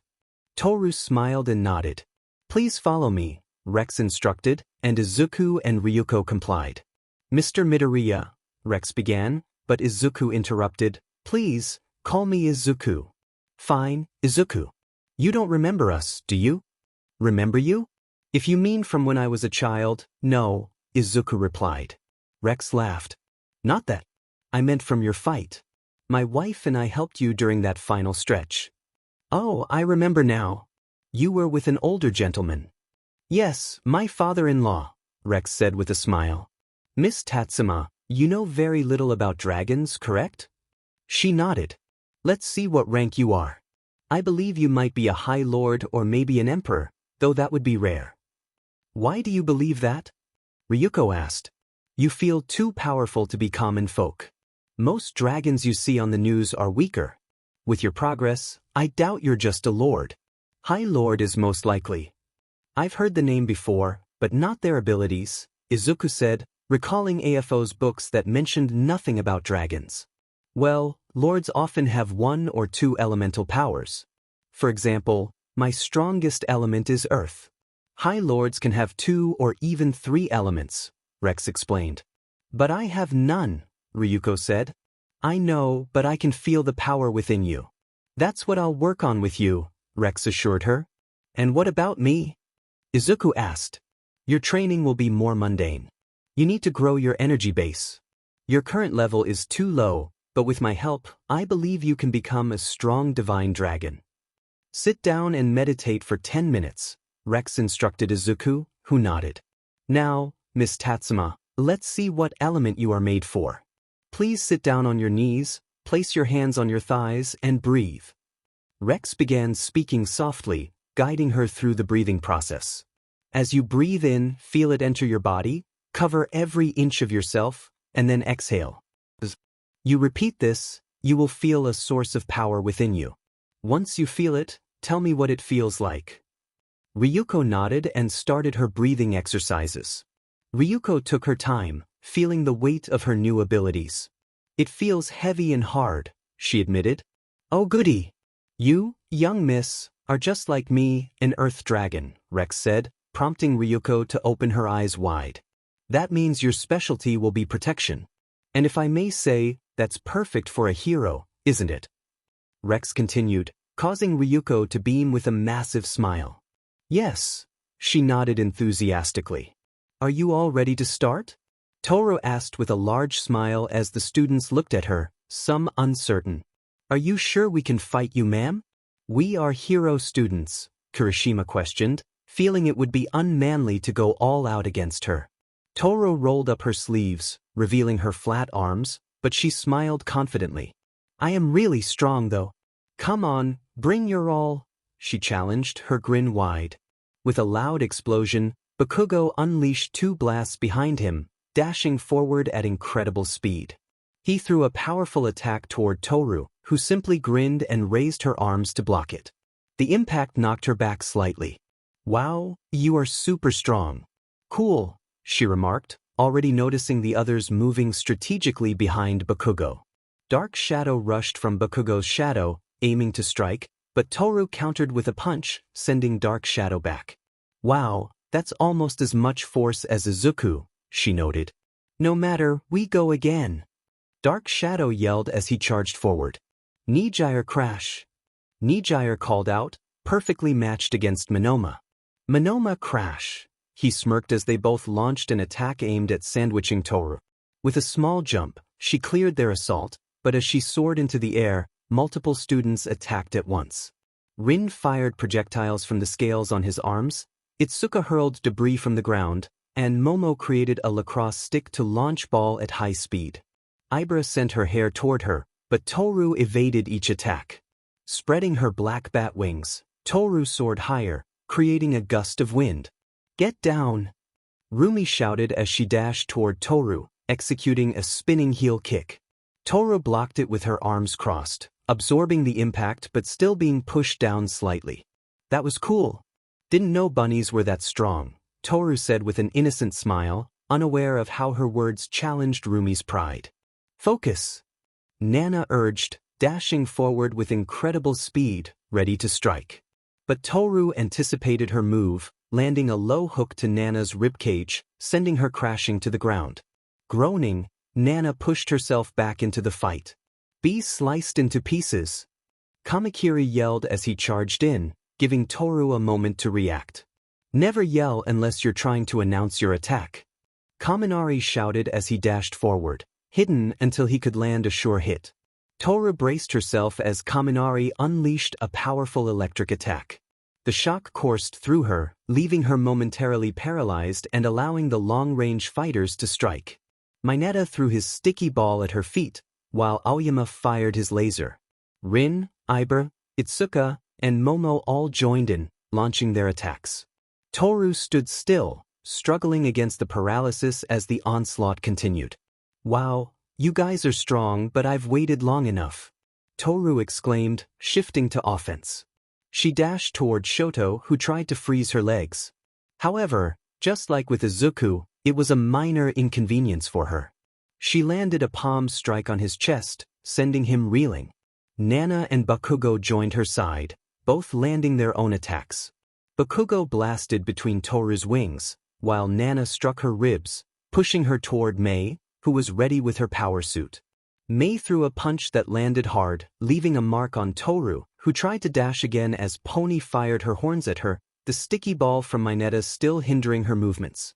Pony easily made contact, and as four horns pushed her in random directions, it made moving difficult. Manly punch! Both Kirishima and Tetsu stood ready, one with a right and one with a left. They threw their punches simultaneously, sending Toru crashing into a wall. Dust and rubble filled the area, obscuring Toru and leading the students to believe they had defeated her. Now it's my turn for real, Toru said, her voice taking on a fierce tone. She transformed into her hybrid form, her body covered in scales, black wings, and a vibrant green tail. It's over now. Toru dashed forward at speeds the class wasn't prepared for, slamming her fists into Kirishima and Tetsu's stomachs.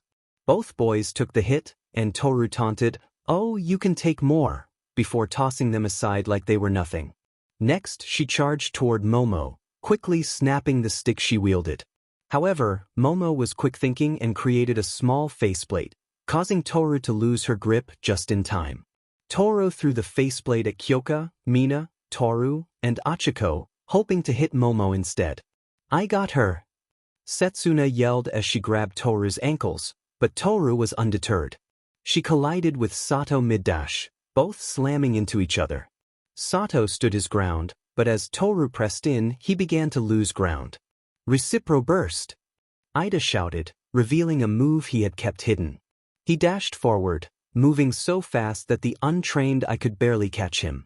He swung his leg in a mid-kick, but Roomi followed closely behind, executing a drop kick. Both attacks landed, but Toru had already stepped aside, allowing Sato to take the brunt of the hits. She quickly grabbed Rumi's head and slammed it onto the floor, knocking her out instantly. Next, she seized Ida's leg and swung him into the ground like a bat, knocking him out as well. Holding onto his leg, she hurled him at a group of girls, sending them tumbling. Stop! Vlad King yelled, and Toru halted with her fist just an inch away from Kyoka. Oh man, you guys were strong, she said with a smile. You destroyed us, Toru replied from the floor, with Ida still sprawled over her. Yeah, we really didn't stand a chance against you, Hananuki admitted. Toru smiled proudly, but you all managed to hurt me at the start of your training, even with Volek active. Volek? Nijire asked. Oh yeah, you guys haven't learned about that yet. Most dragons have an internal power they can use based on their abilities. Volek is a defensive ability that lets me take more damage without feeling it. They nodded in understanding. With Volek, I can take 125 damage without taking real damage, she explained. Oh, that's handy, Momo said, smiling as Mei began brainstorming ideas. So that's what they're training for, Bakugo said through gritted teeth. It was strange. Izuku was meditating while Ryuko was chatting. I have no clue, Rex is the smart one. I'm just energetic and strong, Toru said cheerfully. Why did you stop us, by the way? She asked Vlad. My students saw the gap in power. Now they just need to train harder, Vlad replied. Now we're going back to work. I want 100 push-ups right this instant, he shouted, and the students immediately began training. Recovery Girl moved to wake and heal those who were hurt, like Nana, Shoto, Roomi, and Ida. Is physical training not needed? Izuku asked Rex, who nodded. It is, and you lack the strength most would have at your rank. Honestly, both Toru and I could defeat you alone. You're weak. This revelation shocked both Ryuko and Izuku. Was he really that weak? That has to change. Now, you're far weaker mentally. Fear has crept in and will only weaken you more, Rex said, with Izuku nodding. I understand, sir. So I just need to meditate until I'm no longer scared? Izuku asked, but Rex shook his head. No, fear is normal. It should be used. You need to start fighting back. You're too scared to move properly. Izuku hated hearing it but nodded. That has to change. Be scared, but attack. Fight constantly, even against AFO, Rex urged. Izuku understood the fear. Even facing the injured AFO had filled him with dread. He was far too powerful, but Izuku believed he could be that stronger. I will strengthen myself, both mentally and physically, Izuku said, calming his mind. Now then, Tatsuma, try and bring forth that energy again, cover your body with it, just like your scales. Rex stood observing them. Izuku had been meditating, slowing his breathing as he focused on strengthening his resolve to be a hero. For the first time, he contemplated his end goal. Being the first hero dragon couldn't be the limit. He needed to grow stronger to protect everyone, not just his mother, girlfriends, or friends, but the entire world.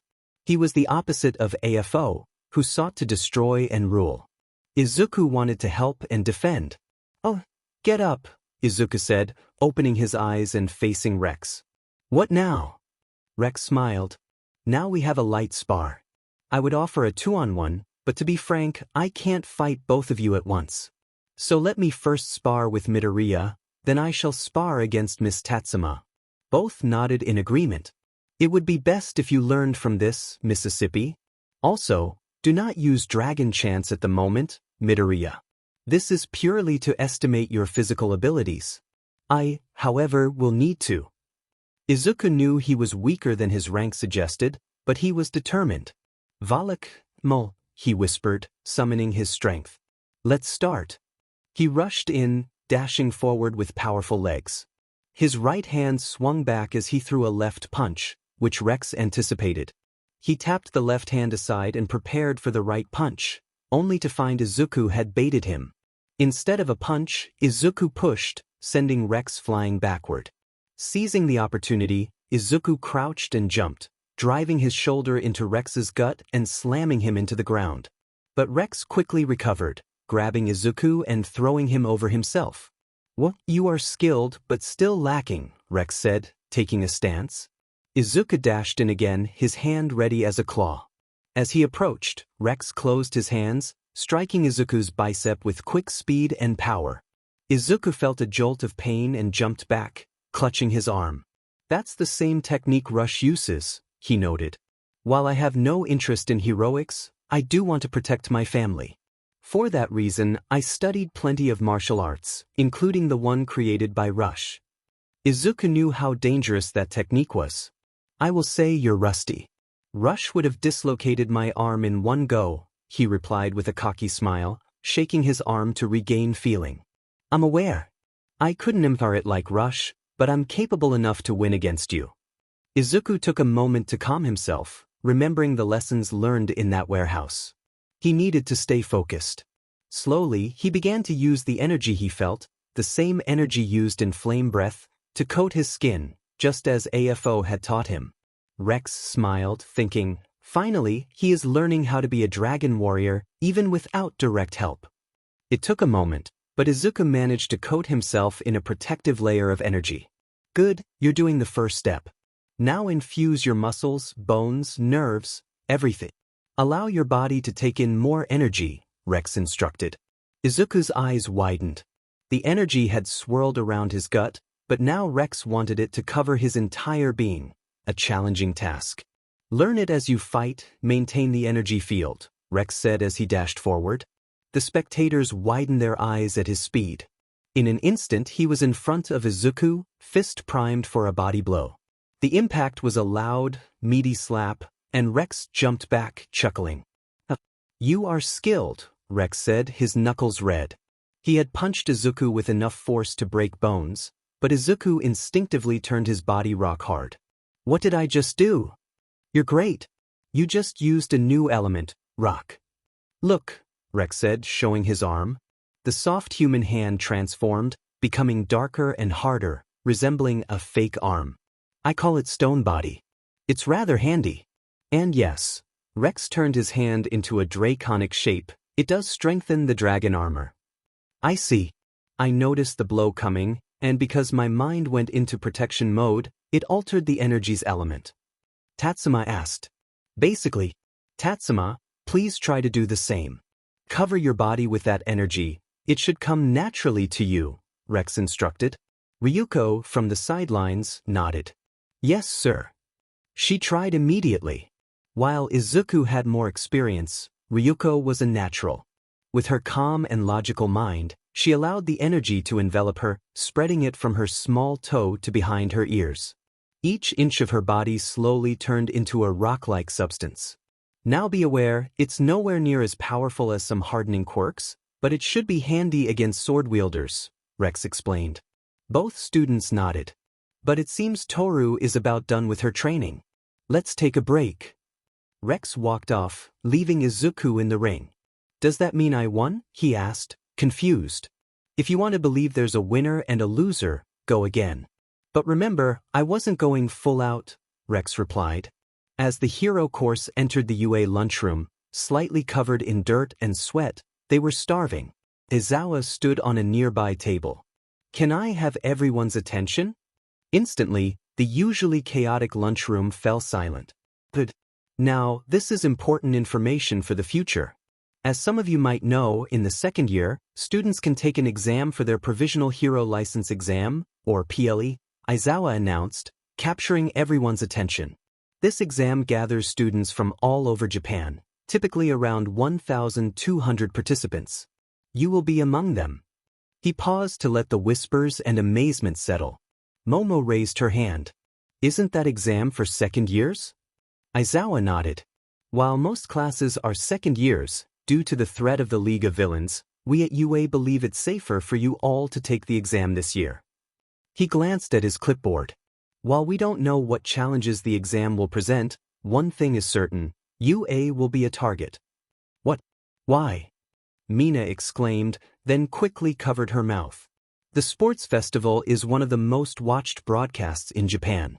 Students know about your quirks and will plan accordingly. With 2 dragon quirks, those who harbor resentment toward dragons will focus on UA, particularly Midoriya and Tatsuma, Aizawa explained. It was a harsh reality they couldn't escape. There were still those who held animosity toward dragons, and Izuku's association with All Might could be seen as favoritism. I tell you this because I want you all to succeed. I believe you will become powerful heroes who can truly impact society, but you must overcome obstacles, just like this one. Let them try. We can handle them if they come for us. Bakugo shouted. Yeah, a man never walks away from a challenge. Instead of instilling fear, Aizawa ignited a fire within the hero students. If they want Midoriya and Tatsuma, they'll have to get through all of us. Wait, what if we let them have me? Izuku suggested. What? Minoma asked, confused. Why would Izuku want to go at it alone again? Apart from Ida, I can run the fastest. The first few seconds will be the most chaotic. What if I lure a group away? With Momo, we can stay in touch and work together to take down our targets, Izuku explained. While the plan isn't wrong, we shouldn't stay in a large group, Momo said. Ponytail is right. The bigger the group, the easier we are to target. We need well-coordinated teams that can work together efficiently, Bakugo added. Wow, Bakugo, I didn't know you were that smart, someone teased. What did you just say, shitty hair? I am the smartest in the universe. Bakugo retorted, nearly foaming at the mouth. Kyoka smirked. Except in the quiet game, she said, rubbing her ears. The class erupted in laughter, and Bakugo shot her an annoyed glare. Well, you all have about a month to form solid teams and strengthen yourselves. We teachers will help as best we can, Aizawa concluded. Present Mike chimed in, yo, we even have guest teachers coming in every week, so you can learn new techniques and gain outside perspectives. Nezu had been absent, apart from his brief appearance at the start. He was busy in his office, working diligently with the information he had gathered from Izuku. The best news was that AFO led the HPSC, which meant Nezu was already aligning himself with those in the organization. And none could talk back. Nezu presented evidence of AFO being in control, showing illegal actions taken against heroes that AFO had not approved of.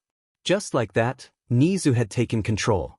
However, he was still very busy trying to remove all the leeches and rats from the shadowy parts. It was nothing more than a tedious game of cat and mouse, with Nezu as the cat. As the students crumbled inside the dorm, it was day 4 of the first week.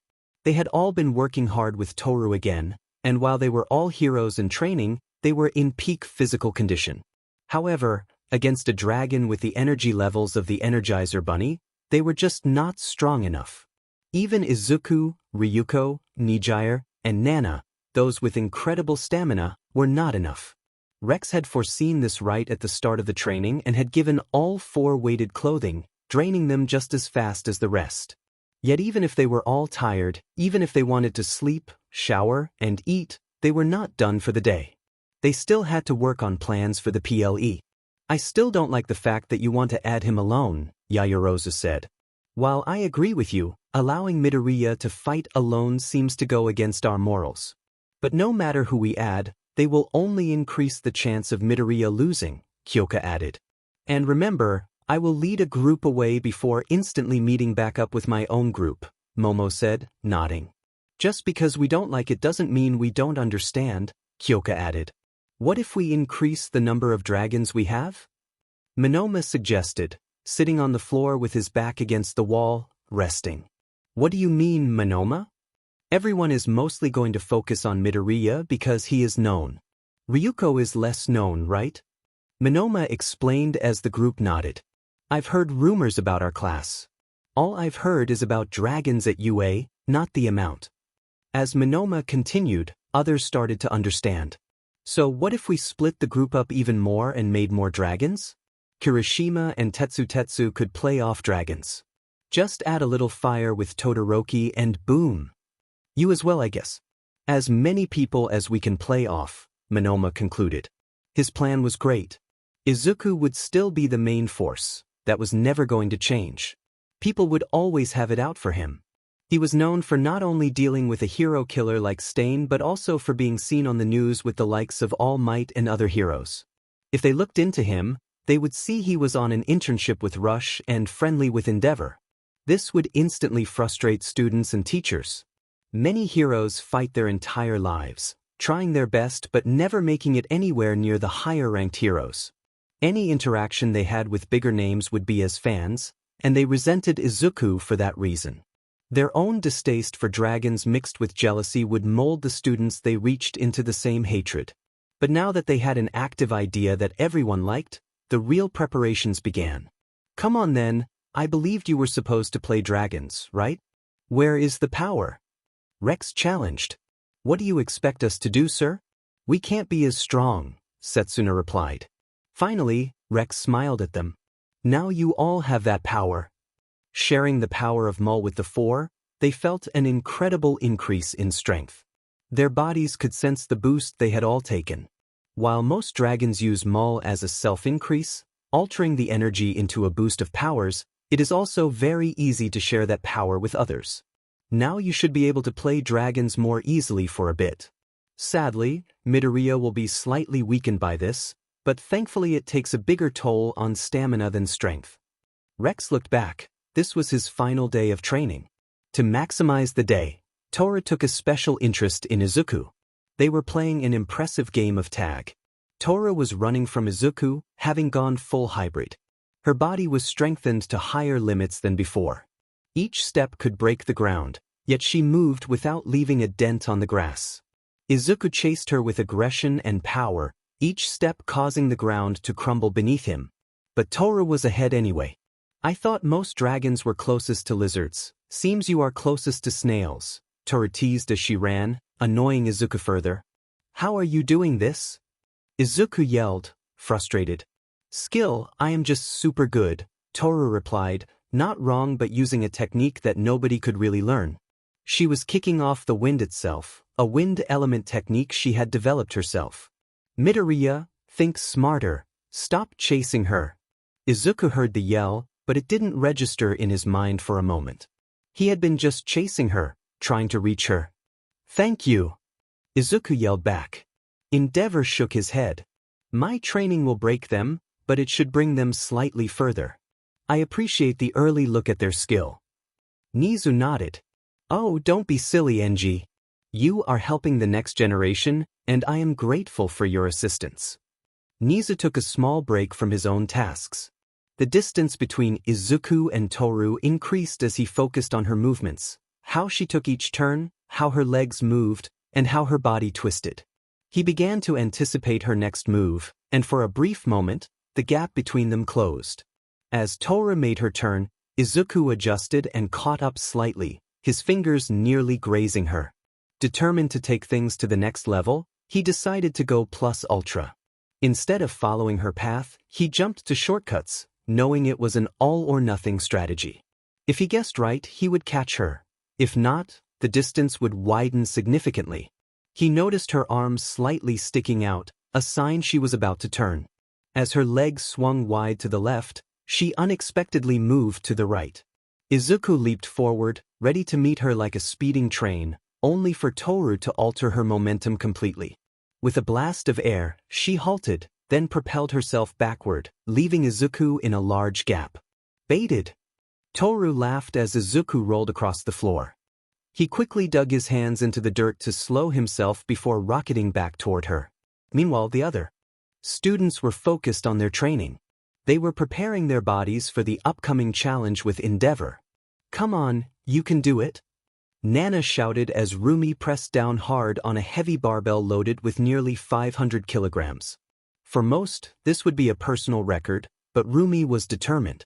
With a deep breath, she dipped down, going as low as she could, and pressed herself back up, her powerful legs flexing as she completed 8 reps before racking the bar with a loud clang.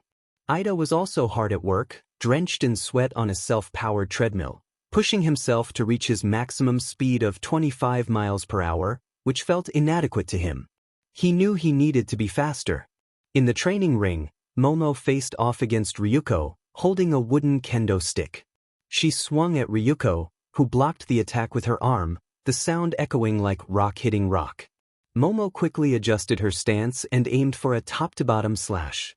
With her DMNT foot forward, she exerted all her strength, but Ryuko anticipated the move and blocked it with an X shape formed by her arms. The impact caused Ryuko to scowl as Momo's stick snapped. Discarding the broken weapon, Momo quickly summoned a small iron shield on her arm, softening the blow from Ryuko's counterattack. Instead of the kendo stick, Momo now wielded 2 tanto, allowing for quicker attacks at the cost of power. She pressed forward, determined not to take any more hits. As everyone trained hard to improve, some, like Ojiro and Itsuka, took on teaching roles, sharing their martial arts skills with Achiko and Himiko. Both girls aimed to enhance their fighting styles, knowing that their lack of physical quirks could put them at a disadvantage. Many students felt the same way, understanding that mastering martial arts could provide them with a crucial edge in battles. Toru, a girl who was invisible, posed a unique challenge in combat. While she might seem easy to fight against, an invisible martial artist was a different story. Similarly, Achiko's game of tag could evolve into a more effective fighting style with martial arts training. Sato and Shishida were also focused on building their strength, spotting each other as they worked on the bench press. Sato effortlessly lifted 405 pounds, while Shishida moved 315 pounds as if it were just a bar. They are really giving it their all today, Aizawa observed from his vantage point, pleased to see the students pushing themselves. Each of them was committed to improvement, supporting one another and ensuring that no one was left behind. Those students who think UA will be easy pickings will be extremely surprised, Aizawa said with a smirk. No matter how many times UA faced challenges, they always came out on top. This year would be no different. Izuku lay on his bed, staring at the ceiling, feeling a bit worried. He was unsure about how his classmates felt about him. They seemed to accept him, but something deep inside told him that trust was still an issue. "Hey, you in there?" a voice called, pulling him from his thoughts. Yeah, come in," he replied as the door opened to reveal Nana. "We're making dinner. You okay with curry?" Izuku smiled softly. "Yeah, thanks for telling me." Nana noticed something was off and stepped into the room, closing the door behind her. "Something wrong?" Izuku chuckled softly. "How did you know?" "Women's intuition," she replied with a gentle smile. Izuku sighed. "I just feel like half the class still doesn't trust me, like it was before UA." Nana nodded. "It's a hard thing, you know." He looked up at her. "It's something All Might told me. Most people don't really understand what being a hero means. They see heroes on TV and think they're invincible. But being a hero is about doing something for the greater good, no matter the cost to yourself. That realization takes time." With a soft look on her face, Nana stepped closer and offered her hand. "Come, let's eat together." Izuku felt a wave of emotion and took her hand, pulling her into a warm embrace. "Thank you for that." He kissed her cheek gently before resting his head on her shoulder. Nana blushed, feeling the strength of his arms around her. After a moment, Izuku stood up, still holding Nana's hand. "Let's go down."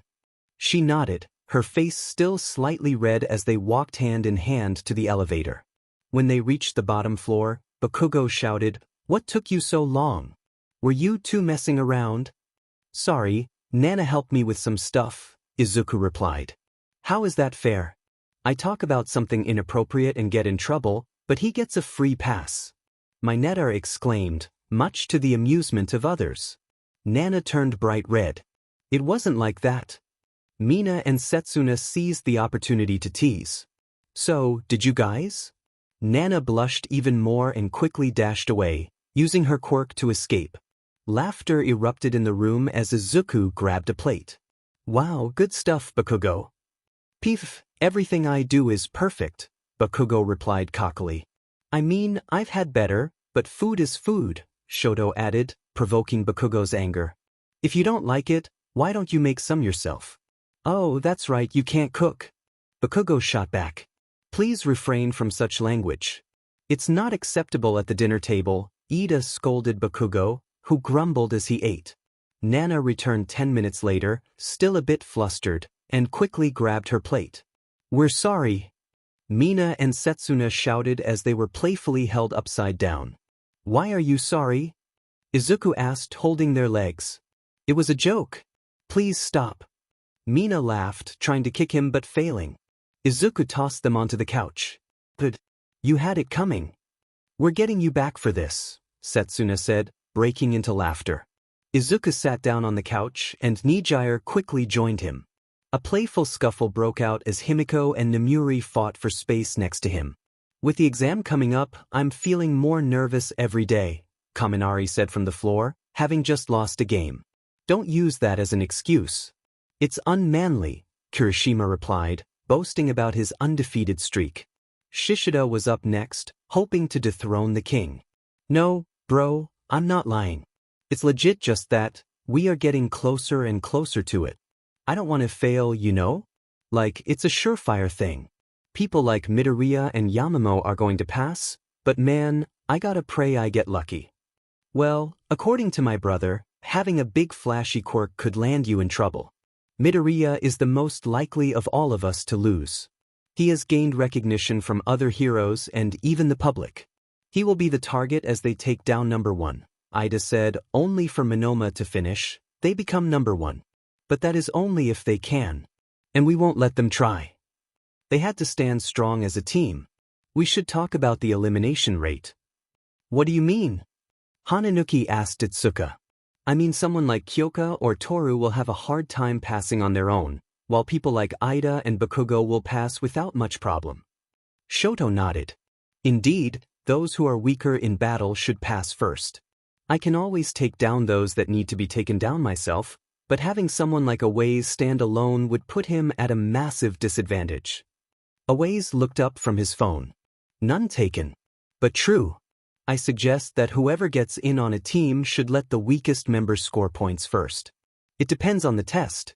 Sure, we can think it is elimination, but what if it starts with rescue? Or a massive battle royal? Because with that, me and Jiro have the advantage over someone like Ida. As the night continued, Izuku moved to the outside. As the cold air touched his skin, he took a deep breath and sat down on the grass. Closing his eyes, he started to meditate. You really think that is going to work? Izuku heard a voice. Instantly, he turned around, his fist almost ped, only to let out a breath. Oh God, I am sorry, Achiko, you scared me.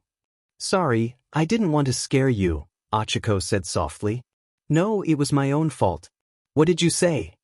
Do you think the meditation is working? Oh yeah, I think so. I feel stronger.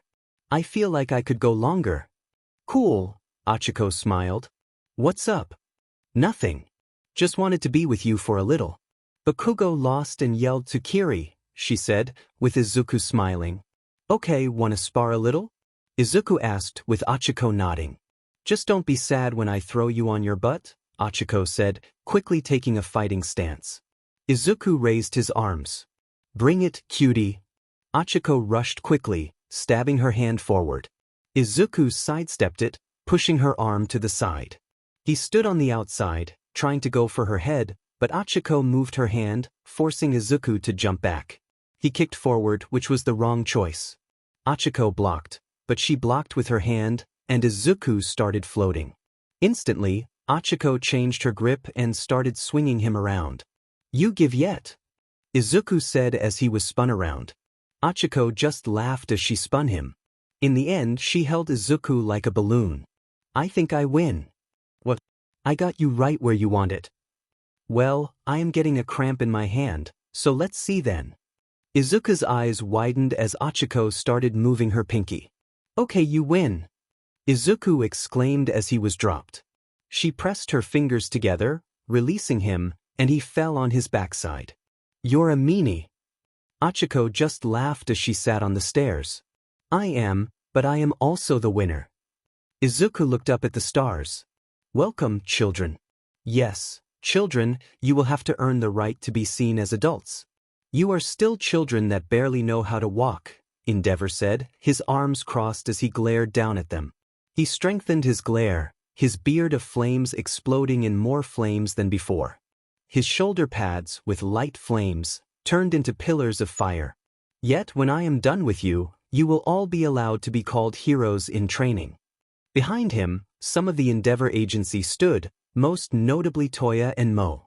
We will train so hard, you will beg for the pain to stop, then we train some more. The pain will beg you to stop. Now enough standing around. From this moment on, you are not allowed to stand still. Each moment I want each of you to be running in place or actively doing an exercise. Endeavor ordered, his tone vibrating through the students, shocking them awake and forcing them to move. Now give me 10 laps of you. That is only 20 miles. I expect that to be done in a maximum of 3 hours. Now get to running. Follow me, Mo, you stick at the back, Toya said as Mo nodded. Toya started jogging. Stay behind me. I want at least a 2-meter distance between everyone. Stay in order, stay at pace. The class quickly followed, with Mo ending up in the rear, pushing them to run faster. A hero often has to run from place to place. Villains don't care if you are winding or not. It's your duty to help save others. You can't save anyone if you can't run. Thus this. A hero should have the stamina to keep going. There are days when you don't have peace. There are moments where your tank is empty, but you have to keep going because stopping means failure, Toya said. So far, the class started to fall into a good rhythm. At 5 laps, Endeavor announced, I will let you all go free. I will remain at this pace. I expect some to surpass me, But it's not needed. Just keep up. I expect the absolute best from the absolute best school. What do you believe you're giving me right now? Endeavor yelled at Ochako, who was on her hands and knees, struggling to keep from being sick. Around her, multiple tons of weight floated as the students worked to enhance their quirks. This was the purpose of Endeavor's training. They needed to improve to stand a chance against more experienced opponents, including second and third-year students. And not my BB best, Ochako managed to say, feeling the urge to vomit but knowing she had to hold on for at least 2 more minutes. Then give me your best, she heard Endeavor shout. With a surge of determination, Ochako slammed her fist into the floor. Yes, sir, she screamed, pushing herself to her feet and beyond her limits. Despite her struggles, she began to throw up, but she remained standing, forcing herself to carry the heavy training weights. I want you all to try to get stronger. Come on, you weaklings. I am trying to train you, not have you stand around. Endeavor yelled at the students, who were all pushing their quirks to the limit. Roomi wore 4 sets of weighted vests, totaling 200 kilograms on her chest, 80 kilograms on each leg, and 40 kilograms on each arm. It felt like she was carrying a large person on her back and children on her limbs, yet she ran as hard as she could. Izuku was also strength training, wearing special gear that functioned like multiple weighted vests. He had a belt with RBB bands that restricted his arm movement, making it difficult to use his arms effectively. He was boxing, forcing himself to move despite the struggle. He couldn't give up. Bakugo stood in a corner, repeatedly unleashing explosions. He was pushing himself to create larger blasts to strengthen his arms and shoulders. His palms burned, his shoulders ached, and his ears rang, but he knew that if he kept pushing, he would gain more explosive power. Shoto was similarly focused, forcing his body to alternate between ice and flames. The contrasting temperatures made it difficult to concentrate, but he was determined to adapt. Everyone was fighting to improve their quirks, pushing themselves to new limits. They were all reaching a critical point in their training.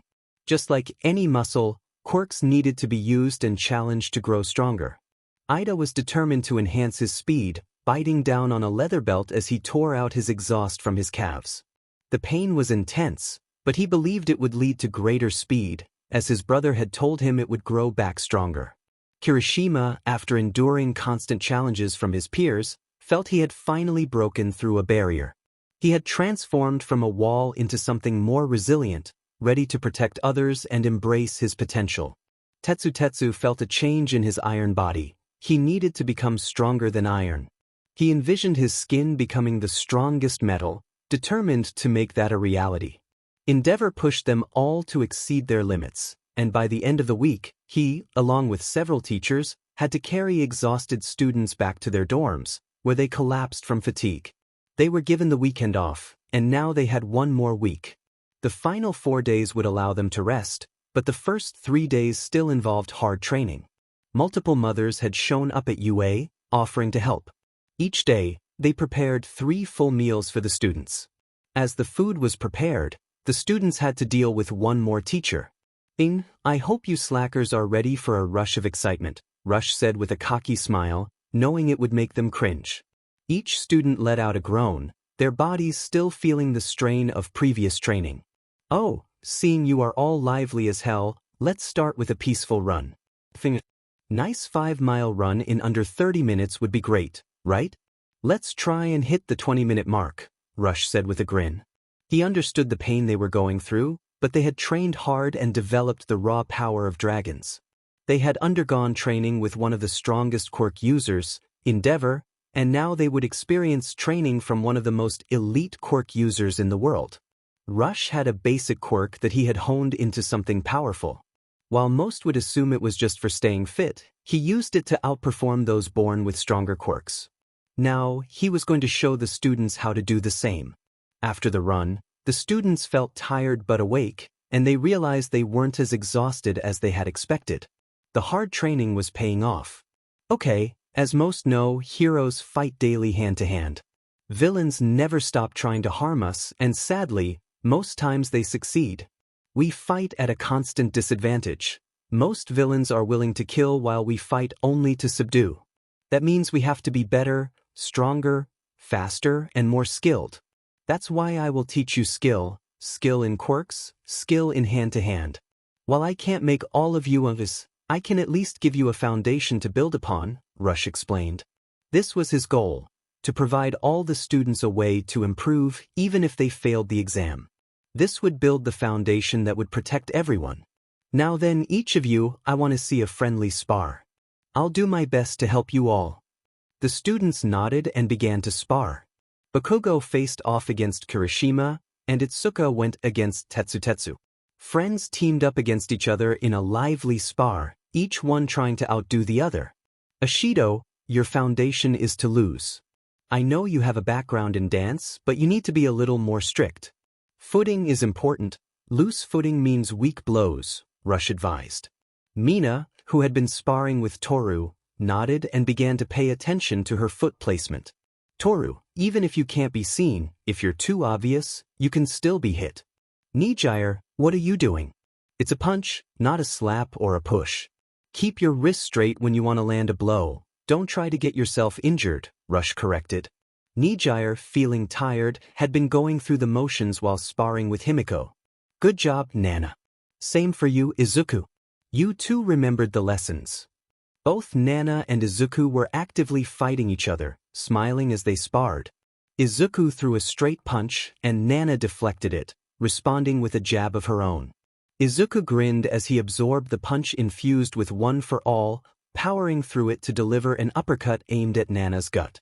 She jumped to lessen the impact and countered with a knee strike, kicking him back.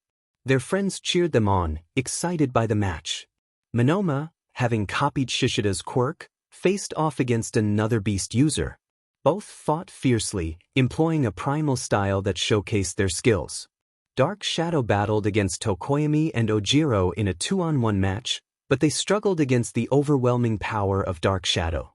Rush watched with pride, knowing that despite their fatigue, the students continued to push their limits. I don't know if all of them will pass, but they will certainly intimidate the other students. These kids are monsters, Rush said with a smile. Nezu laughed, that they are. It has been a while since UA produced a class of this level. Nezu appreciated the talent, knowing that while each year had its standout students, this class was exceptional. Yet it had been years since the entire class had transformed into formidable heroes. If All Might's class was seen as the Golden Age, this day and age was simply the Diamond Age. They were all poised to reach heights that had previously seemed unreachable. Record the exam for me. I think it would be a great watch, Rush said, eager to be actively involved in the training and future of all the students. The class was silent as the bus came to a stop. On each of their laps rested a briefcase containing their hero outfits. They were trying to steady their nerves and calm their pounding hearts.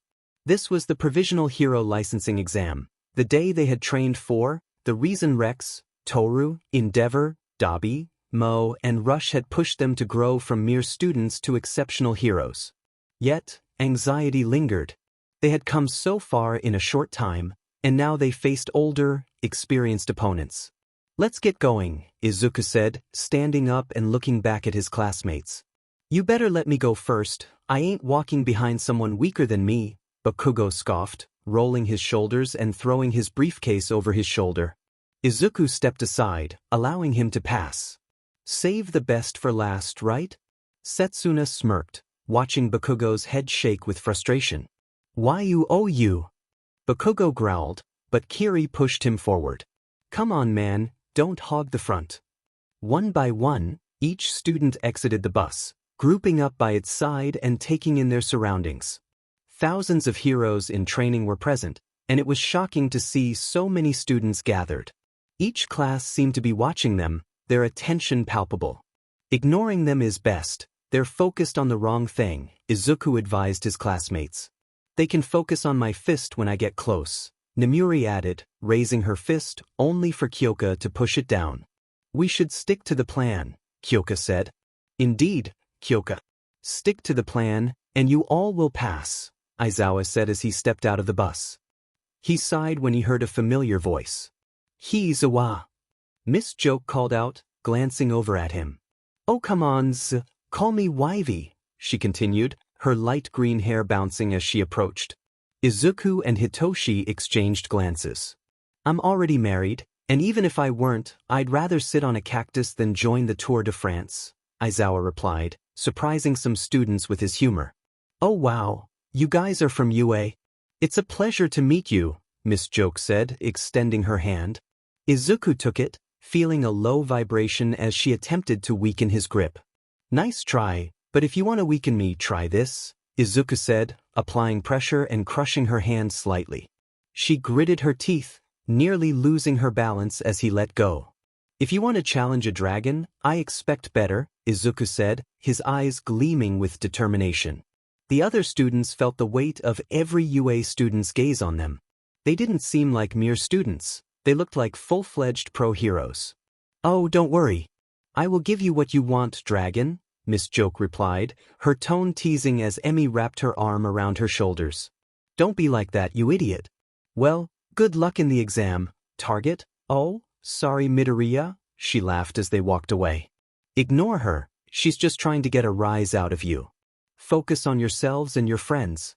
Get dressed, we have room J down there, Aizawa instructed, ensuring the students concentrated on what was important, passing the exam. The training had been arduous, but they could see the changes within themselves. Each of them was determined to push through and succeed. Aizawa would be surprised if even one of them failed. The entire class emerged from the bus simultaneously, each wearing their hero outfits. Really? Kirishima asked Izuku, who simply nodded. Gotta stand out. Izuku had chosen to go shirtless, exposing his chest to the cold air, which displayed a massive tattoo. That's going to make it harder for us, Mina chuckled. But then, they noticed Izuku's transformation. Small horns appeared on his shoulders, his skin thickened, and scales began to form. His chest had taken on a hybrid form, the tattoo still visible through the scales, unmistakably marking him as a dragon. Whispers spread among the crowd. Izuku was already larger than most, but now he commanded attention. You're not the only one, Ryuko said, her features becoming more draconic as her arms transformed into scales. Guess we should give everyone a look then, Kirishima said, intentionally sharpening his form. Tetsu followed suit, both resembling dragons. Momo tapped Izuku on the shoulder before transforming as well. We have 5 dragons, he said, noting the wide-eyed expressions of those around them. Oh, they are wondering, Kyoka remarked, her jack tapping on the floor as she listened in on the conversations. Each one had gone to wondering how many dragons UA had. If every student at UA might have been a dragon. Well, come on kiddos, let's show them what you are made of, Aizawa said, walking toward his area. The students nodded as they followed, smirking at the whispers around them. The room they entered seemed massive, but as more students arrived, personal space quickly vanished. Just then they heard a tired voice. Hello, heroes in training. I am not reading all this. The man glanced at the page of information, clearly in need of sleep. I will give a quick rundown. You're here for an exam. While we expected 1,200, we are shocked to say we have nearly 3,000. This shocked the students, it would become a problem. Which is not bad. Sadly, with All Might's retirement, we are not looking to flood the streets with heroes. We prefer to send out a select few who are skilled. This means only 5% of you will pass. We have 150 spots. Now to earn that spot. Each student listened closely, wondering what they had to do to pass. Did they have to fight robots, carry buildings, protect an area? You all need to tap a ball on a tracker. Everyone almost face-palmed at the simplicity. You will be given 3 targets. Each one must be placed on your body. They cannot be hidden or covered, they must be visible. So no armpits, underclothing, or bottoms of feet. Next, you will be given 6 ball. To pass the exam, there are 2 possible ways, either take down and tap all 3 targets on 2 different people or take the final tap on 4 different people. This was a shock. Perfect, Izuku said with a smirk as the class nodded, knowing exactly how to handle this. The first minute will be a grace PRD. Multiple suited individuals walked out, each carrying a large box. They distributed the 3 targets and a bag with 6 ball. Izuku placed all 3 right on his chest, making it clear that anyone who wanted to take him out would have to face him head-on. Kirishima placed one on each shoulder and one in the middle of his chest. Roomi placed some on her legs, knowing anyone would lose an arm if they came close. Toru placed them low on her shins, making them harder to see. Most placed them around their torso, feeling it was the safest option. Bakugo placed his on his back, filled with determination. "This will be easy, we will take them down quickly," Bakugo said, cracking his fingers. He stood next to Shoto.